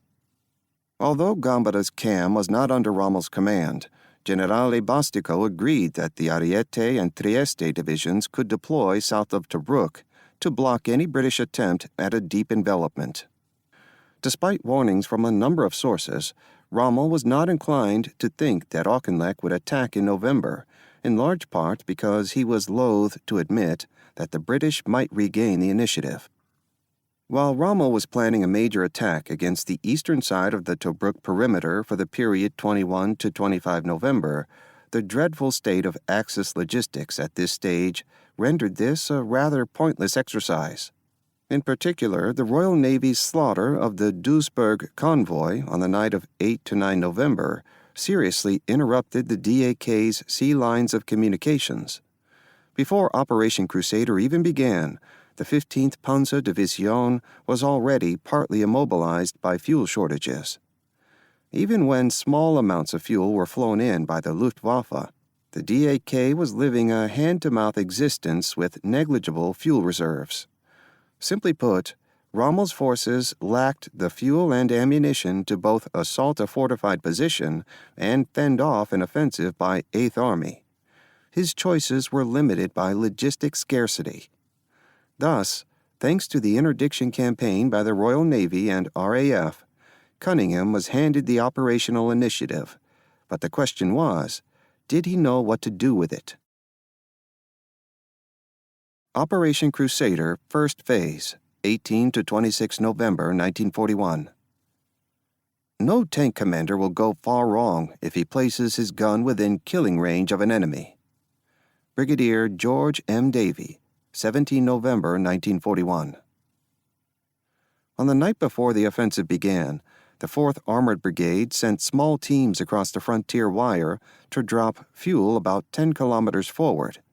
Additional gaps were also made in the frontier wire. During the night, a thunderstorm with heavy rain, thunder, and lightning began, which turned the desert into a muddy morass in places. No doubt it made for an uncomfortable night for tank crews expecting action in the morning. Just before dawn, at 0540 hours on 18 November, Brigadier George M. Davies' 7th Armored Brigade began moving out of its assembly areas and heading toward the frontier. Armored cars from the KDG and 4th SAACR moved ahead of the tanks, alert for any signs of enemy activity.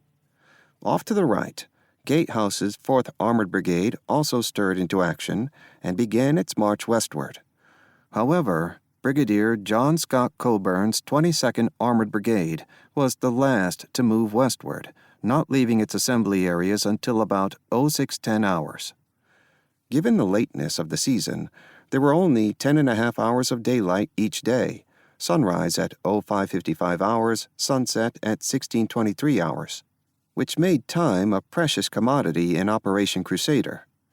Nevertheless, all 3 armored brigades crossed the frontier wire between 0800 and 0810 hours, then deployed with 4th Armored Brigade on the right flank, 7th Armored Brigade and the support group in the center, and 22nd Armored Brigade on the left. Gott's 7th Armored Division was the most impressive mechanized formation yet fielded by Britain, and it was difficult to conceal the movement of such a large force. Von Weckmar's reconnaissance units spotted British armored cars and tanks soon after they crossed the frontier wire, but initial reports did not suggest a large force. Furthermore, all of the British armored brigades stopped to refuel southwest of Sidi Omar, which was confusing. Was this just a reconnaissance in force? Due to a muddled tactical refueling in the 22nd Armored Brigade, the 7th Armored Division did not resume its advance until 11:30 hours. By noon, von Weckmar realized that he was dealing with a larger enemy force, and he ordered his armored cars to pull back. He also requested armor support from von Ravenstein's 21st Panzerdivision. However, from the British point of view, the advancing armored units reported no enemy resistance and just a few fleeting contacts. By 1630 hours, Gott's 7th Armored Division had reached its initial objective, with its 3 brigades deployed around Gabersala, the 22nd to the southwest, the 7th to the north, and the 4th to the east. Remarkably, the division had completed a 120-kilometer march without losing more than a handful of tanks to mechanical problems. Just after dusk, around 1655, a detachment of AA-3 stumbled into 4th Armored Brigade and reported that it was being attacked by 200 enemy tanks. Von Weckmar reported this to DAK, which initially did not believe the information. This is not surprising, since up to this point in the Desert War, the Germans had only seen British armor used in squadron and regimental-sized groups. Cruville wanted to move armor to support von Weckmar's screening forces, but Rommel refused to commit his panzers until more information was available. Rommel had just flown back from a meeting in Rome, via Athens, and had been out of touch with the tactical situation for several days. Although some narratives, such as Corelli Barnett's The Desert Generals, claimed that Cunningham was flummoxed when the Germans did not quickly appear at Gabersala, the fact is that Gott issued his order for the next day less than 2 hours after reaching this initial objective. Based upon guidance developed before crossing the frontier, the 22nd Armored Brigade was ordered to proceed west to chase the Ariete Division out of Bir el Gubi, while the 7th Armored Brigade and the support group pushed forward to seize the Sidi Rezegh airfield. Gatehouse's 4th Armored Brigade was ordered to remain in the vicinity of Gabersala to protect the right flank of the 30th Corps against any move by the DAK's panzers, and to reassure 13th Corps that British armor would protect their left flank as they moved up toward Sidi Omar. Certainly, the decision to disperse the 7th Armored Division was a violation of the principle of mass, which was regarded as critical for mission success, and it invited defeat in detail, but it was not an off-the-cuff decision. Rather, it was a calculated risk based upon assumptions that would soon prove to be false. Although Rommel was still uncertain how large a British armored force was south of Tobruk, Generale Gambara, commander of the CAM, was taking no chances. Armored cars from Wrexham had already encountered patrols from the 11th Hussars, and the Italians were intent on not repeating previous mistakes where they had been caught by surprise. Gambara alerted his command and ordered Generale Ballotta's Ariete Division to prepare to fight a defensive action at Bir el Gubi.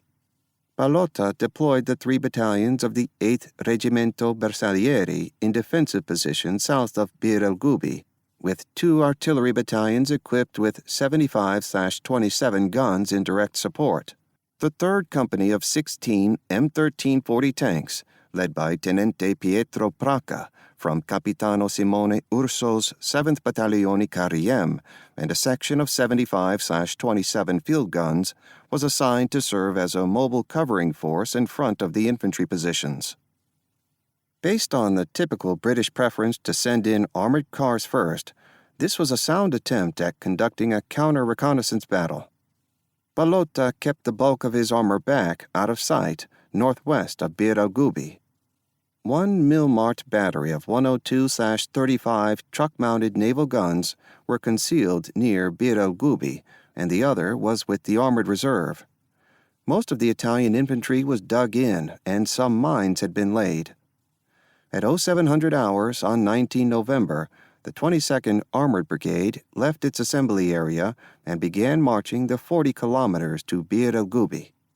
Brigadier Scott Coburn deployed his brigade in 2-up, 1-back fashion, with Lieutenant Colonel Norman A. Burley's 2nd Royal Gloucestershire Hussars, RGH, on the right flank, Lieutenant Colonel William G. Carr's County of London Yeomanry, 4th CLY, on the right flank, and Lieutenant Colonel Richard K. Jago's 3rd CLY trailing in reserve. However, the brigade was so spread out that each regiment was out of visual range of each other, and radio communications were already proving problematic. The Humber armored cars of Lieutenant Colonel William I. Leatham's 11th Hussars moved in front of the brigade, seeking out the enemy. The 22nd Armored Brigade was certainly an impressive force, with its total of 148 Crusader tanks, but it only had 1 infantry company and 1 artillery battery in support. Around 0930 hours, B Squadron from the 11th Hussars spotted a company-sized group of Italian tanks northwest of Point 181, 17 kilometers east of Bir el Gubi, and alerted Major Douglas M. Reinhold's H Squadron, which was leading 2nd RGH. Reinhold's Crusaders quickly engaged Tenente Pietro Praca's covering force. The company-on-company action lasted 10 minutes.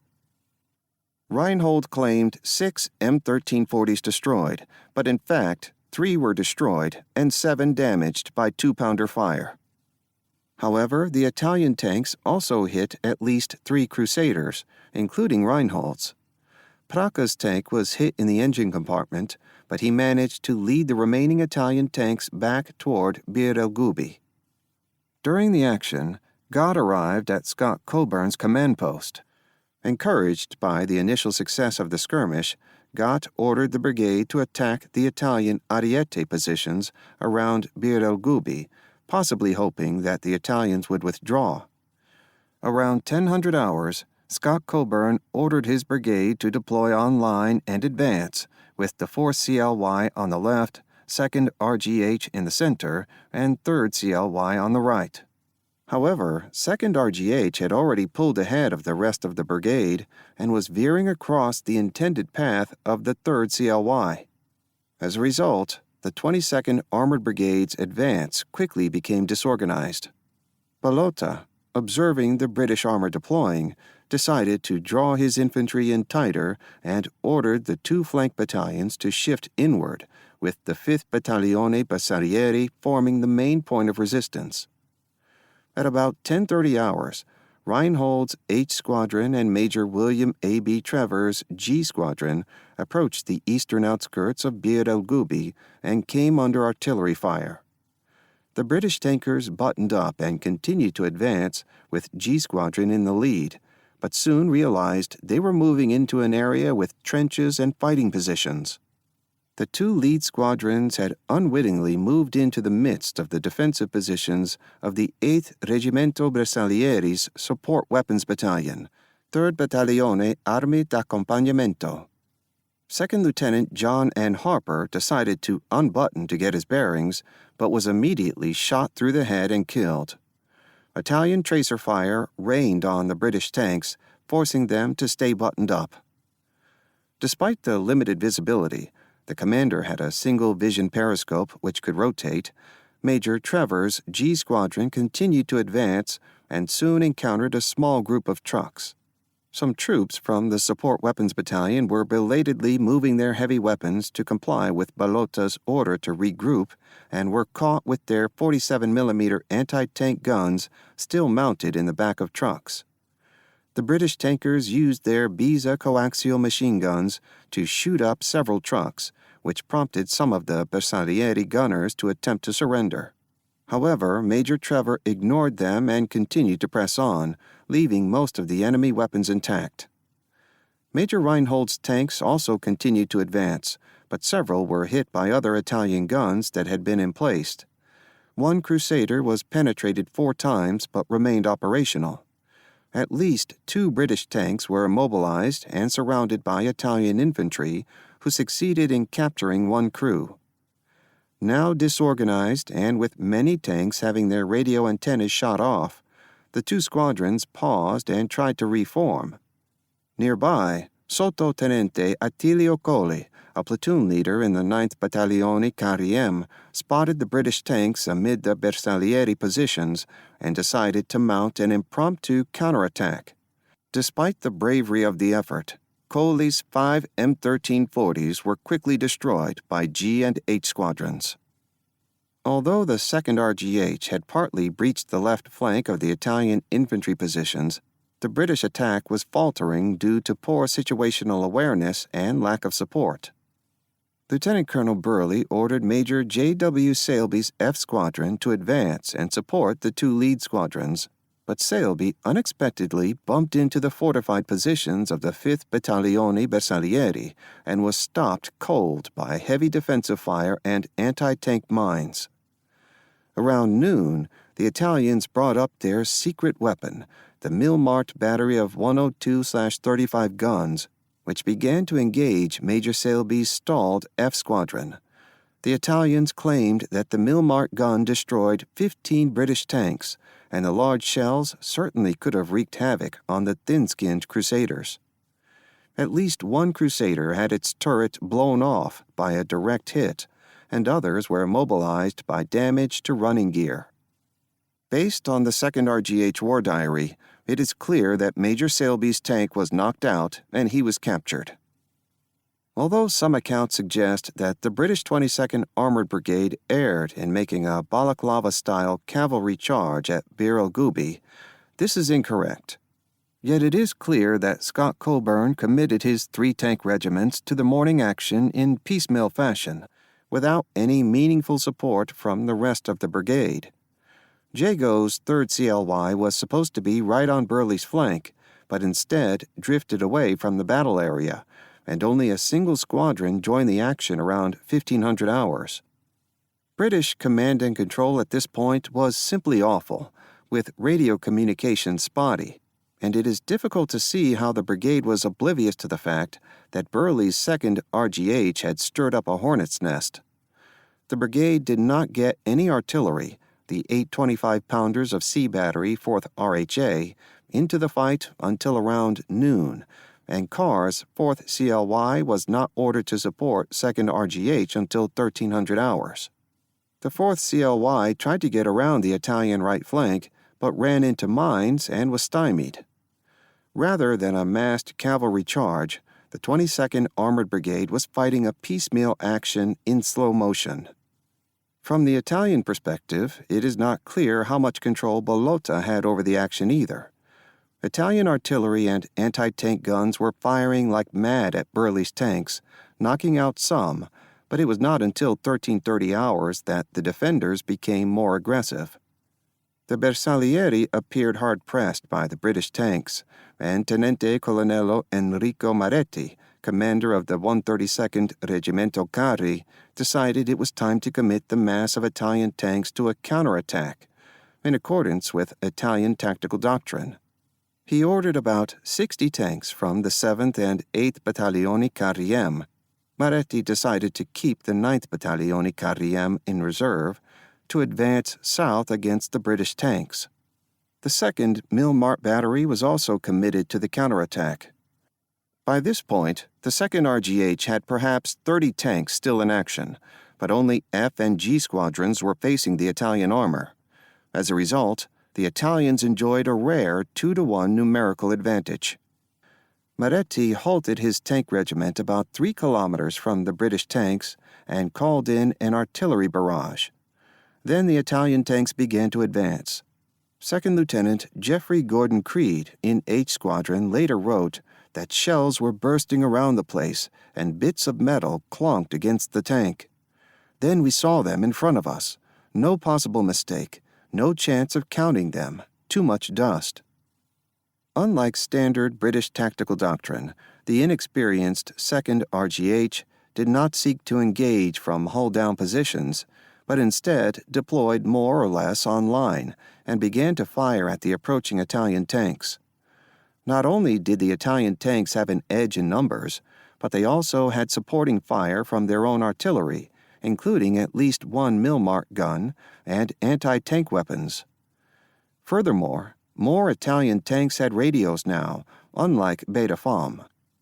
The Italian tanks started firing at over 1,000 meters, but gradually closed to less than 800 meters.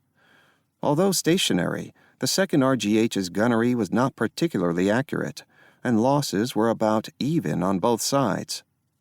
Burley's regimental command tank was one of those knocked out, and he was wounded. However, 2 Italian tank company commanders were killed in the action, and an M1340 command tank was destroyed, along with its valuable radios. Second Lieutenant Gordon Creed was in the thick of the fight. He wrote, "The din was terrific, and the dust. It cleared for a second, and there was an M13 400 yards off. McCrae, his gunner, fired twice, and the M13 was alight. Then something hit us." Gordon Creed's track was knocked off by a hit on the running gear, but he remained in action. "I kept swinging the periscope.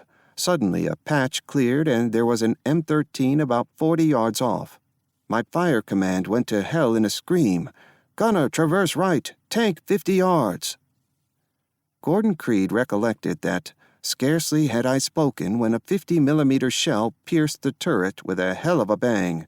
It smashed through my gunner's shoulder, ricocheted off the firing mechanism of our 2-pounder gun, and ripped up the back of my loader, who was twisting around, reaching for another shell. A 3-inch steel splinter went deep into my thigh, although I was unaware until hours later. Instant and total chaos, and no intercom working inside the tank. Although wounded and disabled near Italian positions, Gordon Creed succeeded in escaping and was awarded the DSO, Distinguished Service Order. The tank action dragged on for 3 hours until darkness began to fall. One squadron from 3rd CLY got involved late in the engagement, claiming 5 Italian tanks but losing several of its own. British radio communications completely broke down during the extended tank battle, handicapping their ability to fight as a team. Eventually, someone ordered a withdrawal and tanks began disengaging. As British tanks returned through the bersaglieri positions they had overrun earlier, they were fired upon by gunners who had emplaced their weapons. The battered 22nd Armored Brigade withdrew under fire, having failed to accomplish its mission. While there is no doubt that the action at Bir el Gubi was an Italian tactical victory, they held their positions and repulsed a large-scale British armored attack. The results were more ambiguous than simple loss statistics suggest. Available data claims that the 22nd Armored Brigade lost a total of 42 Crusader tanks, although some were later recovered. Burley's 2nd RGH suffered the heaviest losses, with 30 of 46 tanks out of action and 50 crew casualties, including 25 captured. A number of disabled tanks self-recovered during the night after fixing broken tracks. The other 2 British tank regiments, though lightly engaged, still lost a total of 12 tanks and 32 casualties. The poor British performance in the action was attributable to inadequate training and lack of combat experience, with a dash of incompetence added at brigade level.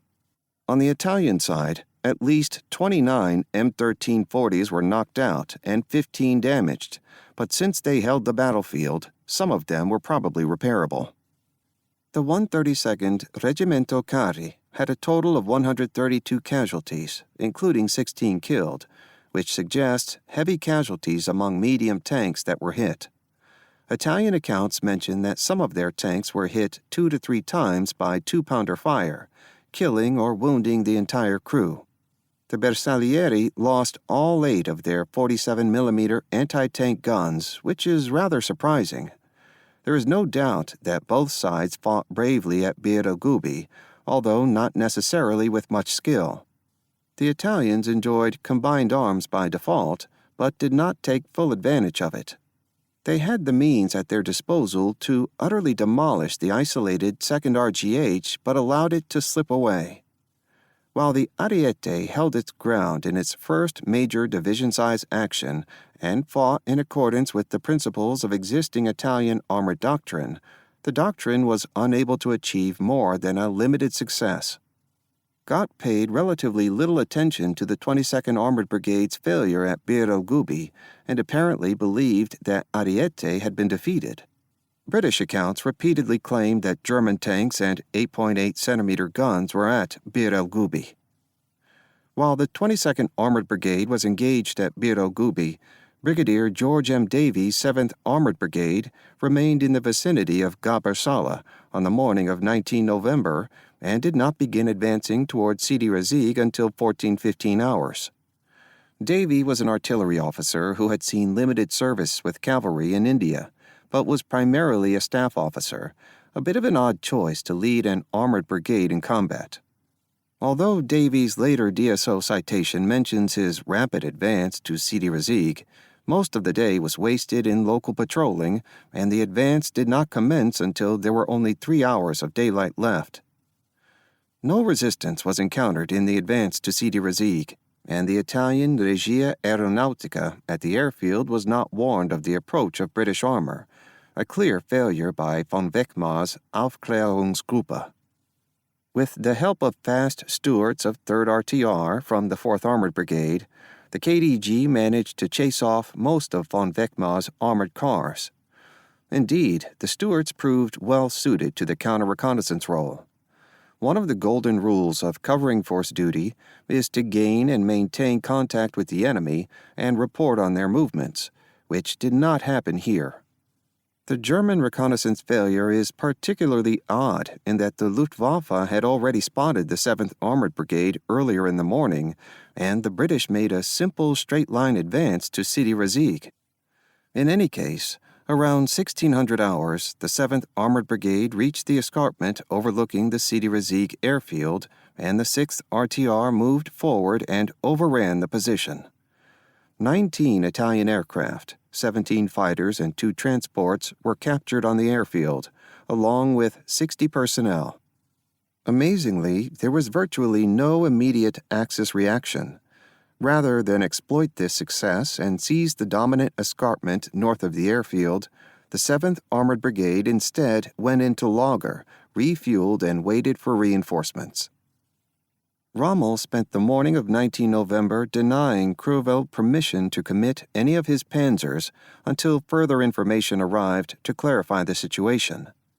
The Luftwaffe confirmed the presence of British armor and motor transport around Gabr Saleh, but von Weckmar's spotty reporting was not helpful. Finally, at 12:10 hours, Rommel authorized von Rabenstein's 21st Panzerdivision to send Kampfgruppe Stefan to deal with the reported British armor.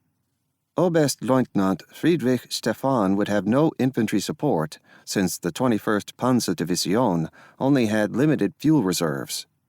It took 2 hours for Kampfgruppe Stefan to assemble south of the Trig Capuzzo, and it did not actually begin moving until 1420 hours. Stefan was ordered to seek out and engage the British armor. His regiment marched with 2nd Panzer Regiment 5 in the lead, followed by 1st Panzer Regiment 5. Meanwhile, Gatehouse's 4th Armored Brigade had become dispersed, with most of the 3rd RTR being committed to support the KDG against von Weckmar's Aufklärungsgruppe. The 5th RTR had also drifted off to the east, leaving only Lieutenant Colonel Dick S. Kripps's 8th Hussars to hold position near Tayeb El Assem. At about 1530 hours, Kampfgruppe Stefan was spotted moving south, and Kripps began moving northward to meet them. Just before the meeting engagement began, the Luftwaffe appeared and strafed Kripps's regimental command post, causing some confusion. Just after 1600 hours, Kampfgruppe Stefan spotted the British tanks and deployed. Rather oddly, the Germans opened the engagement at the extreme range of 1,500 meters. Slowly, the range closed to about 700 meters, but apparently no closer.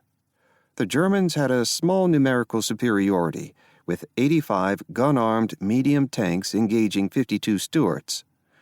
Although many details of this action are sketchy, essentially both sides were content to forego maneuver and engage in a protracted gunnery duel that went on for 3 hours. The Germans managed to get their 8.8 centimeter flak battery into action, but they destroyed only 2 Stuarts. Brigadier Gatehouse had difficulty pulling his brigade together, and only 1 squadron from the 5th RTR joined the battle near the end, losing 5 Stuarts. At that point, with darkness falling and more British tanks arriving, Stefan elected to break off the action and withdraw to the northwest. The 8th Hussars had done fairly well, holding off a superior force at the cost of 20 of its 52 Stuarts. Personnel casualties were significant, including 1 squadron commander, Major J.C. Vernon Miller, being captured. Another outcome of the action was that the 4th Armored Brigade had consumed a great deal of 37mm ammunition. Some tanks had fired up to 250 rounds, and had to make an urgent request back to the resupply warehouses in Cairo to send all the remaining American-made rounds forward. On the other side, the Germans admitted the loss of 1 Panzer II and 7 Panzer III tanks, although more were damaged. Some recent analysis has seized upon the 21st Panzerdivision's daily tank status reports, which indicate that 37 tanks were not operational the next day, to suggest heavier losses. However, as noted earlier, many of Panzer Regiment 5's tanks were already in poor mechanical condition due to logistic starvation and easily sidelined. Interestingly, Panzer Regiment 5's maintenance officer was Major Archibald MacLean, originally born in Scotland. MacLean worked tirelessly to keep Kampfgruppe Stefan's tanks running, but very few repair parts were available. In any case, Cunningham had sought to fight a major tank action near Gabr Saleh, and when it came near the end of the second day of Operation Crusader, Gott's 7th Armored Division was only able to commit 2 of its 9 armored regiments against 2 panzer battalions. Although the result of the tank battle near Gabersala was tactically inconclusive, it did finally convince Rommel that he was dealing with a major British armored offensive. Yet in his command post near Gambit, only 40 kilometers from Sidi Rezegh, Rommel was still strangely oblivious to the enemy situation, which his intelligence officer von Mellenthin was telling him was obscure. He decided to release the 15th Panzer Division to Kruvel, but provided only the vaguest command guidance. Kruvel was to lead both panzer divisions the next day to defeat the British spearhead, although he left the direction of attack up to his subordinate. In essence, Rommel was instructing Kruvel to do something without defining what the something should look like. This was not Auftragstaktik, just sloppy generalship. Rommel also ordered Generalmajor Max Zimmermann, commander of the Divisionskommando ZBV Afrika, to move a Kampfgruppe to Belhamid to prevent the British armor at Sidi Rezegh from breaking through to Tobruk, which was a tall order for a patchwork division with very limited anti-tank and artillery weaponry. On the British side, the situation on the night of 19 to 20 November was less clear. Norrie ordered Gott to send the support group to reinforce 7th Armored Brigade at Sidi Rezegh, but otherwise made no major changes. The 22nd Armored Brigade was to remain off on its own near Bir el Gubi until the 1st South African Division came up to deal with the Ariete. Gatehouse's 4th Armored Brigade was ordered to concentrate, but not assigned any mission beyond covering the left flank of 13th Corps. Cunningham, back in his forward command post near Fort Madalena on the frontier, about 180 kilometers from Sidi Rezegh, was virtually cut out of the equation by persistent radio problems. Kruvel was an able armored tactician, but the DAK's intelligence and logistic handicaps made it difficult for him to strike a telling blow. Based on von Wegmar's reporting, which gave a false impression about 3rd RTR's activity, Kruvel thought a British armored brigade was operating near Sidi Aziz, which made sense if it was trying to isolate the frontier garrisons.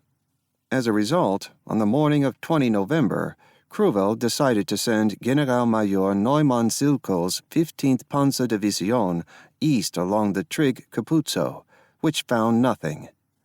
The 15th Panzer Division then swung southwest to continue combing the desert, but ran out of fuel 20 kilometers northwest of Sidi Omar. The division remained immobilized for the rest of the day. Had 7th Armored Division discovered the out-of-fuel German tanks, Gott might have been able to destroy half of Rommel's armor in an afternoon, but the fog of war had settled thickly over the Crusader battlefield. Meanwhile, Kruvel had ordered von Rabenstein's 21st Panzer Division to link up with Kampfgruppe Stefan and then strike the British armored brigade that it had fought the previous day. Rather than a concentrated blow, Kruvel conducted 2 simultaneous division-sized movement-to-contact operations. As it turned out, Kampfgruppe Stefan had lagered less than 5 kilometers from the 8th Hussars' night lager, and both sides quickly rediscovered each other on the morning of 20 November. However, Kampfgruppe Stefan had not refueled during the night. Its supply column could not find it in the dark, and it did not want to resume action until it had more fuel.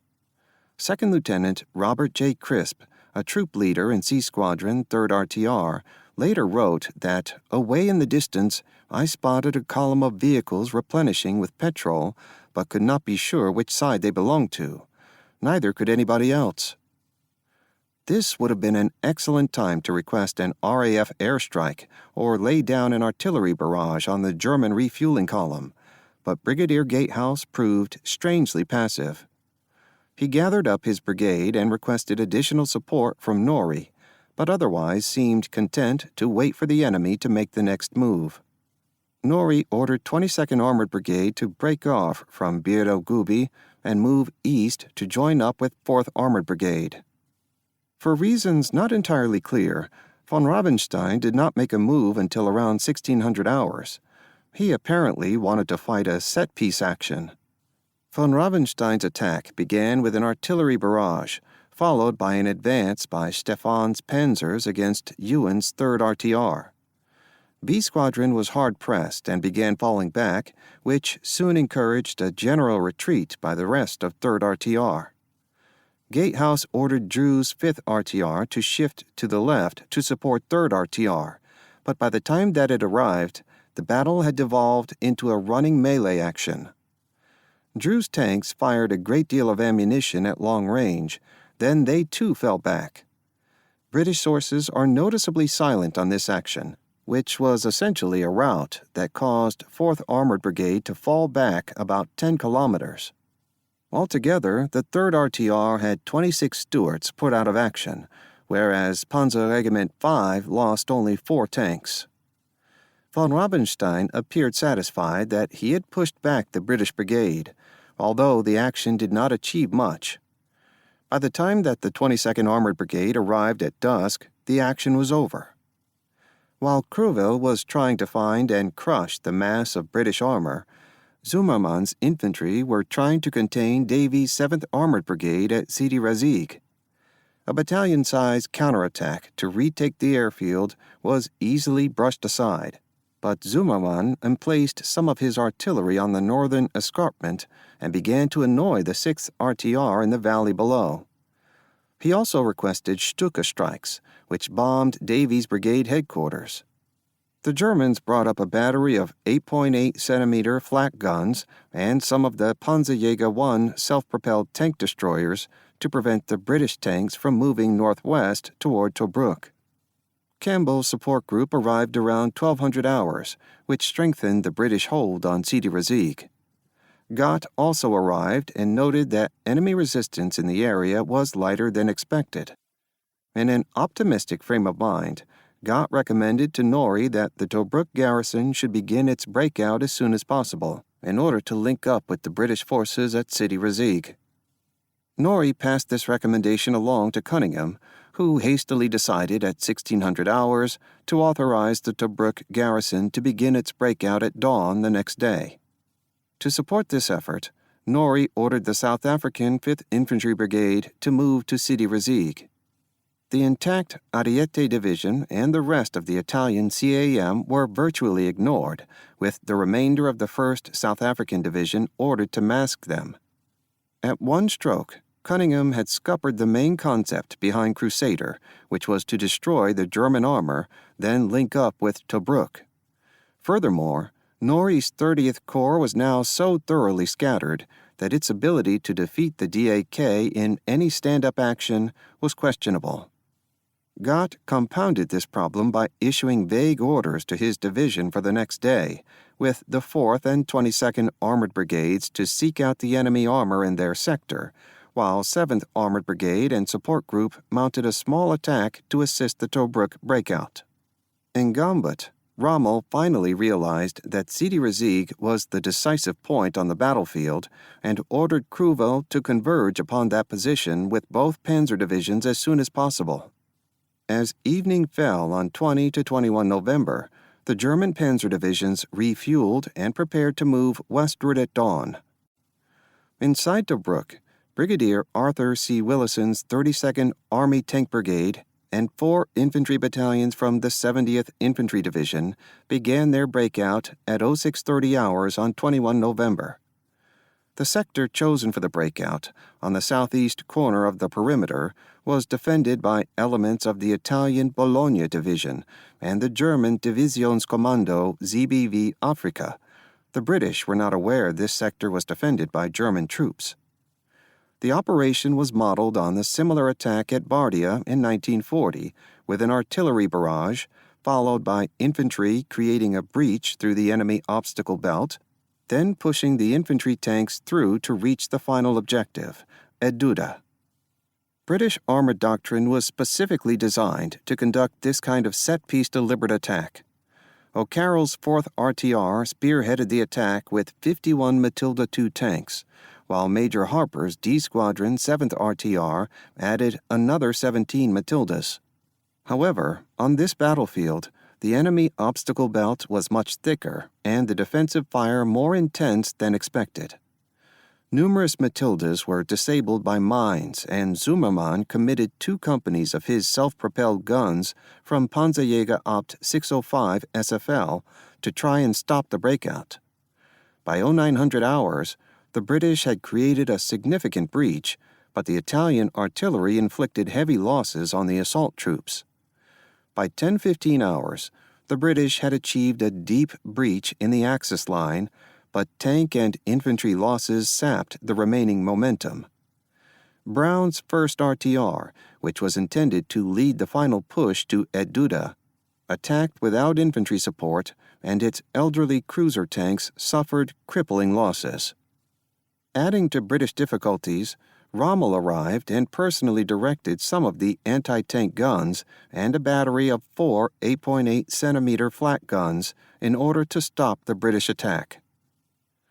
By the late afternoon, the breakout attempt had carved out a wide salient, 5 kilometers deep, but it had stalled before reaching Edduda.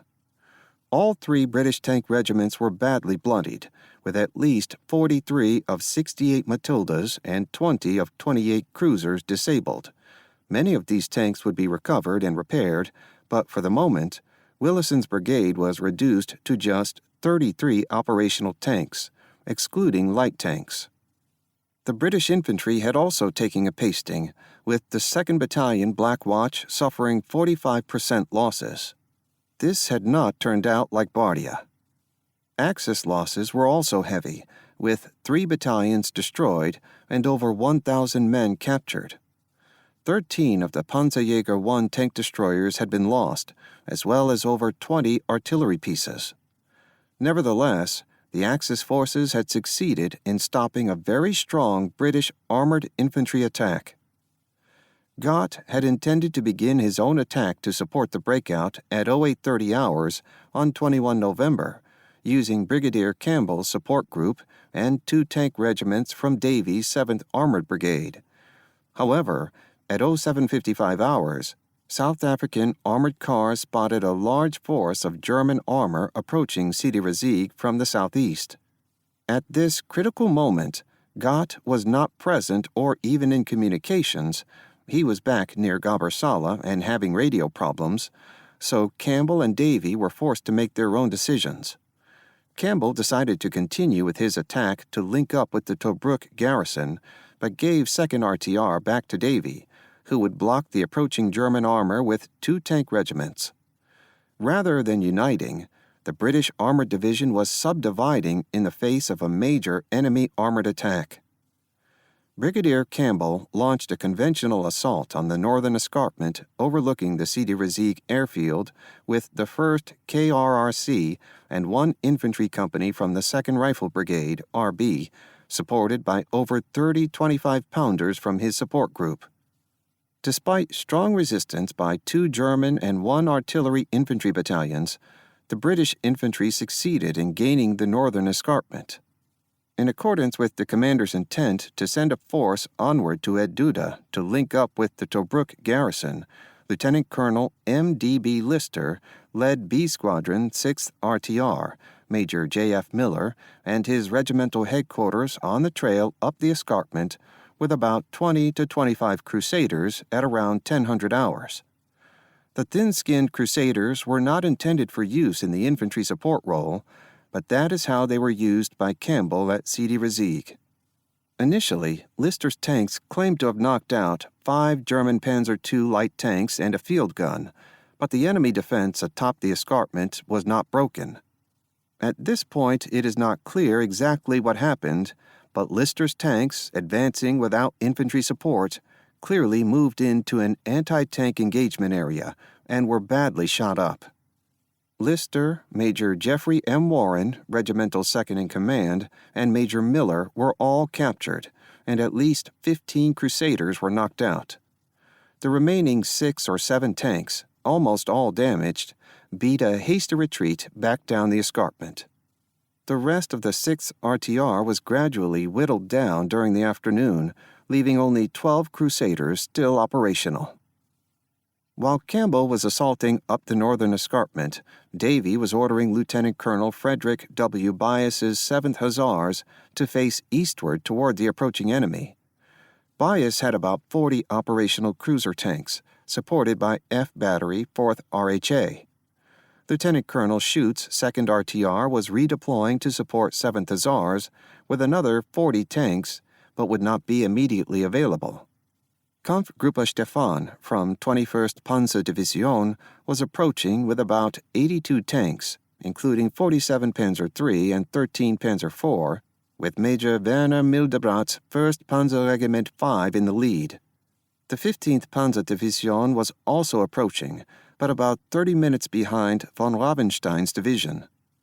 At about 0830 hours, German artillery opened fire on the 7th Hussars at a range of about 2,000 meters.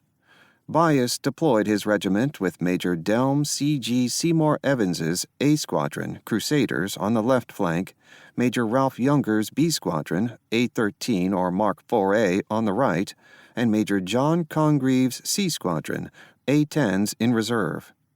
By 0851 hours, both A and B squadrons were online and engaging the enemy.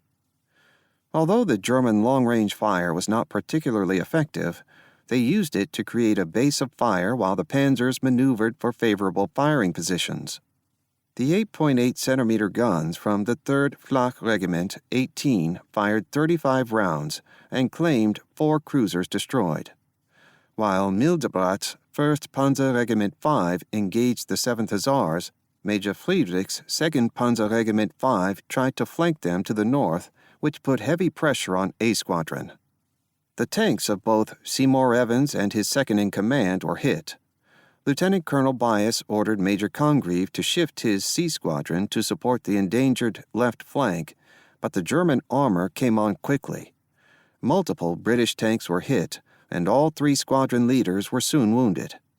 German tanks were also hit, but Byas had significantly less fire support than Stefan, and 7th Hussars was on the verge of being overrun. Byas tried to steady his faltering regiment, but around 0930 hours, he was killed by a direct 5-centimeter hit on his command tank. The battered remnants of the 7th Hussars, about 14 to 15 tanks, retreated to avoid complete destruction.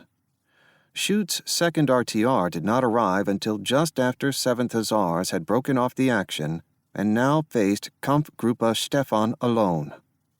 Rather than engaging the enemy from stationary firing positions, Schutt opted to mount a pincer attack with Major Michael J. Woolcombe's B Squadron and Major Mark F.S. Rudkin's C Squadron.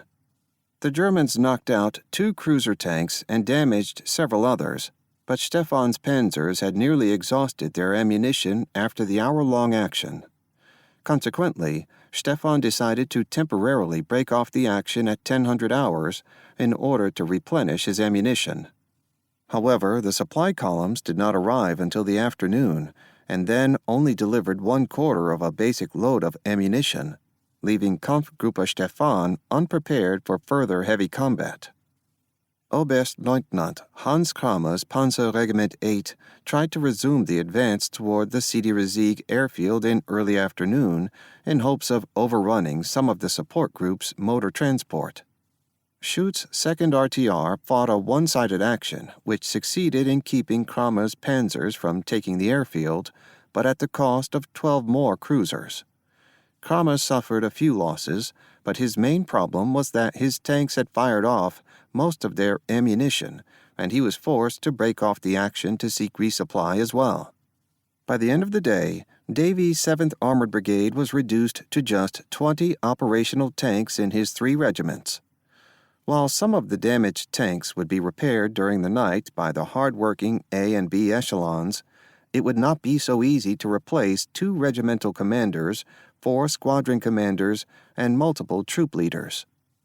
Both German Panzerdivisionen still retained most of their combat capability and had not suffered heavy materiel or personnel losses.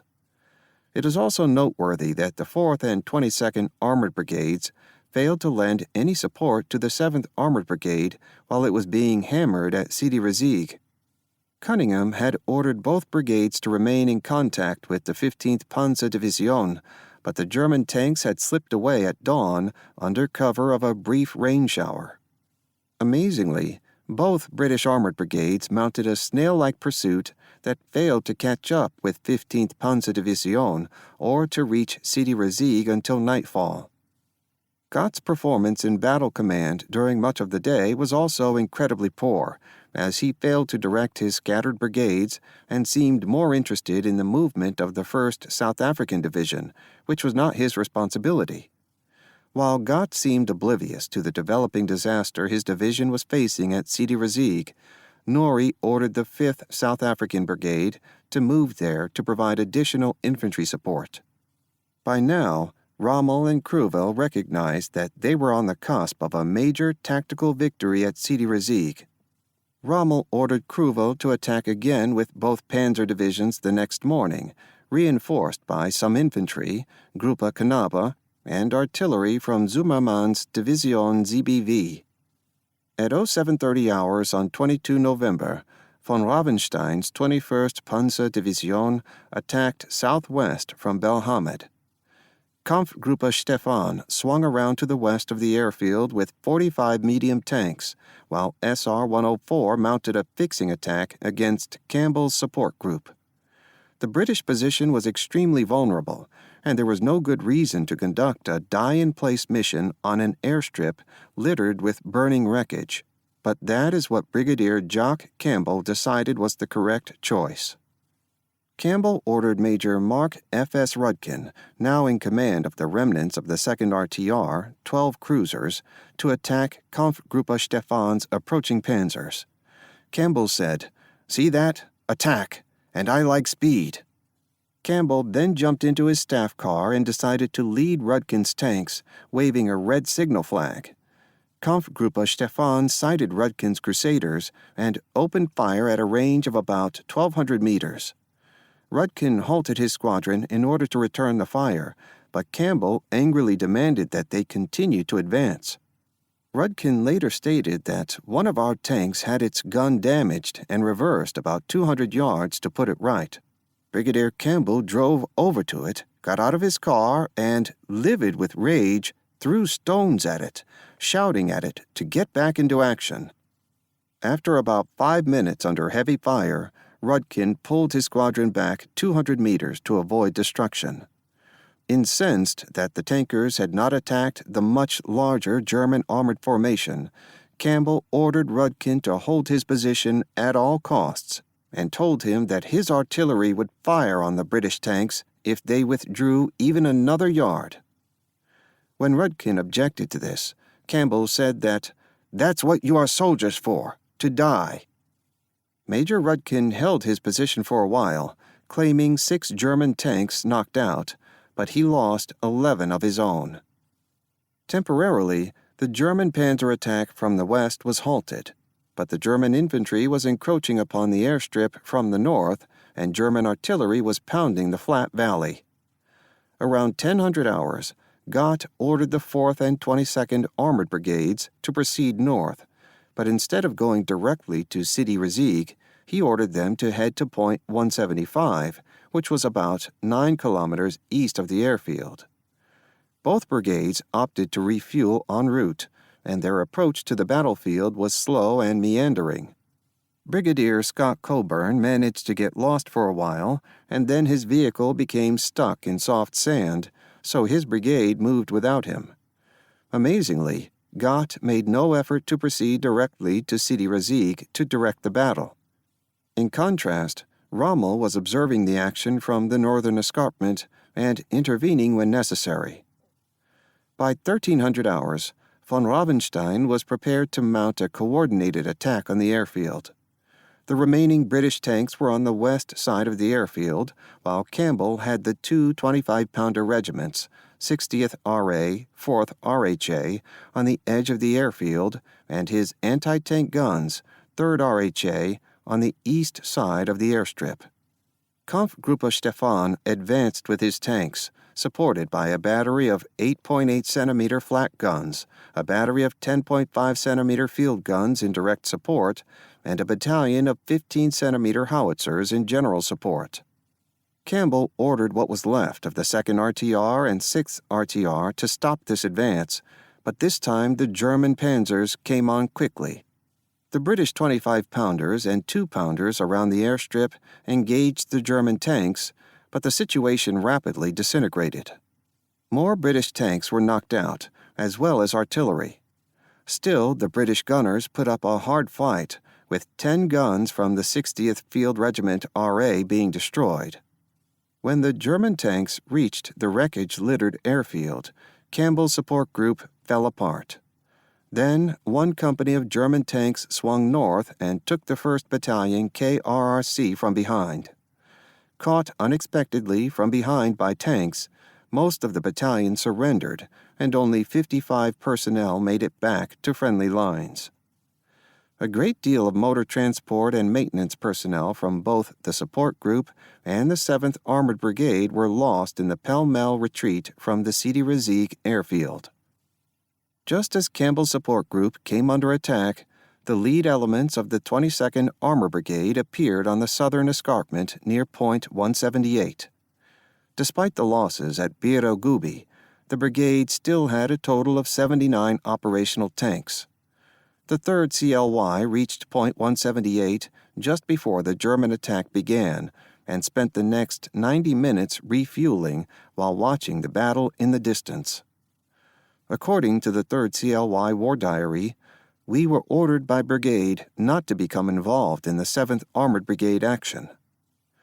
Twice, Davies sent liaison officers to the 22nd Armored Brigade to appeal for support with no reaction.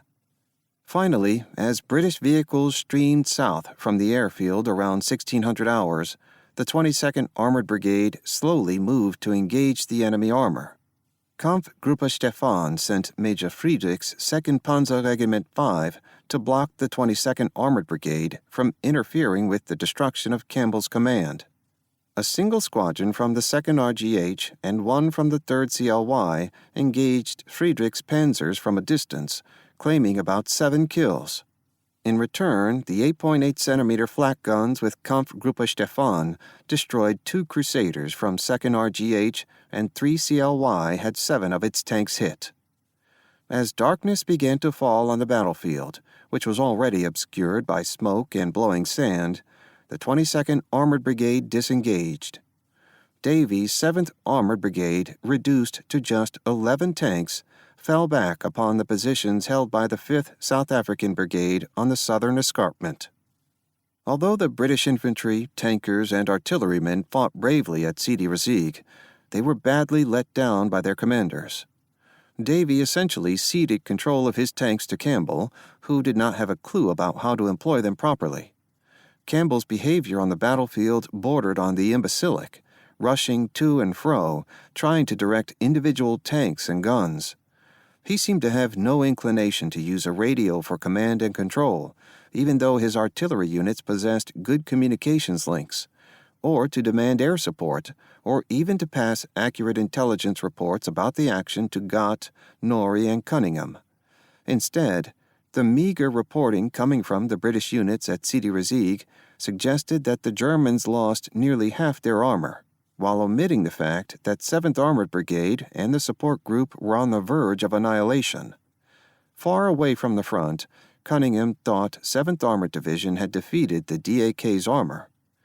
Normally, Victoria Crosses are awarded for gallant and successful defensive actions, not actions where the objective is lost and most of one's unit is destroyed or captured. Nor do brigadiers normally receive VCs. Only 3 have ever been awarded to general officers, 2 in the First World War and 1 in the Second World War. Nevertheless, Campbell, who was a colorful favorite among the old Western Desert crowd, was awarded the VC, probably as a means to conceal the disaster to British arms that occurred on his watch. Gott's performance remained awful throughout the day, allowing events to spin out of control. It is the duty of a senior officer to try and reduce chaos on the battlefield, rather than adding to it. Likewise, Brigadier Scott Coburn failed to follow orders, failed to march to the sound of the guns, and left 7th Armored Brigade to its fate. Brigadier Gatehouse, who was the most experienced senior armor leader in 7th Armored Division, did not have a good day either. His 4th Armored Brigade spent much of the day refueling and skirmishing with a German screening force. Consequently, the 4th Armored Brigade did not reach the area east of the Sidi Rezegh battlefield until after dark. Gatehouse had no idea where either friendly or enemy forces were in relation to his brigade, so he left his brigade headquarters to find Gott, apparently forgetting the lesson from O'Connor's capture that senior officers should not be driving around in the desert in staff cars when the enemy is nearby. As fate would have it, the 4th Armored Brigade went into night lager very close to the 15th Panzer Division, which Kruvel had detached to make a sweep east of Sidi Rezegh. The British were aware that vehicles were moving nearby, but from which side? Around 2000 hours, Brigadier Douglas A. Sterling, who was commander of the 1st Armored Brigade, imprudently decided to fire 3 flare shells to shed some light on the situation. It turned out the nearby vehicles were tanks from Major Günther Fenske's 1st Panzer Regiment 8. Fensky boldly drove into the British lager with his own Panzer Bef and one other Panzer III, but ordered the rest of his battalion and some Kladschützen to quickly encircle the huddled vehicles. The British were stunned to see German tanks and troops suddenly appear in their midst. Some fought, some surrendered, and some ran. Most of Lieutenant Colonel Dick S. Cripps's 8th Hussars was captured, including 35 Stuart tanks. The British managed to set 3 on fire at the last moment. 6 tanks escaped under fire. Fensky ordered some of his tankers to dismount and take control of the prisoners, but 3 NCOs were killed by the British before resistance ceased. Altogether, 176 British personnel and 19 other vehicles were captured, including most of the 4th Armored Brigade headquarters. Even worse, the Germans captured the brigade's 4 long-range radios and their code books intact, which compromised communications with 30th Corps at a critical moment. Soon after this, some British units noticed unusual radio messages purporting to be from brigade, attempting to get units to report their location and status. Brigadier Gatehouse went to the 3rd RTR command post and tried to rally his brigade, which was reduced to just 77 operational Stuart tanks. By nightfall, it was clear that not only had the DAK inflicted serious losses on the 7th Armored Division, but the British commanders were incapable of coordinating their armored brigades against a single objective. The 7th Armored Brigade was reduced to just 10 tanks, and 22nd Armored Brigade had 34 tanks.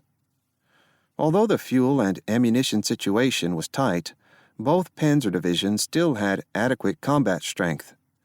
Kampfgruppe Stefan, Panzer Regiment 5, still had 39 operational medium tanks, 32 Panzer III and 7 Panzer IV, while Kramer's Panzer Regiment 8 had 84 operational medium tanks, 68 Panzer III and 16 Panzer IV. Losses on 22 November amounted to 12 tanks for Panzer Regiment 5 and 19 tanks for Panzer Regiment 8, including a total of 10 Total Ausfälle, 1 Panzer II, 7 Panzer III, and 2 Panzer IV. One other significant armor action occurred on 22 November, further east at Sidi Omar. The 13th Corps had been remarkably slow at getting into action and was not ready to begin a set-piece attack on the Axis frontier defenses until the 6th day of Operation Crusader, by which point the 2nd New Zealand Division had outflanked the enemy. By the night of 21 November, the New Zealanders had taken Sidi Azeiz and Fort Capuzzo, thereby isolating the frontier defenses. Lieutenant General Alfred Godwin Austin, commander of 13th Corps, then ordered the 4th Indian Division to attack the fortified box at Sidi Omar, and, once this was taken, Allied troops could proceed to roll up the Axis line. The Axis position at Sidi Omar consisted of 2 separate strongpoints known as Omar Nuovo and Libyan, each of which was defended by a reinforced Italian infantry battalion from the Savona Division, plus Italian artillery and one battery of 4 German 8.8-centimeter flak guns. Both positions were heavily fortified hedgehogs, prepared for all-around defense and protected by approximately 100,000 mines, anti-tank T-mines and anti-personnel S-mines. Up to this point in the Desert War, Commonwealth forces had not yet attacked such a strong defensive position. 2 infantry battalions from the 7th Indian Brigade were assigned to conduct the assault, supported by 2 squadrons of Matildas from Lieutenant Colonel Alec R. Martin's 42nd RTR and 1 squadron of Matildas from 44th RTR. The infantry and tanks moved around the enemy's open flank before dawn on 22 November to an assault position 5 kilometers north of the Axis positions. Around 11:30 hours, the RAF attacked both positions, dropping 10 tons of bombs from 6,000 feet, but the accuracy was poor due to the very effective enemy anti-aircraft fire, which shot down 6 aircraft. Then, at 1200 hours, the 4th Indian Division's artillery, 52 25-pounders, 8 6-inch howitzers, and 4 4.5-inch guns, began an extensive preparation that fired nearly 8,000 rounds at the Axis positions. While the barrage, which included smoke shells, was still in progress, the 42nd RTR began its advance with Major Ronald M. Rawlins's A Squadron and Major Lawrence C. Ashton's B Squadron moving in 2 lines abreast. Some of the British infantry advanced in universal carriers, but most followed on foot, about 75 to 100 meters behind the tanks. All went splendidly at first, as if on maneuvers. The plan was to take Omar Nuovo first, then pivot east to take Libyan Omar by dusk. Unfortunately, the British thought they could emulate their earlier success at Nibewa by attacking from behind, but the enemy had anticipated this by laying minefields in this area. The Matildas ran into the minefield, and 11 were quickly immobilized by anti-tank mines. Sitting helpless about 300 to 400 meters from the enemy positions, they were easy prey for the battery of 8.8-centimeter flak guns, which had not been suppressed by the artillery preparation. With the tanks stalled and milling about in the minefield, the Royal Sussex Battalion pressed on ahead without tank support and suffered heavy casualties from enemy machine gun fire. Eventually, the British found a small gap in the minefield, and some tanks were able to pass through it. By 15:30 hours, most of Omar Nuovo had been captured, and the 7th Indian Brigade tried to shift its depleted forces to make a go for Libyan Omar. However, engineers did not have an opportunity to clear or even identify enemy mines, and more tanks were knocked out running into unexpected minefields. After a brief attempt, the assault on Libyan Omar was broken off until the next day. The 3 squadrons of Matildas from 42nd RTR and 44th RTR had lost 37 of 48 tanks committed, and personnel losses totaled 48 killed and 30 wounded. The 7th Indian Brigade did succeed in capturing Libyan Omar after another day of fighting and took 3,600 prisoners, but this was an expensive victory. Despite ample fire support, an attack conducted in accordance with British doctrine for the use of infantry tanks suffered crippling losses in armor from an enemy that was isolated. The use of smoke indicated greater respect for enemy defensive fire, but the introduction of large-scale mine barriers caught the British by surprise. At this point, the British Army had no electronic mine detector. A Polish officer was on the verge of creating one soon after Crusader ended, and the Royal Engineers were poorly equipped to deal with mine barriers. On the battlefield, British tanks also had very limited ability to request artillery support to suppress threats like the 8.8-centimeter flak guns, and counter-battery fire was another skill that had been allowed to deteriorate during the interwar period. Forward observers were present, but often unable to correct fire missions due to dust and smoke on the battlefield. As a result, the British conduct of combined arms warfare was undermined by a myriad of procedural and technical glitches which should have been identified and corrected in training prior to Operation Crusader. Although Cunningham was still under the false illusion that the fighting had gone well at Sidi Rezegh, Rommel, who was on the spot, knew better. On the night of 22 to 23 November, he issued an order that the next morning the DAK would launch a concentric attack to encircle and destroy the British on the southern escarpment, supported by the Ariete Division from the south. Mussolini personally ordered that Gambara's camp would be under Rommel's control for this decisive action. Generale Ballotta decided to detach a battle group under his deputy, Generale di Brigata Ismaele D'Inizio, to support the German operation. The D'Inizio column consisted of 4 tank companies with about 80 M1340 tanks, a Bersaglieri truck-mounted infantry battalion, and supporting artillery and anti-tank detachments.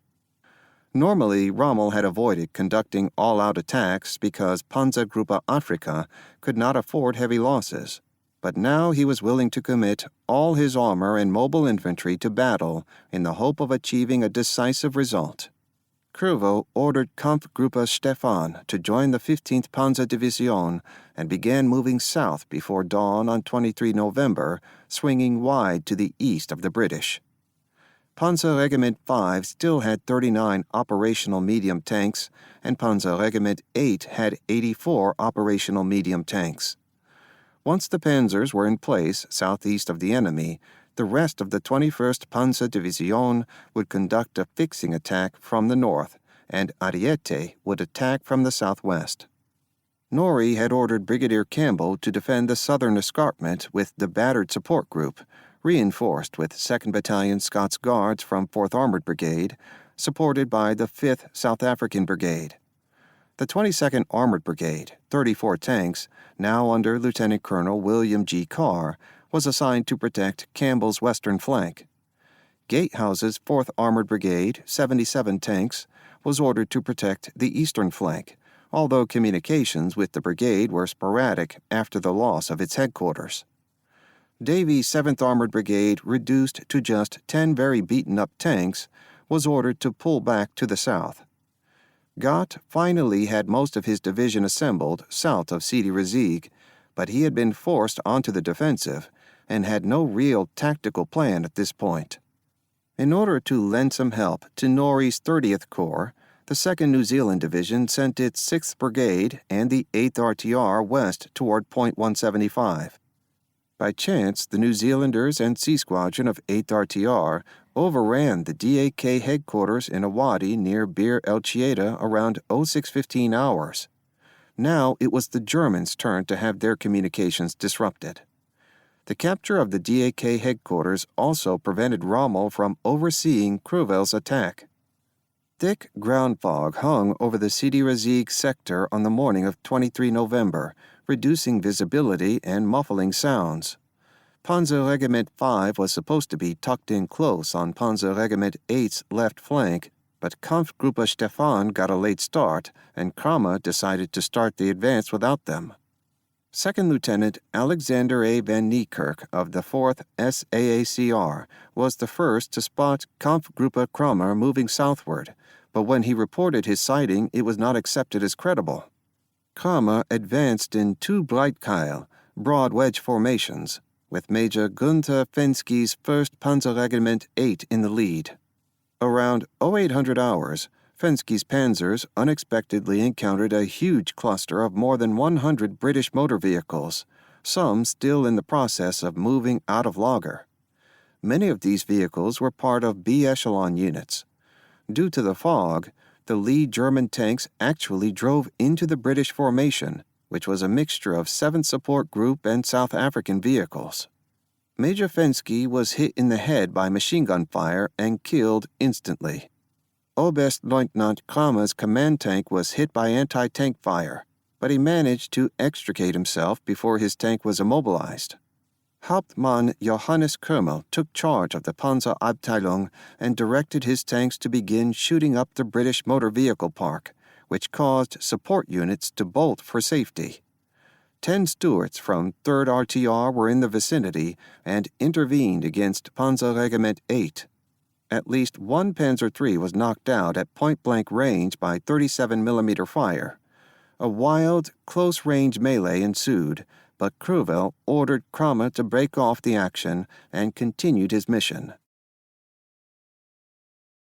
While the intervention of the 3rd RTR helped save the support group from being destroyed, 5 of the regiment's Stuarts ran out of fuel right after the action, indicating the chaos inflicted upon 4th Armored Brigade's resupply operations due to the loss of its headquarters staff.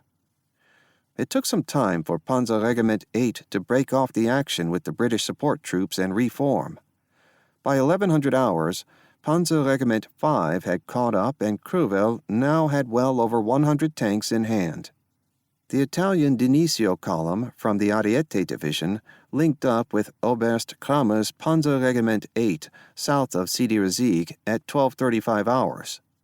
Following the morning action, Gott had ordered Brigadier Campbell and the remnants of the 7th Armored Brigade south to reform near Bir Uragem. He also directed the South Africans to improve their perimeter defenses, but gave conflicting advice based on his assessment of enemy likely intentions. Gott told the South African Brigade commander that the Panzer attack on the support group was likely a feint since the German tanks had retreated rather than press their advantage. He stated that the main German attack was still to be expected from the north, but they might launch a supporting attack from the south or east as well. Based on Gott's confusing guidance, the South African Brigade repositioned its artillery and anti-tank guns with 21 of 35 2-pounders and 14 of 48 field guns facing south. Due to the rocky nature of the terrain, the 5th South African Brigade did not dig in, and most of its infantry was oriented northwards. Around 1400 hours, Gott left the South Africans and proceeded east, intending to round up the disorganized 4th Armored Brigade. Crüwell's efforts to organize his panzers for a decisive attack were hindered by persistent 25-pounder artillery fire from the South Africans and some boggy terrain, but by 1500 hours, he was ready. Kampfgruppe Stefan was deployed on the right, Kampfgruppe Kramer in the middle, and Denisio's Italian tanks on the left. 2 battalions of truck-mounted infantry would follow each panzer regiment, and each regiment was also supported by a battery of 10.5-centimeter field guns and a Panzerjäger detachment. Incredibly, the South Africans were able to observe this mass of enemy armor deploying about 6,000 meters south of them, but were reluctant to use too much artillery ammunition because they were running short. Nor was any effort made to request an RAF airstrike on this lucrative target. Prior to his attack, Crüwell directed his 2 artillery batteries to begin bombarding the South African positions, which were coordinating with artillery strikes from the north, Gruppe Böttcher. Around 15:15 hours, the German panzers began advancing toward the 5th South African Brigade. The South African 25-pounders now fired in earnest, and as the distance closed, the 2-pounder anti-tank guns joined in. Although the German tanks could move through the artillery barrage with relative impunity, the truck-mounted infantry suffered heavy losses, and both battalion commanders from the Schützenregiment 115, SR 115, quickly became casualties. The 2nd Company in SR 115 was the only infantry unit in the DAK equipped with SD KFZ 250 half-tracks. By 1530 hours, Kampfgruppe Kramer's panzers made a frontal attack directly into the South African positions, and Hauptmann Johannes Kümmel's 1st Panzer Regiment 8 managed to reach the gun line, but at the cost of a dozen of his tanks disabled. However, with their infantry support pinned down by defensive fire, Kramer's panzers were in an awkward position, with British 25-pounders engaging his tanks at nearly point-blank range. Furthermore, Kampfgruppe Stefan had drifted off to the right and got tangled up with some British tanks to the east, so it was not in a position to lend immediate support. Adding to Kramer's difficulties, German tactical radio communications broke down during the action, which reduced the ability of Crüwell to coordinate the attack. British radio communications were also in a poor state, but Lieutenant Colonel William Carr, now in command of the 22nd Armored Brigade, was able to shift about 20 of his tanks to meet the German panzers. Jago's 3rd CLY sent 8 Crusaders to attack Hauptmann Wolfgang Wahl's 2nd Panzer Regiment 8, but lost 4 in a brief action and retreated. Carr was able to get small numbers of tanks from the 2nd RGH and 4 CLY into the fight, but these pinprick counterattacks could not stop the mass of German armor. Carr lost 10 of his 30 tanks, and most of the remainder were damaged. With Kramer's panzers isolated and taking a heavy pounding from all sides, this was the chance to destroy a large portion of the DAK's armor, but Gott's 7th Armored Division was now unable to muster sufficient combat power. Gatehouse's 4th Armored Brigade, the only armored brigade with any real strength left, was off to the east in a confused state. Although the South African gunners inflicted tremendous damage on Kramer's tanks, they were running out of ammunition. Most of the South African 2-pounder guns were mounted in portee on trucks rather than dug in, which made them vulnerable to machine gun fire. Gradually, by 1700 hours, many of the guns were either knocked out or had exhausted their ammunition. Soon afterwards, the remaining German tanks overran the South African Brigade headquarters. German infantry were also closing in from the north, and Kampfgruppe Stefan finally struck a death blow into the southeast corner of the South African perimeter, which caused a collapse. Once the defense folded, Allied vehicles and troops on foot tried to escape to the east or south, but even the guns and tanks that survived were left in scattered fragments. Superficially, Cruville had won a great tactical victory at Sidi Rezegh, but the losses in armor and personnel made it a Pyrrhic victory. In particular, Kramer's Panzer Regiment 8 lost nearly half its tanks, with 19 total Ausfälle and another 36 damaged. Stefan's Panzer Regiment 5 also suffered heavy losses, including 7 total Ausfälle and 14 damaged. Altogether, the DAK had lost 26 panzers destroyed and 50 damaged out of 174 committed. 43% of Rommel's armor had been put out of action to destroy a single infantry brigade. Even worse, many of the damaged tanks would never be repaired, leaving the DAK with around 75 operational medium tanks. The Italian Denisio battle group was only lightly engaged on the left flank, suffering 2 M1340s destroyed and 3 others damaged. While the Germans were very critical of Denisio's performance, he had accomplished his mission at modest cost. Norrie's 30th Corps was left with about 70 operational tanks, but scattered in 5 different groups. Although the 8th Army had made some serious mistakes at Sidi Rezegh, the German performance, particularly on 23 November, was far from exemplary. Cruville's idea of a flanking maneuver followed by a combined arms concentric assault was sound, but poorly executed by Kramer, who essentially conducted a tank charge into the enemy's defensive positions. The South African artillery quickly separated the German truck-mounted infantry from their tanks, allowing the anti-tank gunners to inflict very heavy losses on the unsupported tanks. Photographic evidence indicates many German tanks were knocked out at very close range, often with flank shots. Furthermore, the decision to conduct an assault with truck-mounted infantry into an alert defense in broad daylight was akin to a balaclava-style action and not in accord with German tactical doctrine.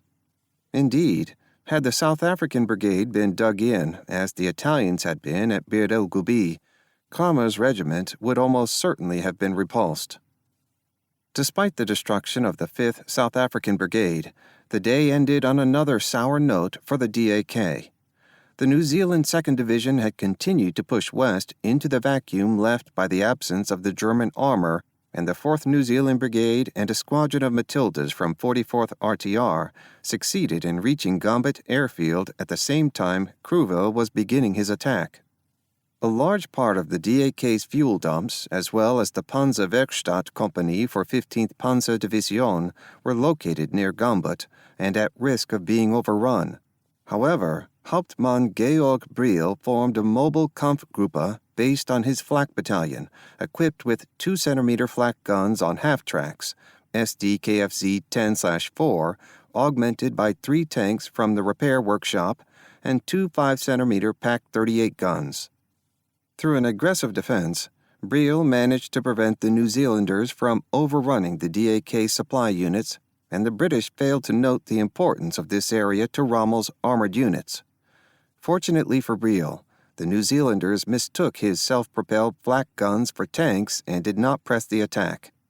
Thus, through one of the weird ironies of war, both sides were attacking each other's vital support units at nearly the same time. Meanwhile, the 6th New Zealand Brigade continued to push westward with the 8th RTR, intending to link up with the 5th South African Brigade. A German blocking position on point 175 east of Sidi Rezig was held by 2 battalions of Infanterie Regiment 361. Not expecting heavy resistance, the New Zealanders mounted a set-piece attack against point 175 at 1200 hours, supported by Major Peter N. Veal's C Squadron 8th RTR. This action was essentially the baptism of fire for the new Valentine tank, Infantry Mark III, and it did not go well. Initially, the New Zealanders committed only a single infantry battalion, which suffered heavy casualties from German machine guns and mortars. Veal's tanks advanced in 2 waves, with a total of 16 Valentines. It is unclear from available sources exactly what anti-tank assets the Germans had on point 175, but they were enough to begin taking a steady toll of Veal's tanks. Just as the New Zealand infantry attack bogged down, 3 German tanks, probably strays from Kampfgruppe Stefan, launched a counterattack from the south and inflicted considerable chaos. After a protracted action, the New Zealanders managed to occupy part of point 175, but their infantry suffered heavy losses, and Veal's C Squadron lost 12 of 16 Valentines and 21 crewmen, 6 KIA. A large part of the problem at point 175 appears to have been the lack of prior infantry tank training by the New Zealand infantry units and an underestimation of enemy defensive capabilities. Rommel remained largely ignorant of the day's events, since he had become involved with the action around point 175 and was not in radio communication with Cruville. The loss of radio trucks when the DAK command post was overrun by 8th RTR caused a ripple effect of disruption in German communications that had a profound effect on the outcome of Operation Crusader. Rommel spent the night of 23 to 24 November at Ravenstein's command post and received a quick synopsis of the defeat inflicted on the 5th South African Brigade. Based on this fragmentary information, Rommel came to believe that a large portion of the 8th Army had been destroyed, and one good shove would send the remainder scurrying back to Egypt. It is likely his experience of Allied disintegration in France in 1940 colored his assessment of the situation. Based on this hunch, and with no input from staff or his subordinates, Rommel made one of the most momentous operational decisions of his military career. Around 0400 hours on 24 November, Rommel personally ordered Oberstleutnant Stefan to get his panzers moving east along the Trig el Abd towards Sidi Omar as soon as possible. Apparently, Rommel bypassed Ravenstein and simply began giving direct orders to units in the 21st Panzer Division to follow as well. Rommel's hastily improvised plan was based on the assumption that if he conducted a rapid, armored sweep against the 8th Army's vulnerable line of communications, it would precipitate a collapse in morale. Rommel's ensuing dash to the wire was based on the classic Jomini concept of warfare in the 1830s, which was itself based on Napoleon's Ulm maneuver of 1805, the idea that maneuver in itself could be decisive without battle. However, neither Napoleon nor Jomini had to worry about supplying their advancing troops with thousands of liters of fuel every day and the myriad of other essential items required to keep a modern mechanized army in motion. At this crucial moment, Rommel's decision-making was based on outdated concepts and an insouciant disregard for details. Nor did Rommel bother to inform Kruvel of his intentions, but around 0600 hours, the commander of the DAK arrived at von Ravenstein's headquarters and discovered that his formations were being assigned new missions. Rommel peremptorily informed Kruvel that he intended to head eastward to Sidi Omar with the entire DAK and the Italian CAM. Kruvel was aghast at this course of action and tried to put forth sound reasons to adopt a more sensible approach. First, he pointed out that both Panzer divisions had not refueled overnight due to the disruption caused by the New Zealanders to the DAK's own line of communications, and that there were over 80 German tanks on the battlefield that needed to be recovered and repaired.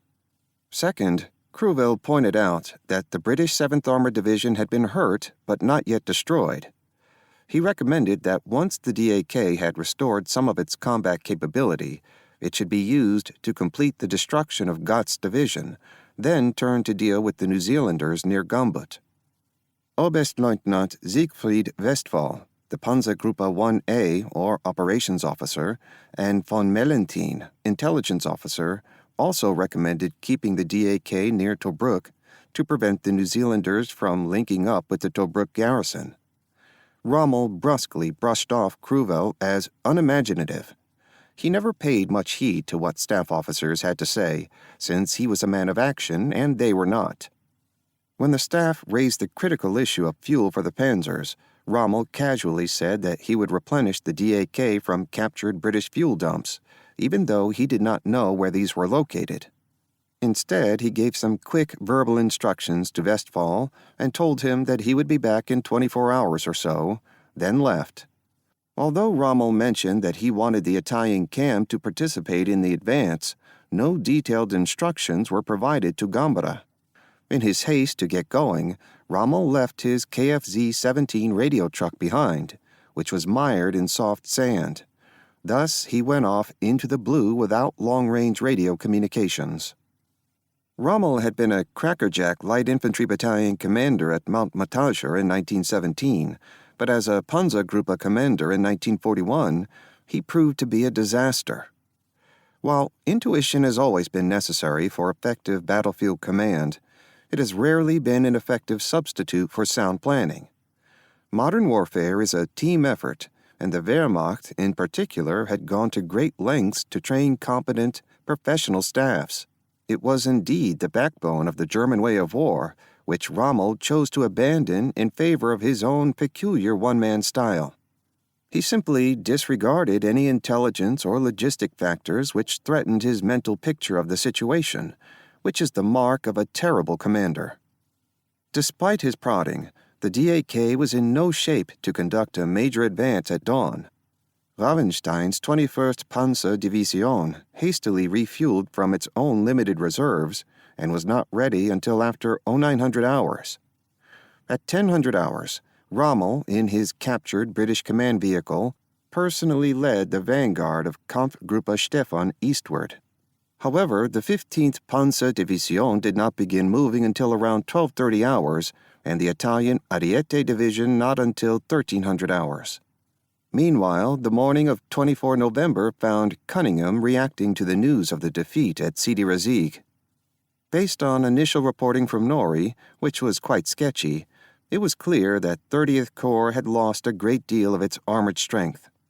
Cunningham was apparently told that 30th Corps only had 44 operational tanks remaining. The actual number was 70, whereas the DAK was thought to still have 120 tanks, actual number 93. Yet Cunningham was not informed that many of the non-operational tanks could be repaired within 24 hours, thereby restoring some armored capability. Confronted with the possibility that the enemy might now possess better than 2-to-1 numerical superiority in tanks, Cunningham now began to doubt that Operation Crusader could continue. By using a simplistic bean-counting approach to tank warfare, and forgetting his large superiority in artillery, infantry, air support, and logistics, Cunningham concluded that it was no longer possible to defeat Rommel's forces. At a midday conference at 30th Corps, Cunningham openly mentioned the possibility of breaking off the offensive and falling back to Egypt, but both corps commanders and his chief of staff opposed this decision. According to some sources, Cunningham insisted on a withdrawal to Egypt, but no formal order was ever issued. To his credit, Cunningham was unwilling to make the decision on his own and requested that Auchinleck come to his command post near Maddalena to discuss the situation. According to Corelli Barnett, who openly sought to promote Auchinleck's reputation as a commander, Cunningham was a spent man, but this conclusion is rather nonsensical since, unlike other commanders facing defeat, like Paulus or Percival, he was not reduced to ineffectual apathy. Cunningham's basic problem was not that he was spent, but that, like many other senior British infantry officers of this period, he lacked the training, experience, and enthusiasm to make sound judgments about armored operations, and thus sought counsel from others. When it came to tanks, he was awkward and unsure of his ability to command, which, even in the post-war world, was still a common angst afflicting many light infantry leaders. Adding to Cunningham's mental discomfiture, the lead elements of Kampfgruppe Stefan appeared near Norrie's 30th Corps after noon, which caused Cunningham, Norrie, and Gott to scatter. The sudden appearance of German tanks near Gabersala also threw many of the British support units into great confusion, but Rommel ordered the German column to bypass them and keep heading east. Fortunately for the Eighth Army, Rommel also bypassed some of the vital supply and maintenance areas south of Gabersala, which were necessary for reconstituting the 7th Armored Division. Furthermore, the German columns heading toward the border became extremely stretched out, over at least 70 kilometers, which rapidly dissipated their combat power and their ability to communicate. While the support units fled, elements of Gatehouse's 4th Armored Brigade held their ground. Although the brigade was still scattered and low on fuel and ammunition, bits and pieces of the 3rd RTR and 5th RTR were in a position to strike at Rommel's passing columns. Late in the afternoon, a group of 7 Stuarts from C Squadron 3rd RTR under Lieutenant Robert Crisp and 5 Stuarts from 5th RTR spotted a large German motorized column moving southeast along the Trig el Abd. Observing the German column from hull-down positions, Crisp was amazed not only at the length of the column, which consisted of infantry and artillery, but at the fact that it was not escorted by enemy tanks or armored cars. Since there was no enemy armor about, the order was given for all 14 Stuarts to charge on line and attack the column. Under these conditions, the Stuarts were the perfect tank for the job, as they barreled toward the enemy motorized column firing their machine guns. The German column scattered in all directions, but many trucks were destroyed, and 2 8.8-centimeter flak guns were captured. The Stuarts also scattered, chasing individual German vehicles. The 5th RTR managed to destroy a number of trucks and take 40 prisoners. Crisp's account, while vividly written, omits mentioning that some German anti-tank artillery was able to get into action and knock out at least 3 Stuarts, and that the chase ended when most of the remaining British tanks ran out of fuel. Although many accounts describe the British 7th Armored Brigade as destroyed at this point, Major George F. Ewell led a composite squadron of 15 cruiser tanks from the 2nd RTR. Ewell harassed the 15th Panzerdivision as it passed by, inflicting some damage at the cost of 3 of his own. Interestingly, neither Gott nor his brigade commanders seemed to have played a role in contesting the DAK's passage through their zone of operations. All the orders were given at the squadron and troop level. Unaware of the British attacks on the columns behind him, Rommel reached Bir Schaffhausen near the Egyptian border wire around 1600 hours. By the time Kampfgruppe Stefan reached the border, it only had 21 tanks still operational, including 15 Panzer III and 1 Panzer IV, after 7 had fallen out due to mechanical problems or enemy action. The column had moved nearly 100 kilometers in 6 hours, which was a great strain on battle-weary tanks and crews. The panzers were also nearly out of fuel, with no more nearby. Making a poor situation worse, the RAF conducted a number of low-level strafing attacks on German columns throughout the day. Cruville and the 15th Panzerdivision were struggling to catch up with Rommel, but Panzer Regiment 8 lost 7 of its tanks en route and halted short of Bischoffersen. Even worse, the Aufklärungsabteilung 33 had lost all its armored cars, greatly reducing the 15th Panzerdivision's reconnaissance capabilities. When panzer officers requested to send recovery crews to salvage the armored vehicles left en route, Rommel rejected this idea and instead ordered the Panzerwerkstatt vehicles to be used as a diversionary force. He also rejected the recommendation that the panzer crews be afforded time for rest and maintenance on their vehicles. Instead, he ordered the 21st Panzerdivision to begin crossing into Egypt as soon as possible, in a maneuver that was very similar to the fruitless gambit attempted in September with Unternehmen Sommernachtstraum.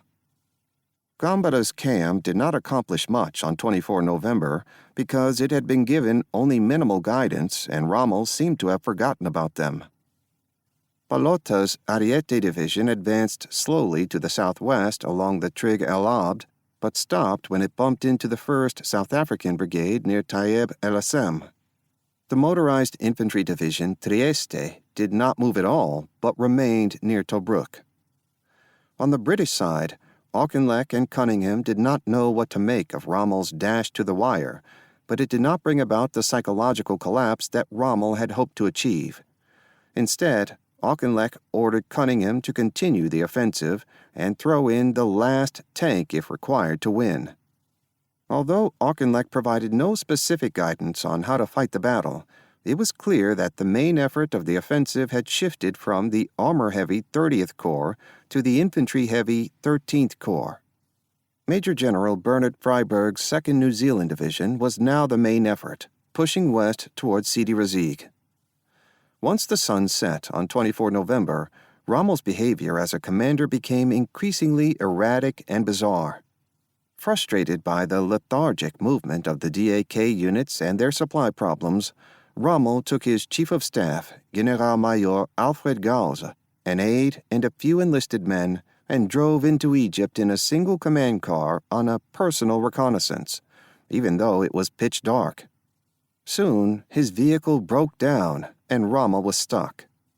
By pure luck, Cruville and his chief of staff, Oberstleutnant Fritz Bayerlein, appeared in their captured British armored command vehicle. However, in the darkness, the party could not find a hole in the wire. Rommel impetuously took the wheel and repeatedly tried to drive the vehicle through the barbed wire obstacle barrier to no avail. After the failure, the group of 15 Germans spent the rest of the night under the stars, unnoticed by British vehicles moving nearby. It was not until after sunup that the group was able to locate a breach in the wire and return to von Rabenstein's headquarters around 0700 hours. Rommel had been out of radio communications for over 12 hours, and by traveling without escort behind enemy lines, he risked repeating O'Connor's mistake.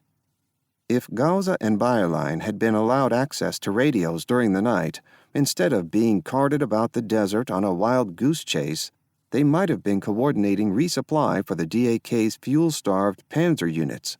As it was, von Rabenstein's 21st Panzerdivision was still waiting for fuel when Rommel returned at sunrise on 25 November. Once a small amount of fuel arrived, Cruville ordered Kampfgruppe Stefan to cross the wire into Egypt. Stefan made the first attempt around 0800 hours by heading straight for the breach near Bischoffersen. However, 13th Corps had moved some of its meager armor assets to cover this area, a composite group of 12 Matildas from 42nd RTR and 44th RTR, led by Major Ronald M. Rawlins. Stefan had no more than 16 operational medium tanks, and he could not fight his way past Rawlins' squadron, although Rawlins was killed in the brief action. Stefan then tried to bypass the British tanks by crossing the wire further south, but soon after crossing into Egypt, the German tanks were strafed by low-flying British fighter bombers. Oberstleutnant Stefan was mortally wounded in the strafing attack, and he was replaced by Major Werner Mildeblatt. Making matters worse, the fuel situation had led to von Ravenstein's 21st Panzerdivision crossing into Egypt piecemeal in a very disorganized fashion. Nevertheless, Rommel ordered the division to attack towards Sidi Omar to support the isolated Italian Savona Division positions and to eliminate the presumably vulnerable 4th Indian Division. Von Ravenstein's 21st Panzerdivision mounted a very disorganized attack against the 7th Indian Brigade's positions near Sidi Omar. A German 10.5 centimeter artillery battalion shelled the Indian positions around 0900 hours, but no ground attack was begun until 1100 hours. Major Mildeblatt attacked Oman Nuovo with about 15 tanks, but without artillery or infantry support. The 1st Field Regiment, deployed behind the still intact mine barrier, coolly waited until the German tanks were within 800 meters, then opened rapid fire over open sights. 10 German tanks were hit, including 2 that had their turrets blown off. Nevertheless, 6 British 25-pounder guns were also knocked out by return fire. Mildeblatt limped away with his remaining 7 medium tanks, 4 of which were damaged. Although von Ravenstein was able to mount a combined infantry-artillery assault that overran Libyan Omar late in the afternoon, this did not compensate for the damage inflicted upon Panzerregiment 5. While von Ravenstein was tangling with the 7th Indian Brigade, Neumann-Zilko's 15th Panzerdivision was ordered to advance to Sidi Azeiz. En route, Kramer's Panzerregiment 8, now with 40 medium tanks, 34 Panzer III, 6 Panzer IV, stumbled onto a RAOC light repair section 10 kilometers west of Sidi Omar. The workshop personnel were in the process of repairing 16 battle-damaged Matilda tanks from the 42nd RTR and not expecting enemy contact. Only a handful of the Matildas were mobile, most being in varying states of disassembly. Kramer immediately deployed his 1st Panzerabteilung, 1st Panzerabt, online while sending the 2nd Panzerabteilung, 2nd Panzerabt, swinging around to the right. A battery of 8.8 centimeter flak guns was also deployed to support the attack. Caught by surprise, the available 42nd RTR tank crews hastily mounted their tanks and tried to fight a one-sided action, while the ordnance personnel scrambled away in soft-skin vehicles. Amazingly, the action lasted for 90 minutes, and the British tankers were able to knock out 2 Panzer III tanks, but in the end, all 16 Matildas were destroyed. Kramer's panzers also took over 40 British tanker prisoners, which pretty much put paid to the 42nd RTR. However, this action consumed time, ammunition, and fuel, which the DAK could hardly afford. By the end of the 8th day of Operation Crusader, the armored forces on both sides had been reduced to a very low ebb. The DAK's 2 panzer divisions were down to about 45 operational medium tanks, just 1/4 of their starting strength. Both divisions had also lost a great deal of motor transport, infantry, and support weapons. In particular, the 21st Panzerdivision was essentially crippled and needed an immediate period of rest to restore its combat capabilities. In contrast, the Ariete Division still had about 80 to 90 M1340 tanks and most of its motor transport. Left unmolested after Rommel's dash to the wire, Norrie's 30th Corps was able to begin restoring some of its damaged vehicles, and by the end of 25 November, it had close to 100 operational tanks.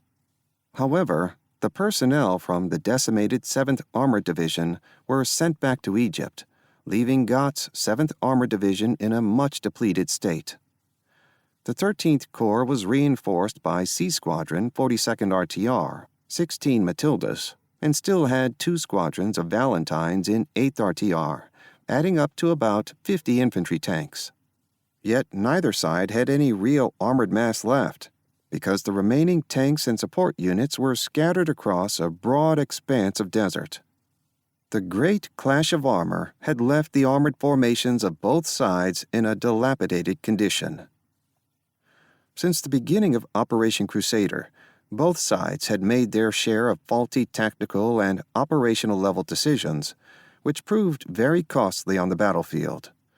Crewell succeeded in defeating the 7th Armored Division and the 5th South African Brigade at Sidi Rezegh, but Rommel's futile dash to the wire gave the Commonwealth forces the opportunity to recover from these mistakes. While historians can argue that the dash to the wire had the potential to spook 8th Army into a retreat, as Rommel intended, that mission did not require the entire Axis mechanized force. The Italian CAM had already demonstrated at Bir el Gubi that it could conduct a competent mobile defense, and it should have been retained near Tobruk to contain the breakout operation and hold off the New Zealand infantry. By forcing the Ariete Division to join the dash to the wire, Rommel squandered his last intact armored reserve for no purpose.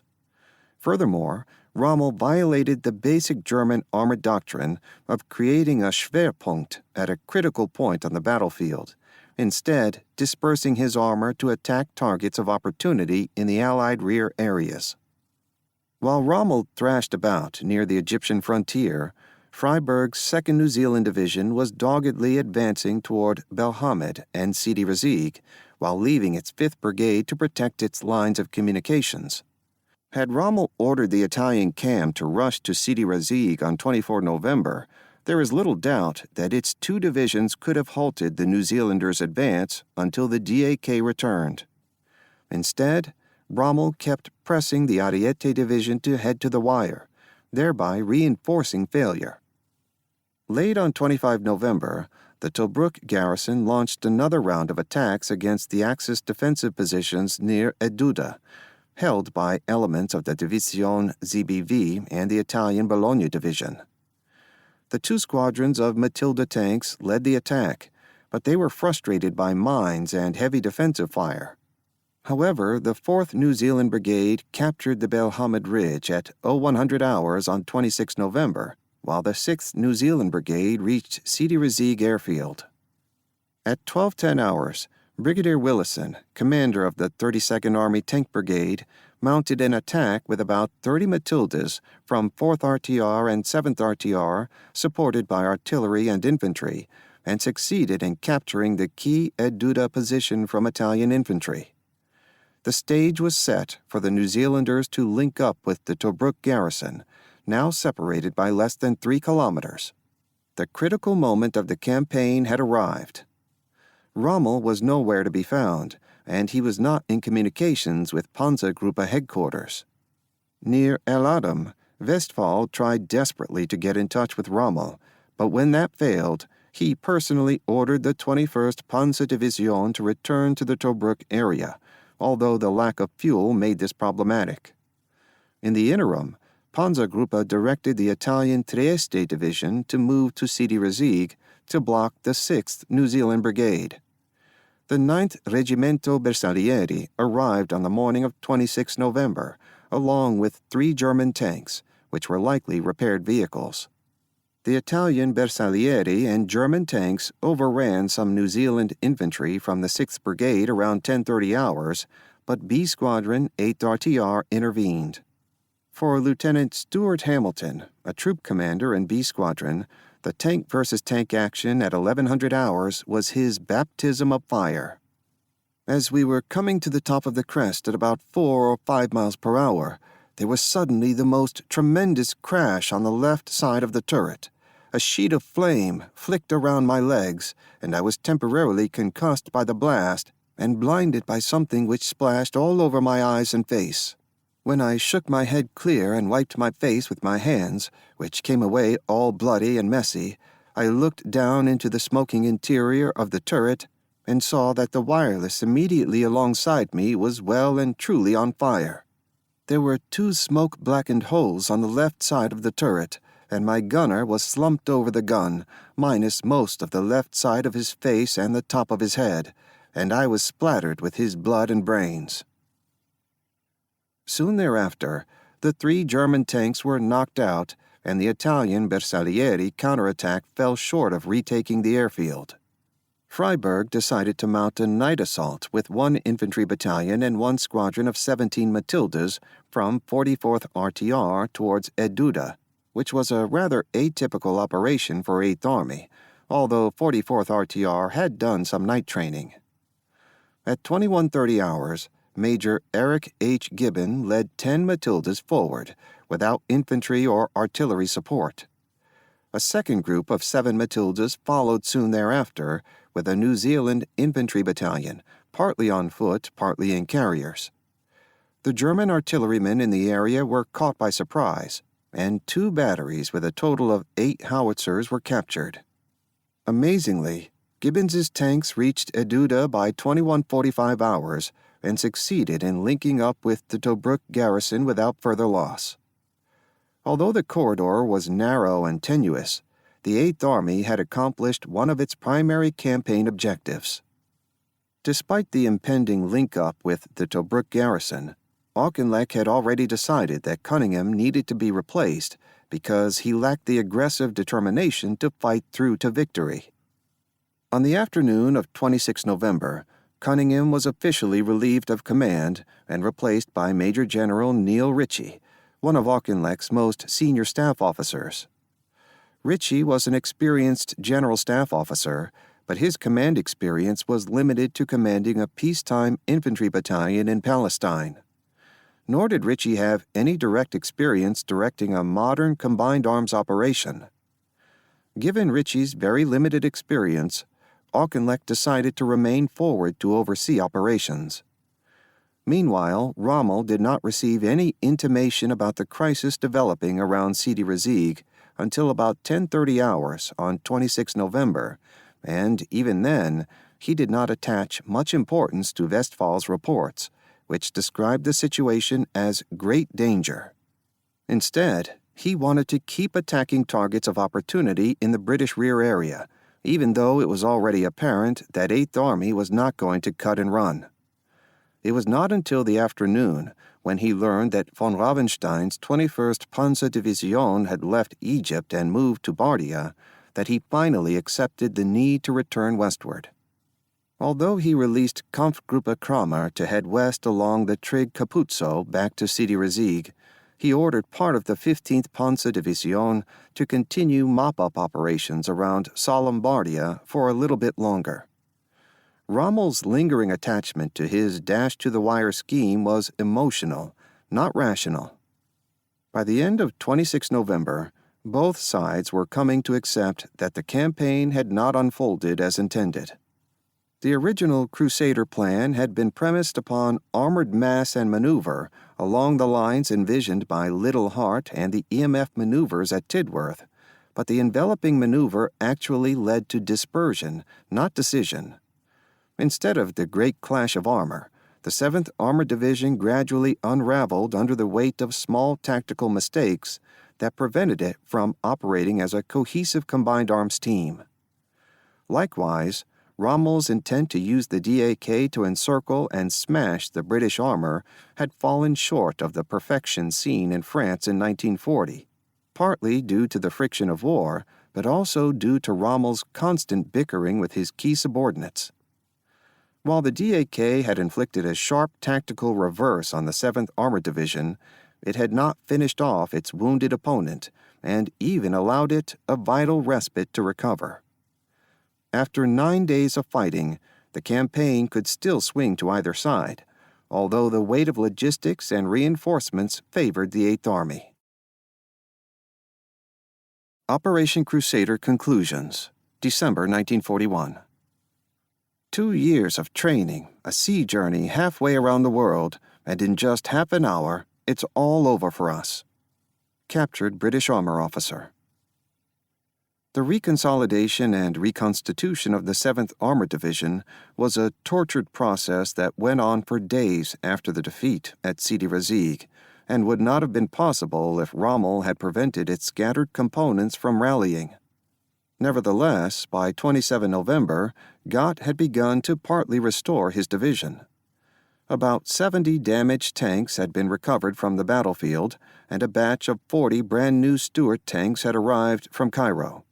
As a result, the 4th Armored Brigade, 3rd RTR, 5th RTR, 8th Hussars, was able to field 77 tanks, and the 22nd Armored Brigade, 2nd RTR, 3rd CLY, 4th CLY, 2nd RGH, had 42 tanks. Campbell's support group had lost one of its motorized infantry battalions and about 1/3 of its artillery, but it still had the equivalent of 1 infantry and 2 artillery battalions. Gott now had a significantly smaller division, but it had regained limited combat effectiveness, and additional replacements would arrive soon. On the morning of 27 November, Kampfgruppe Kramer was receiving conflicting orders from Westphal to return at once to Sidi Rezig, while Rommel had decided to attack the New Zealand 5th Brigade at Sidi Aziz.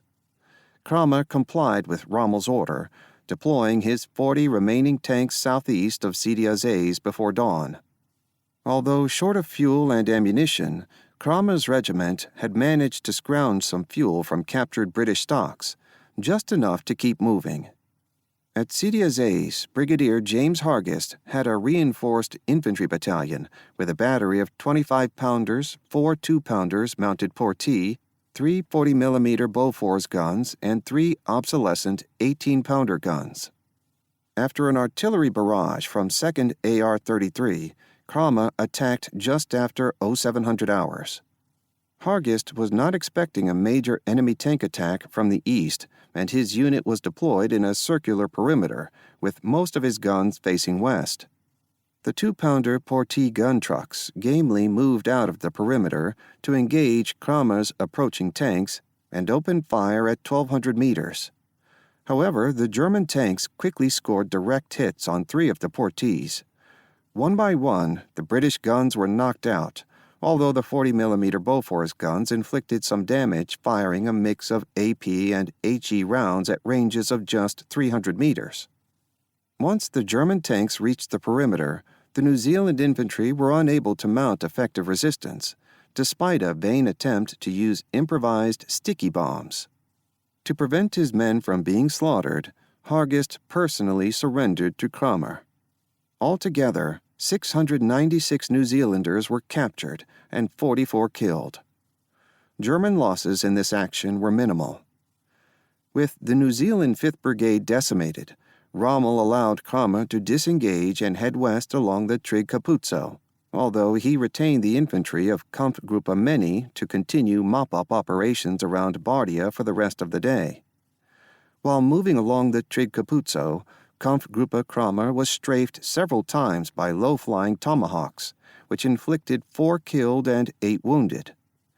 At this point in the Second World War, German armor did not yet have a great deal of light flak guns to protect its columns during daylight movement, but the campaign in North Africa would drive that lesson home. Armored cars from the KDG spotted Kampfgruppe Kramer moving west on the Trig Capuzzo and reported it to 30th Corps around 11:30 hours. Gott ordered the 22nd Armored Brigade, now under Lieutenant Colonel Carr, to occupy a blocking position near Gaza El Arid, about 22 kilometers east of Sidi Rezig. Gott also ordered Gatehouse to move his 4th Armored Brigade in from the south, against the left flank of the German column. On paper, the British would enjoy a 3-to-1 numerical superiority in tanks in the coming action, although their artillery support was limited. With a little imagination, Gott might have ordered his engineers to lay a mine obstacle on the Trig Capuzzo to hinder the German advance, but that was not considered. By 1300 hours, Carr had his tanks deployed on high ground, looking west, when the head of the German column was spotted. Carr had bits and pieces of 4 different armored regiments under his command, with the largest fragment being Major George F. Ewell's composite squadron of 14 tanks from the 2nd RTR. Major Trevor's 2nd RGH had only 8 tanks, while 3rd CLY and 4th CLY had 10 each.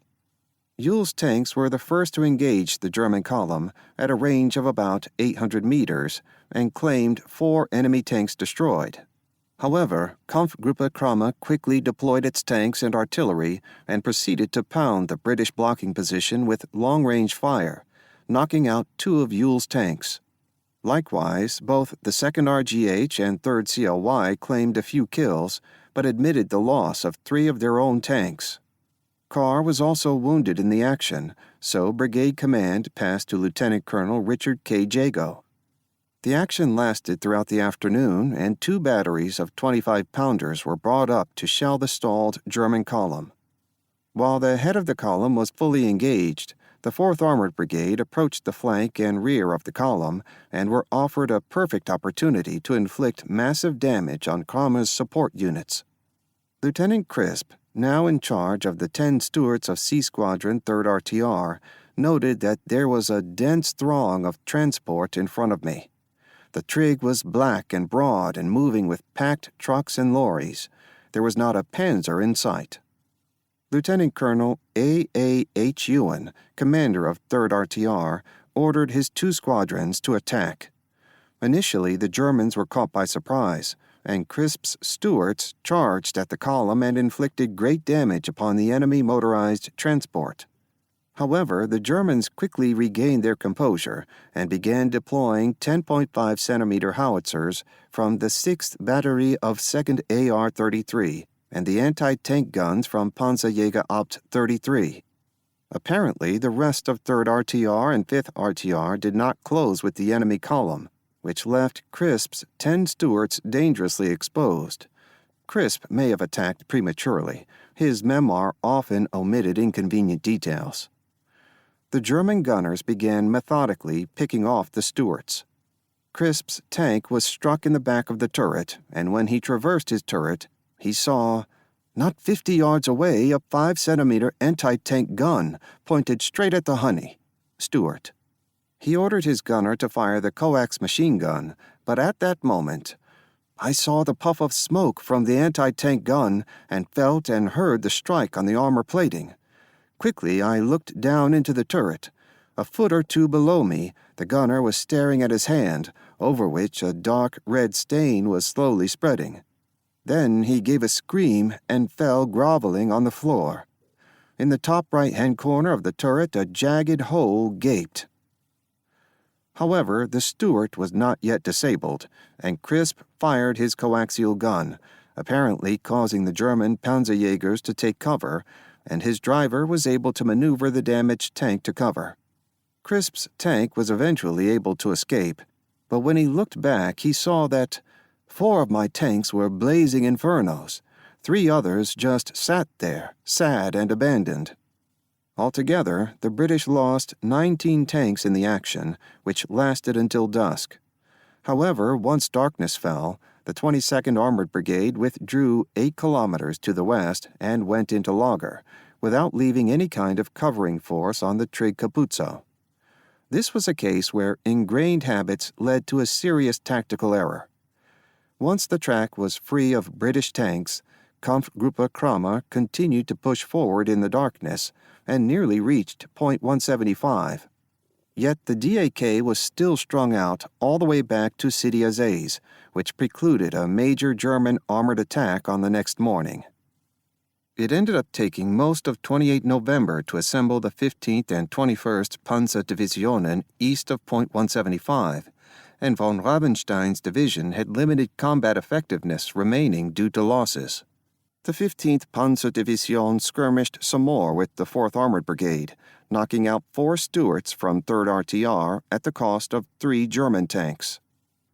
The Ariete Division, which had finally reached the area near the Egyptian frontier, was also brought back west, but bumped into some of Campbell's Jock column south of the Trig Capuzzo.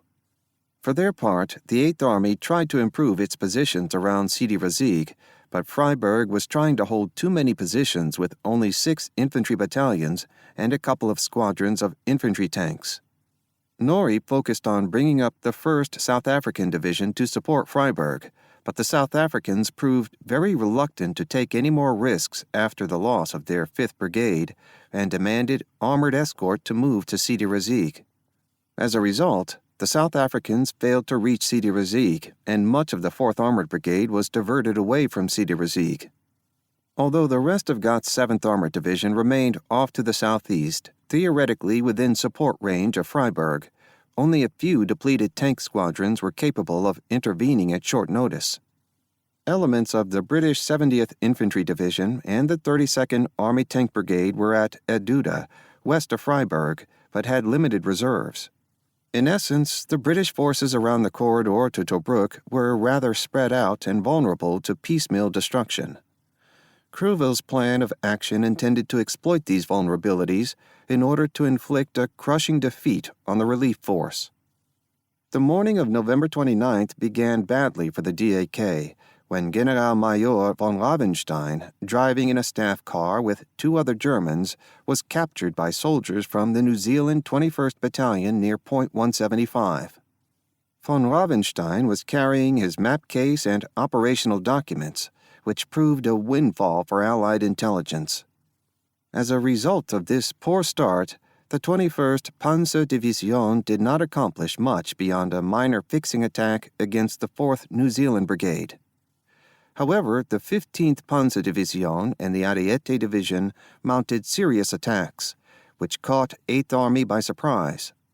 Kampfgruppe Kramer began advancing west at 0700 hours with 39 tanks, including 25 Panzer III and 3 Panzer IV, bypassing the New Zealand Battalion on Point 175 and linking up with mixed infantry-artillery formation Gruppe Butcher south of Sidi Razig 4 hours later. Kramer had moved across the front of Gott's 7th Armored Division without provoking any real response, so Cruville ordered Kramer to swing his Kampfgruppe around and attack Eduda from the southwest.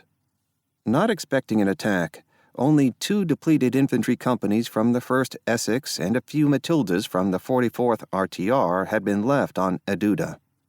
Kramer began his attack around 1400 hours with infantry and artillery support.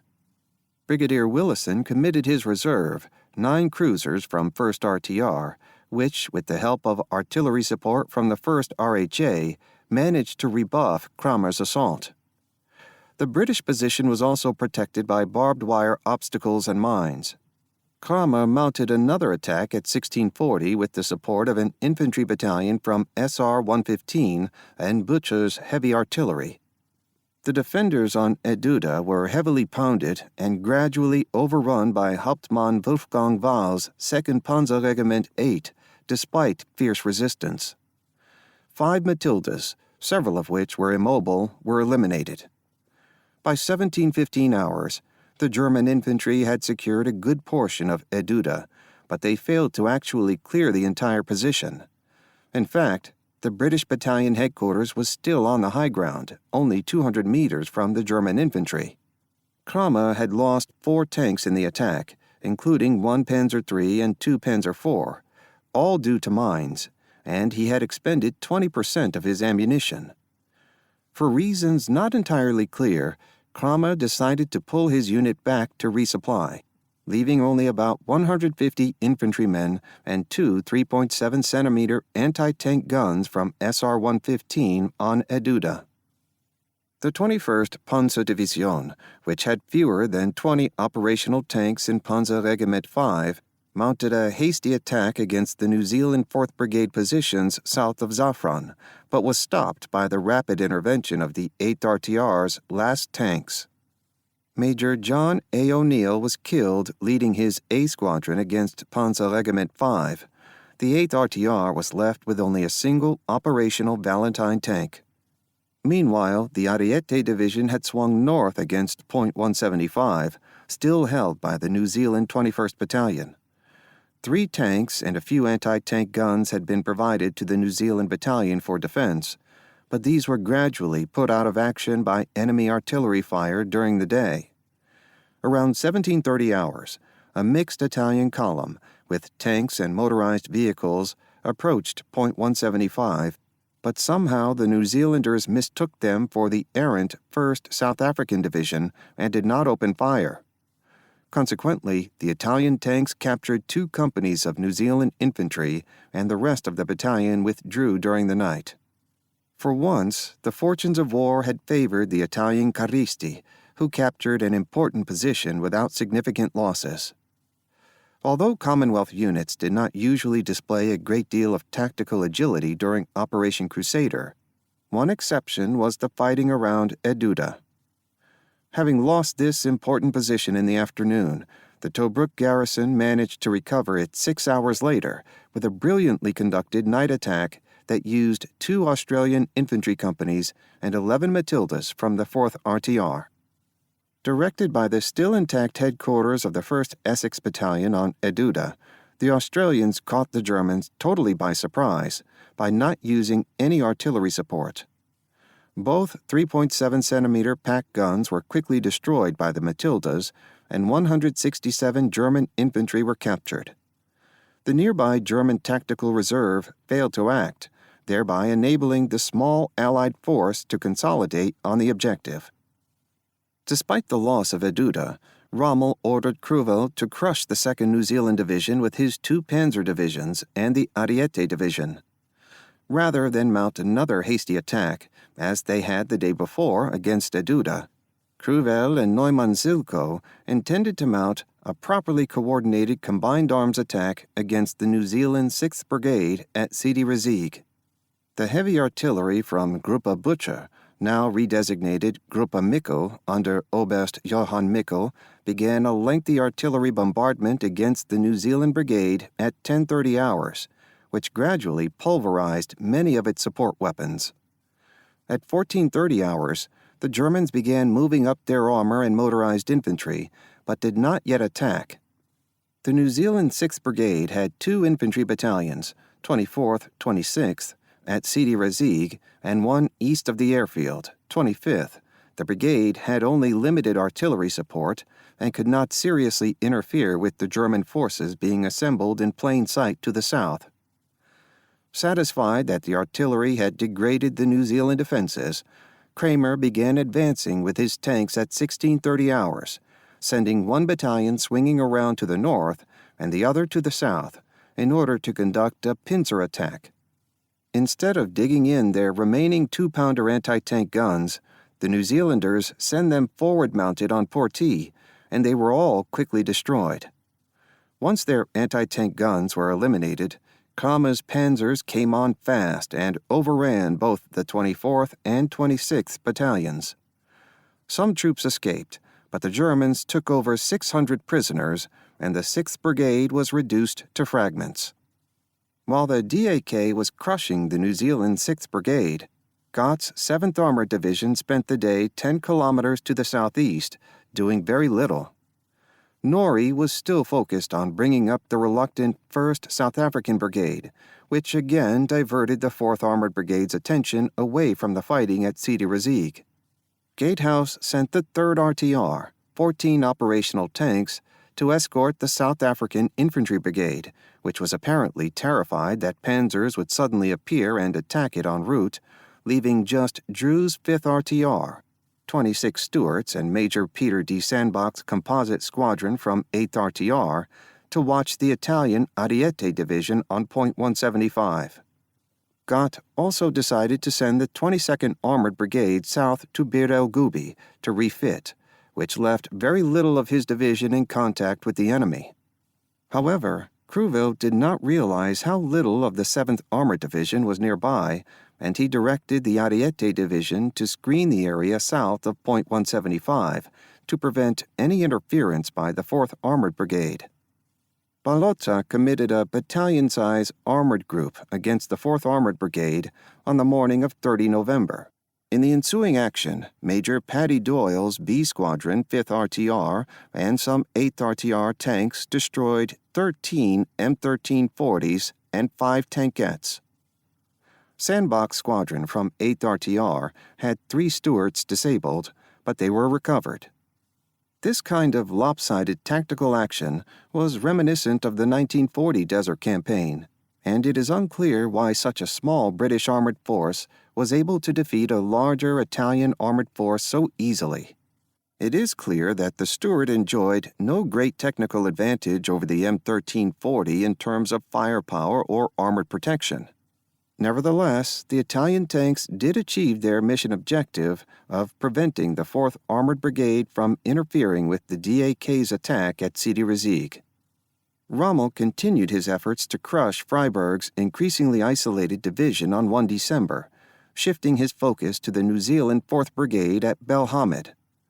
The German attack began with another strong artillery barrage from AR-33 that began at 06:15 hours, which gradually destroyed much of the New Zealanders' motor transport and covered the area with dust and smoke.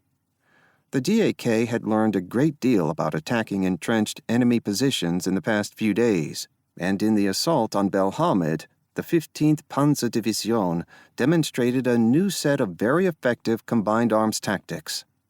Once the enemy defenses were suppressed by artillery, Kramer advanced with about 40 tanks, but instead of attacking head-on, he moved obliquely across the enemy front from west to east at a range of about 2,000 meters. While moving laterally to an alert enemy is extremely risky, the obscured visibility aided Kramer's panzers, providing only fleeting glimpses of German tanks to the New Zealanders. Brigadier Reginald Miles, the New Zealand artillery commander, ordered the 16 25-pounders of the 6th Field Regiment to engage Kramer's panzers over open sights. Miles was a keen advocate of using the 25-pounders in the anti-tank role. However, the Germans expected this, and as the 25-pounders revealed themselves, they were engaged by multiple German tanks and quickly suppressed. Although the New Zealand gunners may have knocked out 6 German tanks, the 6th Field Regiment lost virtually all its guns by 0700 hours. Likewise, the German tanks dispatched the handful of remaining 2-pounder Portee guns, mostly with 7.5 centimeter HE rounds from Panzer IVs. Once the New Zealand artillery and anti-tank guns were silenced, Hauptmann Johannes Kümmel's 1st Panzerregiment 8 closed in for the kill. The German tank platoons employed overwatch tactics, with 2 to 3 tanks in a platoon advancing while the others fired at anything hostile. The German tanks fired smoke rounds just before reaching the New Zealand trenches, then appeared out of the smoke, which surprised the defending infantry. Some German tanks carried a few infantrymen on their back decks, who quickly deployed to begin mopping up the surprised defenders. Most of the New Zealand 20th Battalion was overrun by 0745 hours, although a few stalwarts held out a bit longer. One New Zealand soldier, armed with a 14mm Boys anti-tank rifle, was observed trying to engage a German Panzer IV. Apparently, he was annoying the tanks, as twice I saw the turret swing round and send a hail of bullets in his direction. He bobbed down each time the turret swung round, and up again, and continued firing when the tank was concentrating on other objects. He ran out of ammunition, yelled out for more, which we threw over to him. Leckie then continued firing, and we could actually see the bullets bouncing off the tank, it was so close. Suddenly, and very quickly, the turret swung round, and the tank opened fire with its 75mm, Leckie receiving a direct hit from the shell, which also destroyed the boy's anti-tank rifle and blew away part of the parapet. The tank could not have been more than 50 yards away from him at the time. After destroying the 20th Battalion, the German armor paused before moving on to finish off the nearby 18th Battalion. Freiberg appealed to Norrie for armored support and got directed Gatehouse to send as much of 4th Armored Brigade as possible to support the New Zealanders. Yet, by the time that the first British tanks approached Belhamid from the south around 0900 hours, the remaining elements of the New Zealand 4th Brigade were beginning to evacuate their positions. Major Peter D. Sandbach's composite squadron from 8th Hussars was the first to reach the New Zealand positions, which were still under heavy fire. The British Stuarts blundered into Hauptmann Wolfgang Wahl's 2nd Panzerabteilung, provoking a short, sharp action.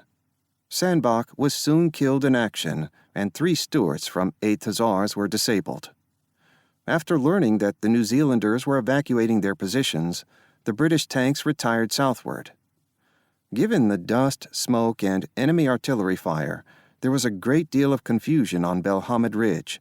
but the feeble last-minute intervention of the British armor suggests a shocking level of indifference in the 7th Armored Division's leadership to the fate of the New Zealand Division. Consequently, Freyberg was forced to break off the battle and retire to Zafran by dusk. During the night of 1 December, Freyberg decided to continue retreating all the way to the Egyptian frontier. The Eighth Army's tenuous corridor to the Tobruk garrison had once again been severed, and victory appeared within Rommel's grasp. Despite the appearance of victory, the DAK had shot its bolt. It was an exhausted force, with negligible reserves of ammunition, fuel, or spare parts. New Zealanders at Belhamid had noted that the road wheels on Kramer's Panzers were nearly devoid of rubber, and that the German tanks were extremely worn-looking. The tactical success at Belhamid had cost Kramer another 20 tanks, leaving Panzer Regiment 8 with just 16 operational tanks, 4 Panzer II, 10 Panzer III, and 2 Panzer IV. The Panzer Regiment 5 was in similar shape, with 21 tanks. The Ariete Division had about 56 M1340 tanks still operational. Rommel's armor was in desperate need of refit, and he could afford to let the Commonwealth force make the next move. Instead, he barely gave the panzer crews a single evening to rest before ordering Kruvel to pursue the retreating New Zealanders. 2 small motorized Kampfgruppen were assembled, each based upon an infantry battalion with supporting arms, with one to advance toward Bardia along the coast road, and the other along the Trig Capuzzo to Sidi Azeiz. No German tanks were included in these groups, but 3 captured British tanks were attached to Kampfgruppe Kanaba. These 2 Kampfgruppen began advancing on 2 December and were spotted by the RAF, which alerted the 8th Army. The 28th Maori Battalion had time to create an excellent kill zone at Menastir west of Bardia, which Kampfgruppe Geisler blithely drove into on the morning of 3 December.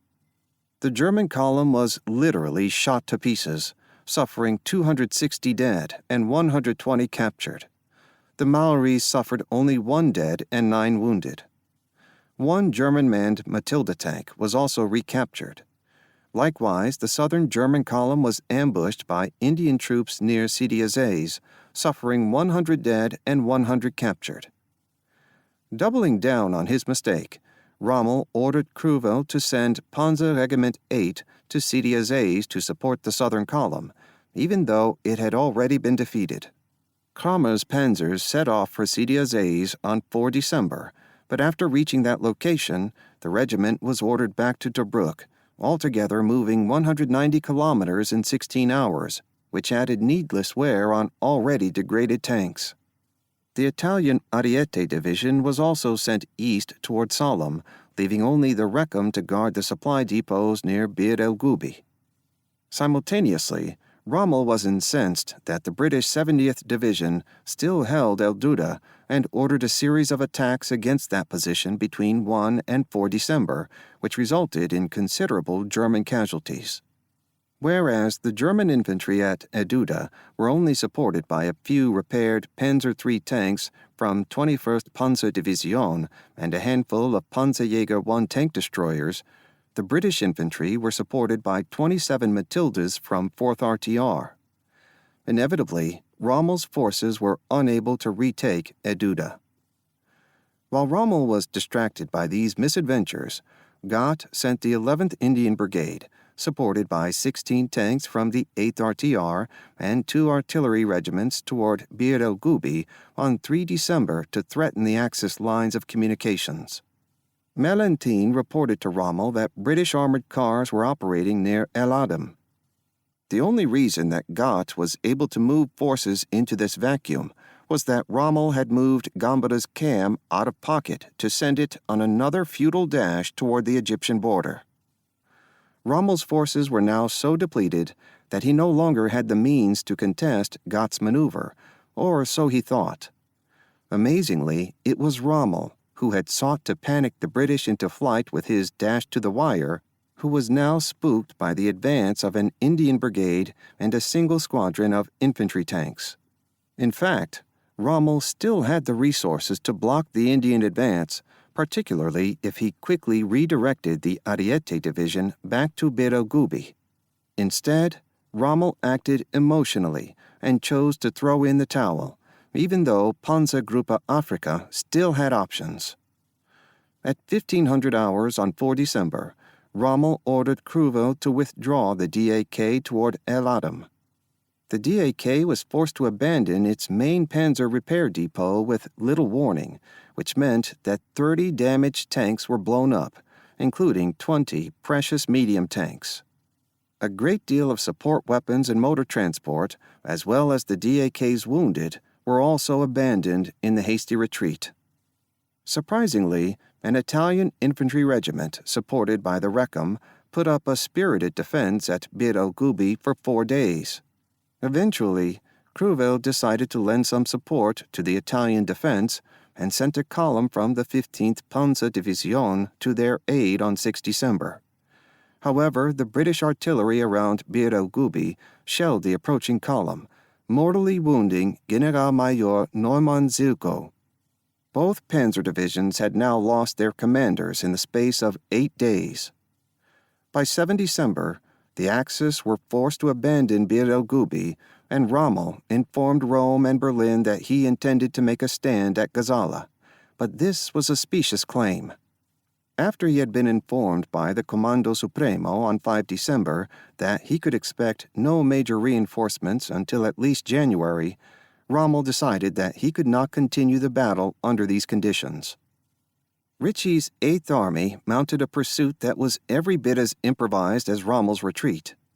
Persistent communication problems made it difficult to coordinate the myriad of units involved, which included an assortment from the 30th Corps, 13th Corps, and the Tobruk garrison. Supply was also a serious issue for Commonwealth forces, which had no forward depots past Tobruk. Ritchie assigned the 13th Corps to lead the pursuit, a mission for which it had not trained, while Norrie's 30th Corps was sent to mop up the remaining Axis frontier garrisons. Gatehouse's 4th Armored Brigade had been reinforced with several new batches of Stuart tanks, raising its strength to 136 tanks. In addition, the 13th Corps had the Indian 4th Infantry Division, which was not fully motorized, 2 infantry brigades, 5th New Zealand, 22nd Guards, and some infantry tanks. As the DAK withdrew to Gazala, there were several armored skirmishes, but the 13th Corps was not able to mount a serious attack until 15 December. An attack by the 5th Indian Brigade and 9 Valentine tanks at Alam Hamsa succeeded in pushing back the depleted Ariete Division, but a quick counterattack by 16 M1340 tanks restored the situation. At the same time, the British 4th Armored Brigade, total of 90 Stuarts in 2nd RGH, 3rd RTR, 5th RTR, began a wide encircling maneuver to the south, which threatened the DAK's lines of communications. In one skirmish during the maneuver, the 2nd RGH, re-equipped with Stuarts, lost 9 tanks in the action. Although a few armored cars reached Tamimi, the bulk of the 4th Armored Brigade was slowed by fuel problems, which nagged the short-legged Stuarts. Inexplicably, Gott fumbled the opportunity to cut off, or at least harass, the DAK's escape route. Consequently, Rommel began pulling out of the Gazala position on the night of 16 to 17 December and headed back toward Mersa Ritchie's pursuit was cautious. While the 4th Indian Division moved slowly through the Jebel Akhdar, a reinforced motorized force dubbed Benkol was assembled to advance through the desert toward Beda Fomm. Benkol was formed around the 22nd Guards Brigade, but was reinforced with Stuart tanks from 3rd RTR, armored cars from 11th Hussars, 11H, and the newly arrived 12th Royal Lancers, 12L, plus artillery and anti-tank. Indeed, Benkol was a fairly balanced force, although it was rather large with over 2,000 trucks.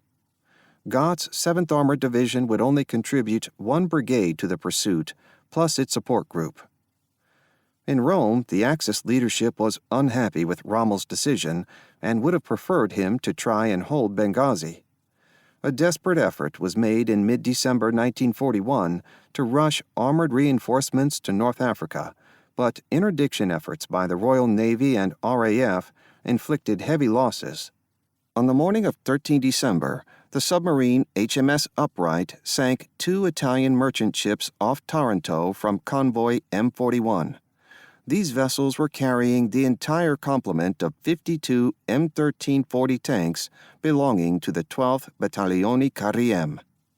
The next Italian convoy operation, M42, succeeded in delivering 2 companies with a total of 45 new German tanks to Tripoli and Benghazi on 19 December. However, Rommel was intent on salvaging as much of Panzergruppe Afrika as possible and evacuated Benghazi 5 days later. Rommel positioned his remaining armor so he could block any attempt by the British to cut the Via Balbia, as they had done to the retreating Italians in February. By this point, the British pursuit had splintered into 5 separate groups, and their air support was much diminished as they moved further west. Choosing his moment, on 23 December, Rommel ordered the 15th Panzer Division to counterattack part of Benkol near Antalat. The attack succeeded in destroying 6 Stuarts from the 3rd RTR before withdrawing. Afterwards, the DAK fell back to Aghdabia, occasionally turning to strike at pursuing British units. Just before Christmas, Gatehouse's 4th Armored Brigade was pulled back to refit, and the 22nd Armored Brigade, 2nd RGH, 3rd CLY, 4th CLY, still under Carr, took up the pursuit. At Aghdabia, Kruvel was able to assemble 41 tanks, including 28 Panzer III and 2 Panzer IV from both Panzer divisions. When Carr's 22nd Armored Brigade, with 35 Stuarts and 55 Crusaders, attempted to get around behind the Germans, the Afrika Korps was able to mount a short, powerful counterattack on the afternoon of 27 December, while leaving Italian units to defend Aghdabia. Although each side only lost a few tanks, Carr was wounded and Jago took command of the brigade. The British Armored Brigade was also plagued by fuel shortages and mechanical breakdowns, whereas Kruvel now had 2 companies of new Panzer III tanks and was closer to his source of supplies. In addition, the Luftwaffe was able to provide tactical air support, which the DAK had been sorely missing through much of November. Further skirmishing occurred on 28 December, and Jago was injured.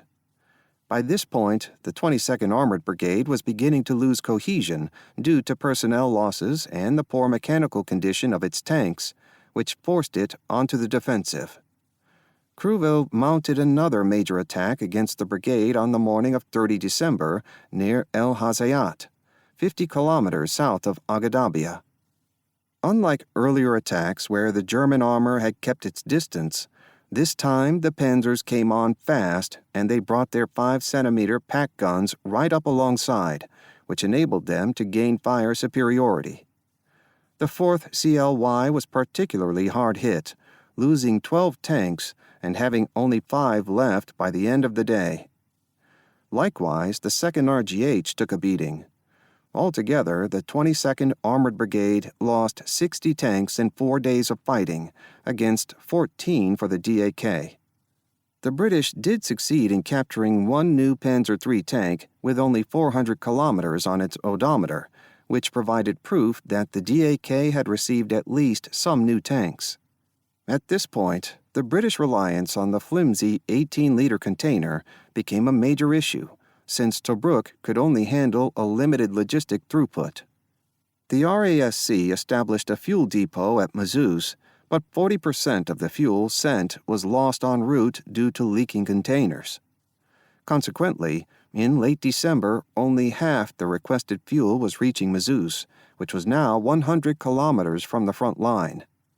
The situation with ammunition, food, and water was even more critical. Given the tactical setback at El Hazayat and growing British supply problems, Ritchie decided to temporarily halt the 8th Army's pursuit. Rommel's Afrika Korps had managed to conduct a skillful retreat, but its strength was greatly reduced and its prospects appeared poor as 1941 came to a close. Virtually the entire complement of 314 German tanks sent to North Africa in early 1941 had been lost, including 38 of 40 Panzer IVs. Losses among personnel were equally grievous, including 3 Panzer Division commanders, 1 Panzer Regiment commander, 2 battalion commanders, and multiple company commanders. Altogether, the DAK suffered over 11,000 dead or missing, or 17% of its starting strength. In the fighting around Tobruk and Sidi Rezegh, the DAK had also lost a great deal of equipment, including 25 armored cars, 83 artillery pieces, including 8 8.8 centimeter flak and 34 anti-tank guns, and 390 trucks. Furthermore, these losses must be placed in the context that the Wehrmacht was simultaneously engaged in a larger, more desperate campaign in the Soviet Union and could ill afford to divert tanks and personnel to rebuild Rommel's shattered command. Italian losses were also heavy, and by the time that the Ariete Division reached Aghdabia, it only had about 20 tanks still operational. The Eighth Army also suffered heavy losses in Operation Crusader, including roughly 800 tanks destroyed or in long-term repair. Since the British held the battlefield, they could expect to salvage and eventually return about half these tanks to service, although 278 tanks of all types were permanently lost. Losses of motor transport, artillery, and anti-tank guns had also been significant. Yet Auchinleck was expecting additional reinforcements, and planning for a follow-on operation dubbed Acrobat had begun even before Crusader ended. Churchill envisioned Acrobat to be a full-blooded drive on Tripoli to finish off the Afrika Korps after a brief pause in Cyrenaica. Churchill also encouraged the concept of Operation Gymnast, an Anglo-American landing in French North Africa, as occurring soon after the onset of Acrobat. British intelligence assessments concluded that the Afrika Korps was a spent force and that one more good shove would finish them off. However, the Japanese declaration of war in the Far East, which threatened Britain's colonies in Burma and Singapore, immediately affected Auchinleck's ability to mount another offensive in North Africa. Not only were some expected reinforcements diverted to the Far East, but Auchinleck was directed to transfer troops, tanks, aircraft, and artillery to Asia as well. The most significant loss was the 7th Armored Brigade, which was transferred to Burma with the veteran 7th Hussars and 2nd RTR, with a total of 100 newly delivered Stuart tanks. By the end of December 1941, it was clear that finishing off Rommel was temporarily postponed. In assessing the outcome of Operation Crusader, it is clear that Rommel made 3 key operational level mistakes in November 1941. He failed to protect his air bases, he failed to protect his logistic support base, and he inflicted unnecessary wear and tear on his armored units, which seriously degraded their operational readiness. The loss of Sidi Rezegh and Gambut airfields early in the battle significantly reduced the amount of available tactical air support for Panzergruppe Afrika. German armored warfare doctrine was designed around the implicit assumption that air support would be available when needed, but the loss of airfields curtailed the Luftwaffe's ability to support the battle. Instead, it was increasingly the DAK's columns that were being bombed and strafed. The abandonment of supply depots and repair units was also a serious misjudgment which prevented the DAK's armored units from quickly restoring their combat effectiveness. As a commander, Rommel consistently sneered at logistic issues, but his decision to prioritize supporting isolated frontier garrisons over his support units was another serious mistake. Finally, Rommel's dash-to-the-wire antics inflicted further damage upon his worn-out tanks and exhausted crews for no real gains.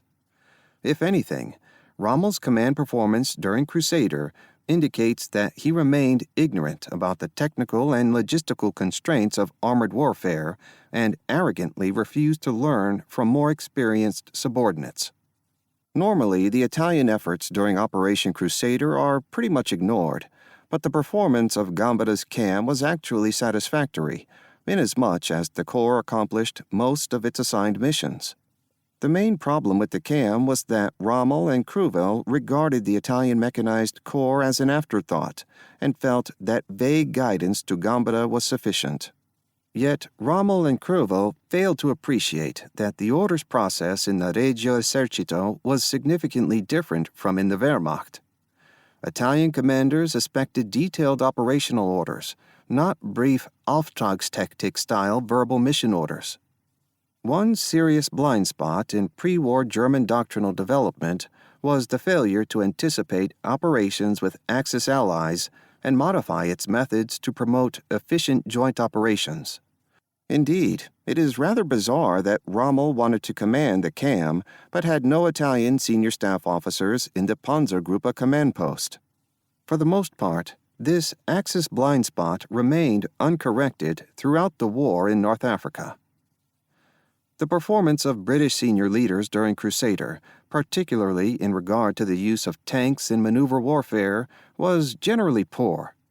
As commander of 7th Armored Division, Gott not only allowed his combat power to disperse, but he failed to ensure that his brigades worked together.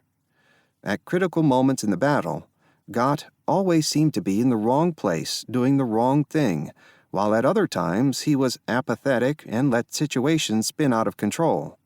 Simply put, Crusader proved Gott was the wrong man to command an armored division assigned to conduct a challenging mission. Likewise, Norrie seemed to exhibit a great deal of inertia and lacked the mental agility necessary to direct a corps-sized mobile battle. Much of the fault for the lackluster British operational level performance in Crusader resides in pre-war training at Tidworth and staff training at Camberley, which did not anticipate fighting an aggressive peer foe equipped with modern tanks and anti-tank guns. Even though 8th Army had 15 tank battalions committed to Crusader, it was never able to mass more than 3 against any one objective on a given day. Nagging communications problems at Army, Corps, Division levels only served to exacerbate these conceptual deficiencies. At the tactical level, the DAK's armored tactics improved markedly as the campaign progressed, particularly in their ability to quickly smash isolated Allied units. However, the Germans recognized that their Panzer III medium tank, equipped with the short 5-centimeter L/42 cannon, was not significantly better in a firefight than British 2-pounder equipped tanks, and tried to avoid costly head-on clashes of armor. In most actions, the DAK was able to mount combined arms attacks, and their real trump card was the low-silhouette, high-velocity 5-centimeter PaK-38 anti-tank gun. The DAK had limited quantities of tungsten core APCR rounds, which could give them a long-range killing capability in some situations that the British lacked. The DAK also enjoyed an edge in heavy artillery, which played a significant role in their victories around Sidi Rezegh. Italian armored tactics during Crusader were conservative but generally effective. The technical limitations of the M1340 tank and training deficiencies of crews tended to lead to unnecessary casualties. Nevertheless, Italian carristi of late 1941 were far more capable than they had been at the start of the year. Unlike the Germans, the Italian CAM did not have high-quality artillery or anti-tank guns to compensate for the limitations of the M1340, which meant that in armored meeting engagements, the Italian tanks usually suffered heavier losses. Another significant problem was the CAM's tendency to operate in a rather dispersed fashion, with the Recum, the Ariete Division, and Trieste Division not fighting together as a team. Had Gambetta insisted that his corps be assigned only one mission at a time and massed his forces together, this would have greatly multiplied Italian combat power on the battlefield. After Crusader, the British Army and later historians spent a great deal of time lamenting the alleged failings of the 2-pounder gun and the Crusader tank. while citing the technical superiority of German tanks and guns as the root cause of the 7th Armored Division's poor showing. In particular, Auchinleck claimed that German tanks outgunned the British tanks, as well as criticizing the combat value of the Stuart. Lieutenant General Martel, one of the more senior figures in the RAC, also claimed that British tanks were outgunned during Operation Crusader. Nevertheless, as far as tank versus tank combat in November to December 1941 goes, these criticisms have little merit. At that time, even without ballistic-capped rounds, the 2-pounder gun was perfectly capable of defeating most enemy armor at ranges of 600 to 800 meters, occasionally at longer ranges. It was true that the TZF-5E, Turm til Fenrohr, telescopic gun sight on the Panzer III Ausf J had better magnification, 2.5 power versus 1.9 power, than the British telescope number 30 on the Crusader, or the M40 telescope on the Stuart, 1.5 power, and a wider field of vision, 25 degrees versus 21 degrees, but this did not translate into a major tactical advantage. Many tank actions fought during Crusader were meeting engagements in which dust and smoke greatly obscured visibility, irrespective of zoom or FOV considerations. Likewise, the German tanks had a slight advantage over the system used in both the Crusader and the Stuart tanks in the gunner's ability to correct for fall of shot. On the other hand, the power traverse on the Crusader was superior to that on the German Panzer III, which did provide a tactical advantage in close-range combat. The main point, left out of most technical assessments of the campaign, was that the fighting ability and bravery of British tank crews was outstanding throughout Operation Crusader, and they were generally able to inflict proportionate losses on the enemy, unlike the Eastern Front, where German tankers in 1941 were able to inflict lopsided losses on their Soviet opponents in most actions. While the lack of an HE round for the 2-pounder gun was a problem, the APHE round had been discontinued and 8th Army was only provided with solid shot. All British armored brigades had at least 1 or 2 batteries of 25-pounder guns attached to engage enemy soft targets. By and large, this tactical system worked during Crusader, which is one of the reasons that the German 8.8 centimeter flak gun was less dominant in this battle. It is clear that the British preference for using the 2-pounder gun while mounted on trucks, portee, against enemy tanks led to unnecessary losses in anti-tank units around Sidi Rezegh. When deployed on its ground mount, the 2-pounder had a height of 1.4 meters. The German 5-centimeter PaK-38 was just 1.05 meters in height, which could be difficult to spot if properly concealed. However, when mounted on the back of various trucks, the 2-pounder portee was actually taller than a dismounted German 8.8 centimeter flak gun and more vulnerable to return fire. Had the British kept their 2-pounders dismounted in action and only used trucks as prime movers, they would likely have achieved greater combat survivability and inflicted more damage upon the enemy. Another item of concern raised after Operation Crusader was the claim that British-made tanks were more likely to burn when hit compared to German tanks. In most Second World War tank combat, about 1/4 of tanks that were penetrated by armor-piercing projectiles caught fire and burnt out. Some British commanders, such as Lieutenant Colonel Roland F.E. Shute from 2nd RTR, claimed that the German tanks were using thermite or incendiary rounds, which caused British tanks to burst into flames. Other unsubstantiated anecdotal accounts supported this claim. Consequently, the 8th Army conducted a post-battle analysis on 31 burned-out British tanks on the Sidi Rezegh battlefield. It is important to note that the study did not validate what percentage of British tanks burned when hit, merely why these particular tanks burned. The results were surprisingly inconclusive. While the officers noted that the manner in which 2-pounder ammunition was exposed around the turret, vulnerable to ignition of their cordite propellant if hit by hot fragments, was a factor, They also noted that many materials within the turret of the Crusader were flammable. It was also claimed that German tanks were less likely to burn because most of the ammunition stowed inside the Panzer III was in sheet metal lockers, but the study produced no estimate of how many German tanks were burnt out. Thus, this cursory post-mortem study failed to determine if British tanks caught fire more easily than German tanks, and only deduced some reasons for tank fires based on a limited collection of vehicles. Another factor which the study did mention was the fact that many units ordered crews to carry extra fuel and ammunition, both inside and outside their vehicles.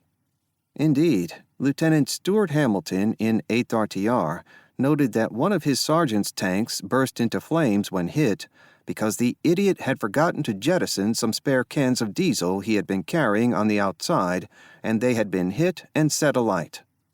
While British officers did admire the mechanical reliability of the American-made Stuart, they criticized the limitations of its M40 telescopic sight, which was soon improved with the M54 sight, lack of turret basket, and limited range.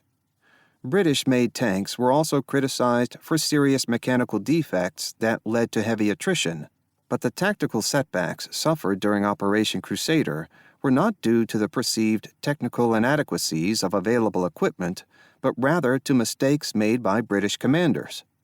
Simply put, the British tactical commanders did not understand how to create combat synergy, whereby greater combat power is produced than the simple sum of its components.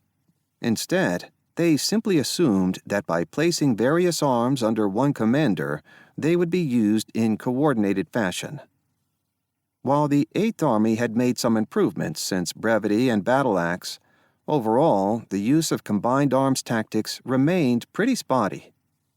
The infantry tank battalions attached to 13th Corps and the Tobruk garrison did work fairly well with infantry and artillery support, but the 7th Armored Division often fought tank-pure or tank-heavy actions. At no time did any two British armored brigades effectively work together on the battlefield, in part due to communications issues, but also due to the limited large-scale training conducted prior to Crusader. Instead, each armored brigade team acted as if it was a world unto itself.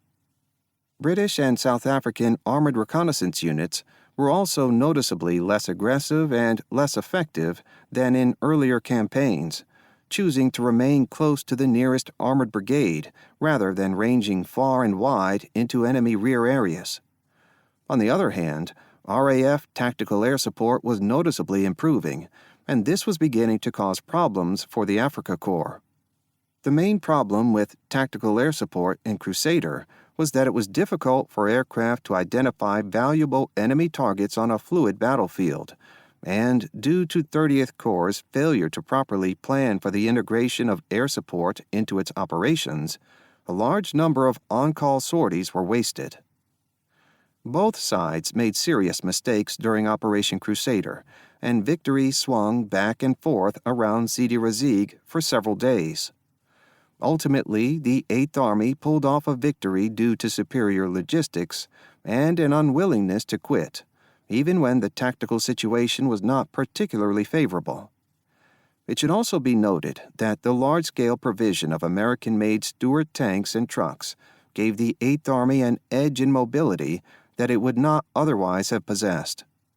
While Panzergruppe Afrika came close to achieving victory, it was ultimately let down by the vagaries of its egocentric commander. The Desert War at Midpoint. Italy tried to deploy a partly mechanized army to the North African theater in 1940-41, only to see it obliterated in a matter of 3 months. The Italian Carristi demonstrated considerable bravery and self-sacrifice on the battlefield, but the technical limitations of the M1340 tank greatly inhibited their ability to achieve meaningful results. While the M1340, armed with a 47/32 cannon and a maximum of 30mm armored protection, was a competitive design in 1940-41, it clearly had a limited future. Under the right conditions, such as Bir el Gubi, Italian caristi could defeat British units equipped with cruiser tanks, particularly when those units were inexperienced and poorly led. Italian industry struggled just to manufacture adequate numbers of M-series medium tanks in order to re-equip shattered units in North Africa, leaving virtually no capacity left for developing better armored fighting vehicles.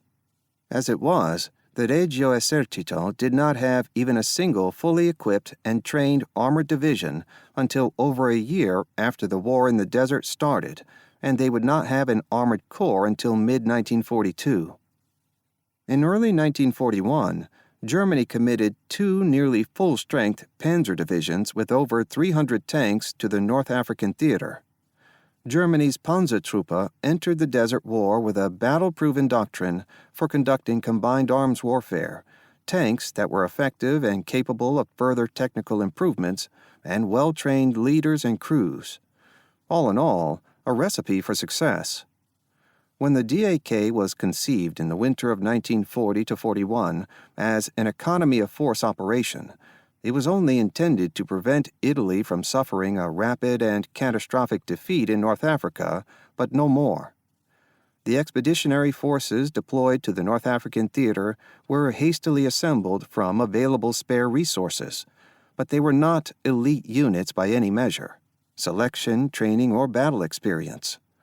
In strategic terms, the DAK was simply supposed to hold off the British Army in North Africa while the bulk of Germany's panzer forces, 19 of 21 panzer divisions, were used to crush the Soviet Red Army in a rapid campaign that would decide the war. After victory was achieved in Russia, reinforcements would be sent to deal with the British armies in the Middle East. Yet, from the start, both Rommel and the OKH worked to increase the stakes in North Africa by committing a quantity and quality of armored equipment that far exceeded the requirements necessary for a simple holding action. Part of the problem was that, in the early stages of the Second World War, when Germany held the strategic initiative, Wehrmacht leaders regarded the defense as only a temporary measure.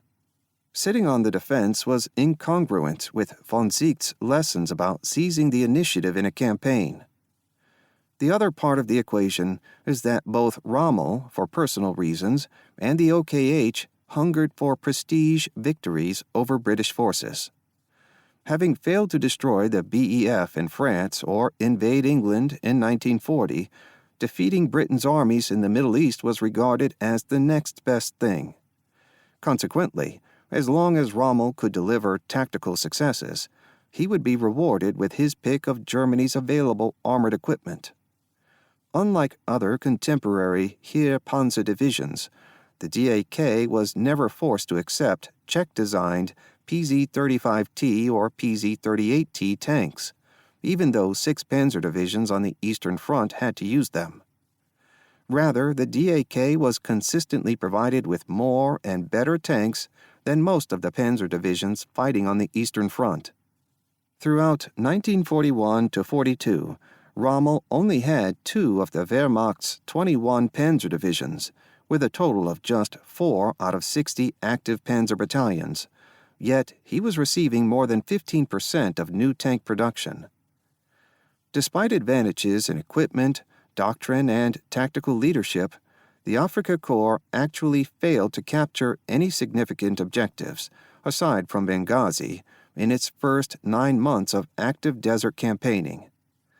By the end of 1941, Rommel found himself back at his original starting point at El Agheila, minus virtually the entire German investment of 300 tanks.